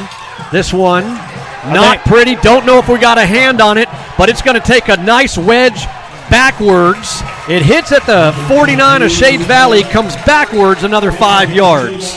Yeah. Now, I'm still not sure anyone yelled Peter, Peter, and that one, I believe, was deflected. Now, what do? You yell Peter, Peter, and what does that mean? Get away from the football, guys. You want to be running. You don't want to be chasing that football. You want to be running as far away as you can from that football. Luckily, nobody touches it, and we will live to get the ball back. And this is where you want it, man. 3:55, great field position. March it down and put this thing away. All right, Panthers down 24-21. Caleb Gross, the playmaker, back in at quarterback. Sniffer back to the left, 2 yards in front of him is Boyle. There's the throw. It is going to be incomplete. He was looking for Zach Duncan, but Zach Duncan wasn't looking for anything. Yeah, and I'm doing the same thing in the press box, Coach. I can't figure out what's going on, man. We got a guy, we don't know whose mistake is whose, so I won't say any player, but obviously we weren't on the same page. Clock stopped at 3:52. O'Neal, the give, right side. Keep driving those feet inside the 40. That's where they say he goes down. 4-yard gain, 3rd down and 6 with 3:40 left to go. Clock continues here in this ball game. Yeah, that started out with a little bit more hope than I thought. I thought we could get more, I should say, than just 4.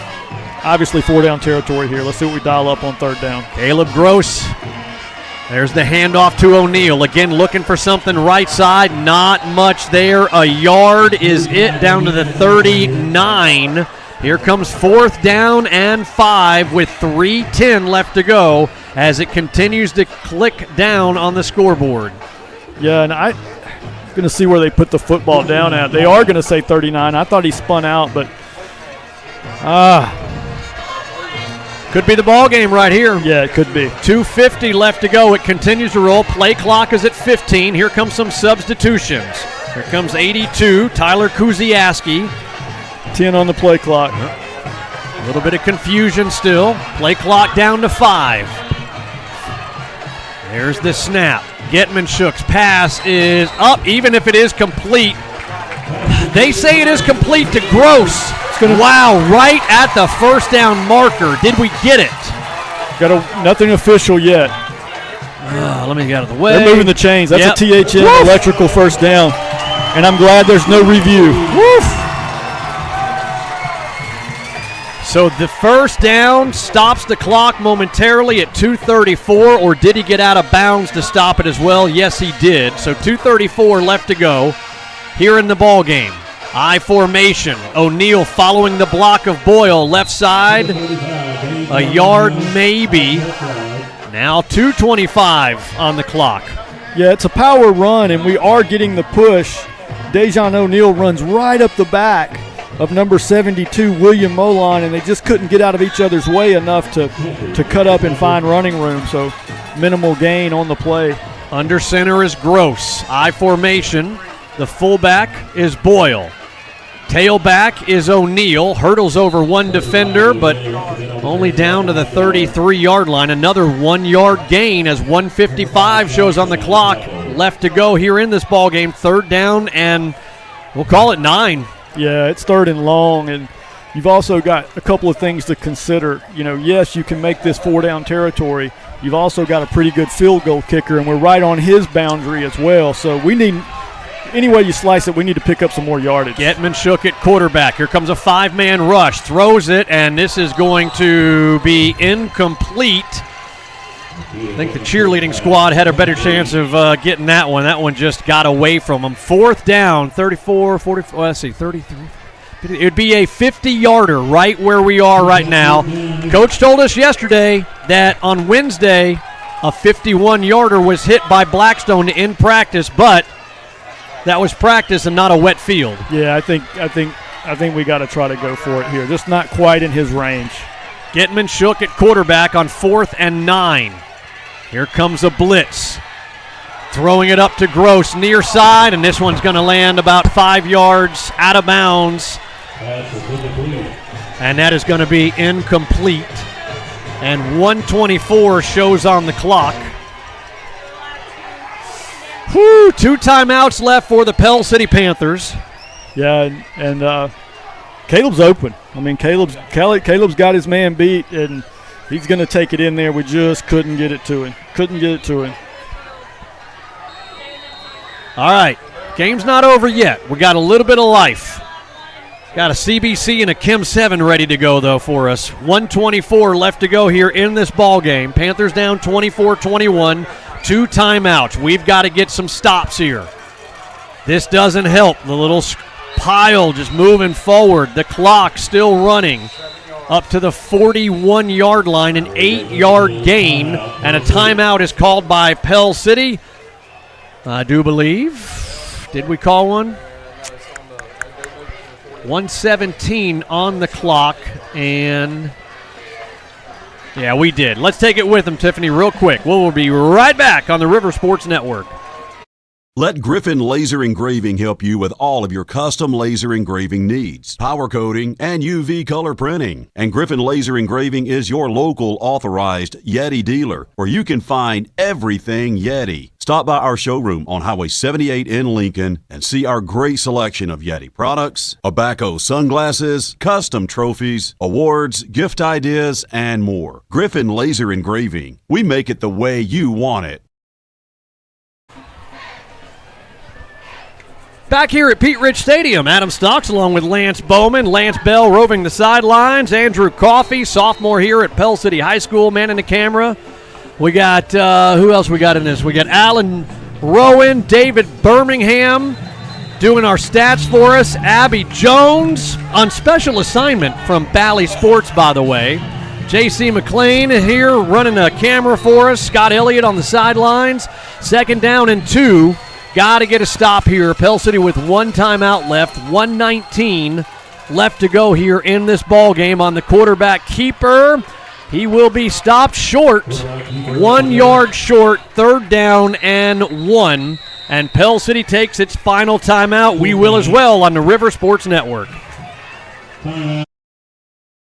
Looking to break free with internet that will not hold you back? Only Hargray offers the fastest internet in town with unlimited data as well as local service and tech support. Try Hargray stress-free with no contracts and a 30-day money-back guarantee. If you want speed, reliability, and great value, call 205-350-9885. Go to hargray.com for more and switch to Hargray today. Homecoming 2023 for the Pell City Panthers. 3rd down and 1. The Panthers out of timeouts. 1:11 left to go in the ball game. Panthers down 24-21.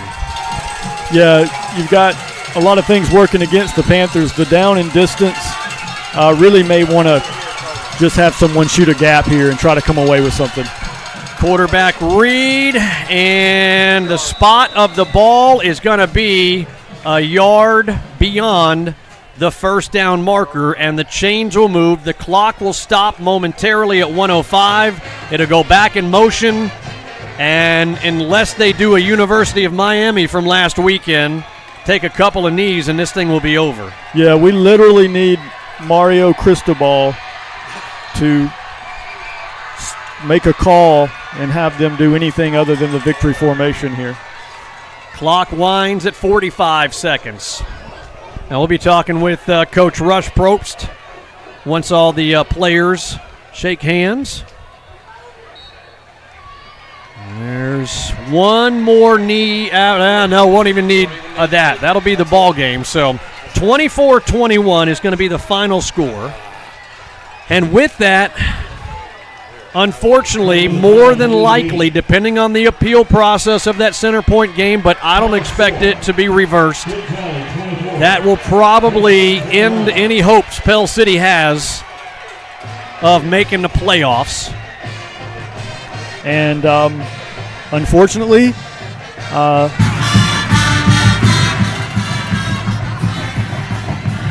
I was just going to say it was not our best effort. Yeah, and I'm going to ask execution. Execution was a big part, and penalties were two things that really hurt the Panthers tonight. So we're going to talk to Coach here in just a second. Bear with us. Lance will get him mic'd up. Scott Elliott with the camera down on the sideline. We'll get the camera rolling and get Coach's thoughts. Final score 24-21. So Shades Valley, their hopes alive to continue their run in the region for playoffs. Pell City now playing to build for next season.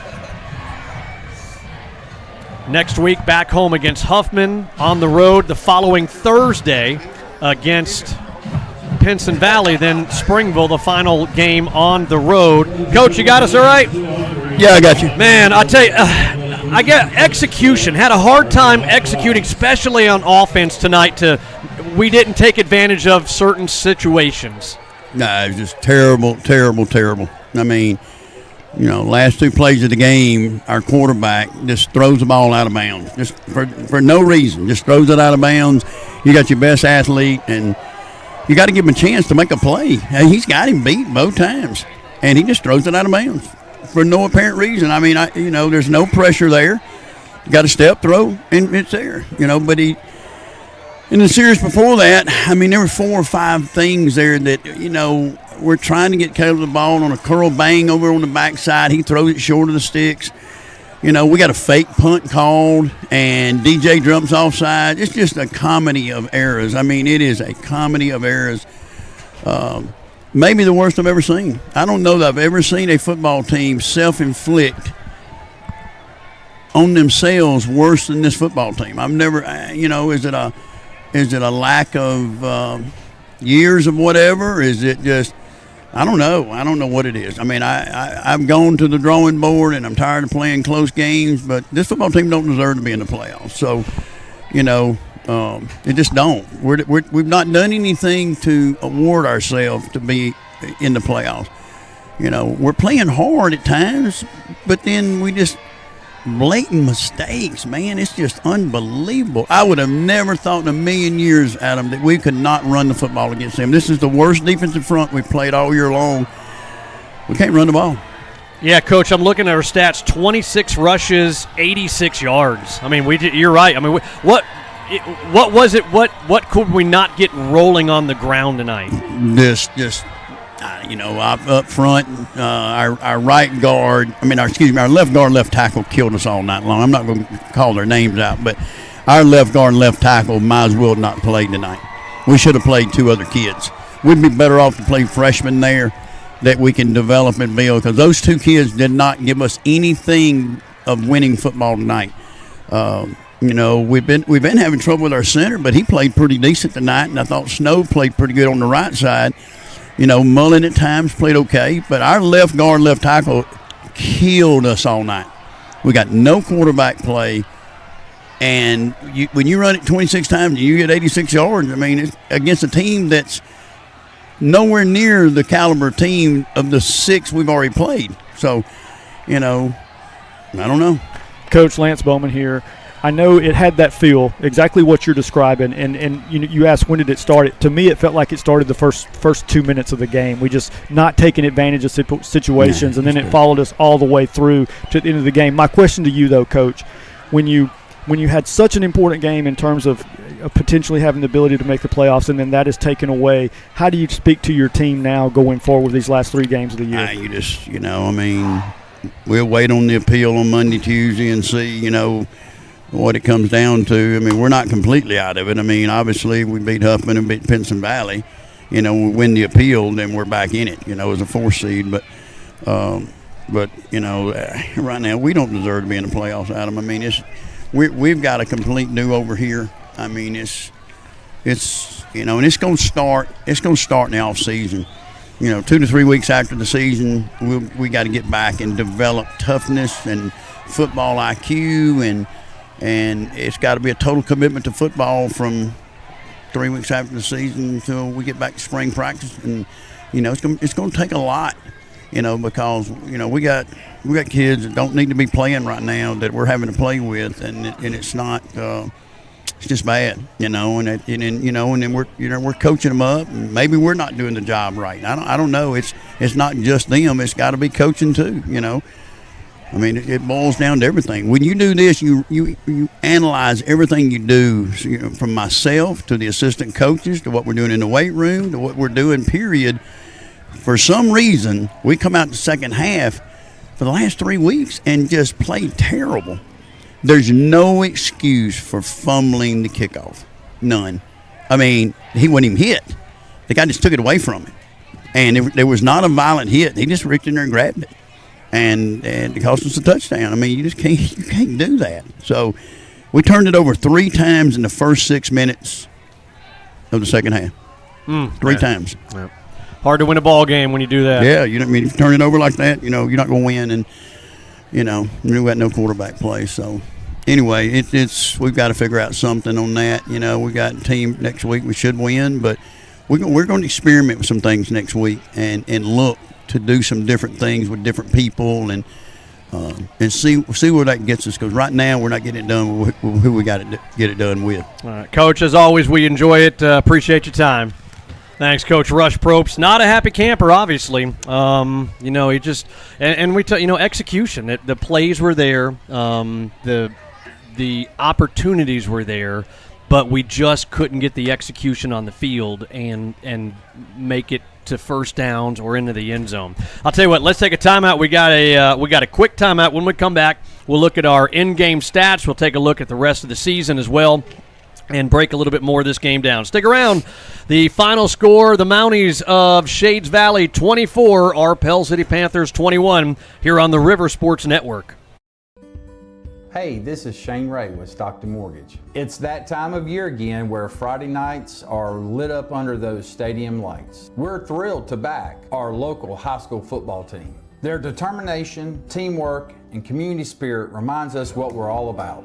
We're not just here to help you finance your home. We're here to invest in our future, our community, our teams, and our children. So let's gear up and show our unwavering support and cheer on the Panthers this season. Hey guys, Michelle Green with the Realty Pros. You know me as Sell with Michelle. Sell with Michelle. Sell with Michelle.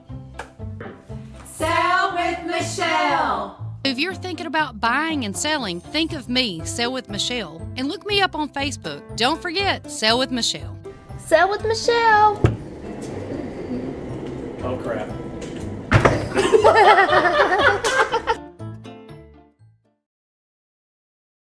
I'm State Farm Insurance Agent JP Daly, and along with helping you fully manage your risk, I also want to help you save some money in the process. Come by our office in Pell City and let us assist you with your insurance needs, and we'll do our best to help create some extra dollars. You can also give us a call at 205-525-5525, follow us on Facebook, visit our website, jpdailystatefarmagent.com.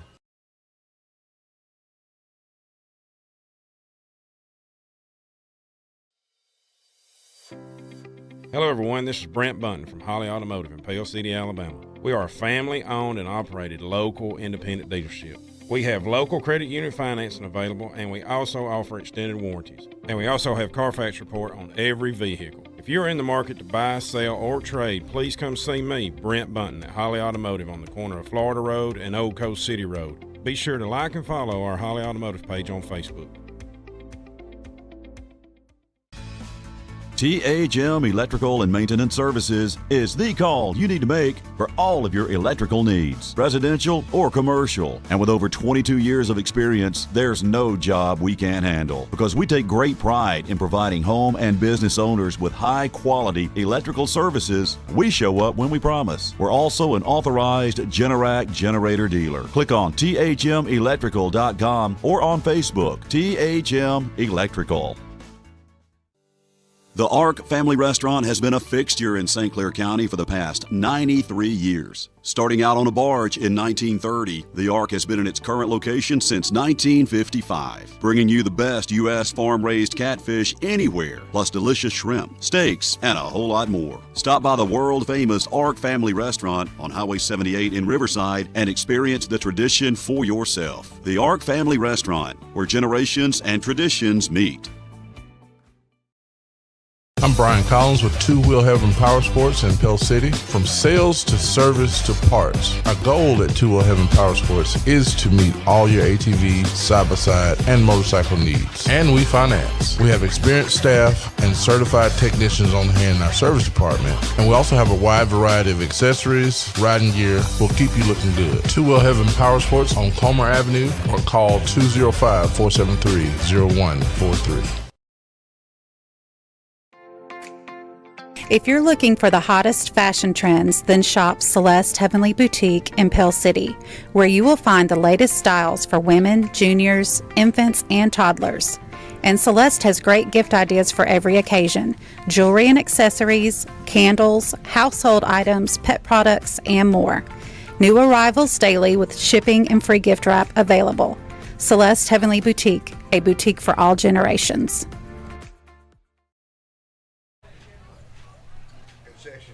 Homecoming 2023 wasn't the ending that we wanted to. We were hoping we could pull it out in the last couple of minutes, but Pell City just can't do it. Final score, Shades Valley 24, Pell City 21, as playoff hopes pretty much non-existent. Again, it depends on what happens with the AHSAA. Late last week, actually Friday morning, they officially came out with Pell City must forfeit the win that they had a couple of weeks earlier against Centerpoint. And the appeal was put in earlier this week, but very, very rarely do you see the AHSAA reverse its own decision. So I don't expect that to happen. And with the loss tonight, that leaves only 2 region games left. Huffman here next Friday, and then on the road the following Thursday at Pinson Valley. And you just don't make the playoffs with 2 region wins if we win that.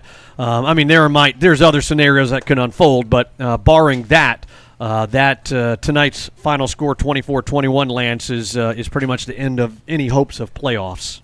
Yeah, it's going to take when it comes down to not only just winning the last 2 region games, but as you mentioned, a ruling needing to be overturned. I mean, that's a lot to ask for. So 0% chance, absolutely not, but still highly unlikely that we could find a way in with that ruling being overturned. Biggest thing I'm analyzing tonight is just a disappointing effort. Effort means you didn't try. They tried, but the errors, the turnovers, the critical mistakes at critical times, giving up another non-offensive touchdown.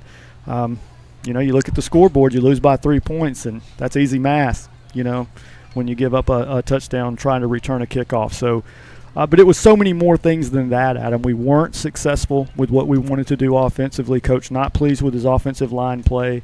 Critical turnovers in the second half coming right out the gate, not just the kickoff, but 2 more on top of that. And we just put ourselves in a deep hole where we're trying to win it at the end, and then we can't make the connections. Just about everything that went wrong could have gone wrong. Let's wrap it up here. Let's take a look at our final Allen Service Company end-of-game stats right here. And, just 1 or 2 plays, you take them out of there, and the stats aren't impressive for Pell City as they are, but you take a couple of plays out, and they're really pretty poor. Yeah, this was a tough night offensively. 8 of 17 through the air for 50 yards. Of course, that's a combination of Gross and Gitman-Shook, mostly Gitman-Shook in the passing game. But, again, no matter who's back there, 8 of 17, that's less than 50%. 50 yards is pretty pitiful, and to say the least. And then on the ground, 26 rushing attempts for 86 yards, barely over 3 yards per carry. That's not where you want to be in the running game. 136 total yards. You'd usually expect to have more than that in a half. So obviously we did not do well. It took a kickoff return to even get the 21 points, because 136 yards, that usually puts you in 7 to 10 point territory as far as offensive production. Okay, we'll flip over and look at Shades Valley. 10 of 15 for 88. Didn't really kill us in the passing game. I mean, that's respectable. Decent completion percentage. Not a whole lot of yardage, but obviously there's your stat. 52 attempts, 230 yards, most of it coming from the read option by the quarterback. And he did have the explosive play that went over 70 yards. Thought our defense played decent at times, but in the end, just not enough. 318 total yards for Shades Valley in the 24-21 win. Our Allen Service Company stats. Hey, I want to say again congratulations to Noelle Poe. She was the homecoming queen tonight for the senior class, the class of 2024. And Caleb Gross was the homecoming king tonight as well. So congratulations to Noelle and Caleb as we throw our thanks out there for our great staff that we've got here working on the River Sports Network. My man roving the sidelines, the Senator Lance Bell. Andrew Coffey, who's a student here at Pell City High School, does a great job on camera. J.C. McLean came flying in from UAB this afternoon to work camera for us. David Birmingham, Alan Rowan working our stats. Scott Elliott, fine sideline camera operator. Tiffany Studdard, producer and director. We had Abby Jones joining us, special assignment from Bally Sports. Always good to have Abby here, and we wish her much luck on her broadcasting career, which has been fantastic so far. What's your social media, by the way? Let me give a plug. Abigail. A lot of eyes. Abigail with a lot of eyes. All right, look it up. Abby Jones from Pell City High School, class of 2015. And again, thanks to my man Lance Bowman here. Been together many years. I'm Adam Stocks. Join us next Friday here, the final home game for the Panthers this season. Going to be taking on the Huffman Vikings. Lance feeling pretty good about this one. Huffman Vikings have not scored a point the entire season. I'm going to pull a Joe Namath, and I'm going to guarantee a win next week. All right, let's hope so. All right, join us again next Friday. Pregame show 5:30. Kickoff is at 7. Also, don't forget to join us for the Coach Rush Probst show. Put new tripod on Amazon wish list Monday too. Yes. Coach Rush Probst show every Tuesday at City Market Grill and Buffet. I think all the players are going to join us every Tuesday from here on out. Always have a good crowd, so come join us. Students eat for just $10. That includes your drink. We go live at 7 p.m. on Tuesdays, and most people come by about 6:30 or so. And there you see the graphic. Come by about 6:30 and so and start eating. Again, I'm Adam Stocks. Thanks so much for our great broadcast crew. Join us next Friday here on the River Sports Network.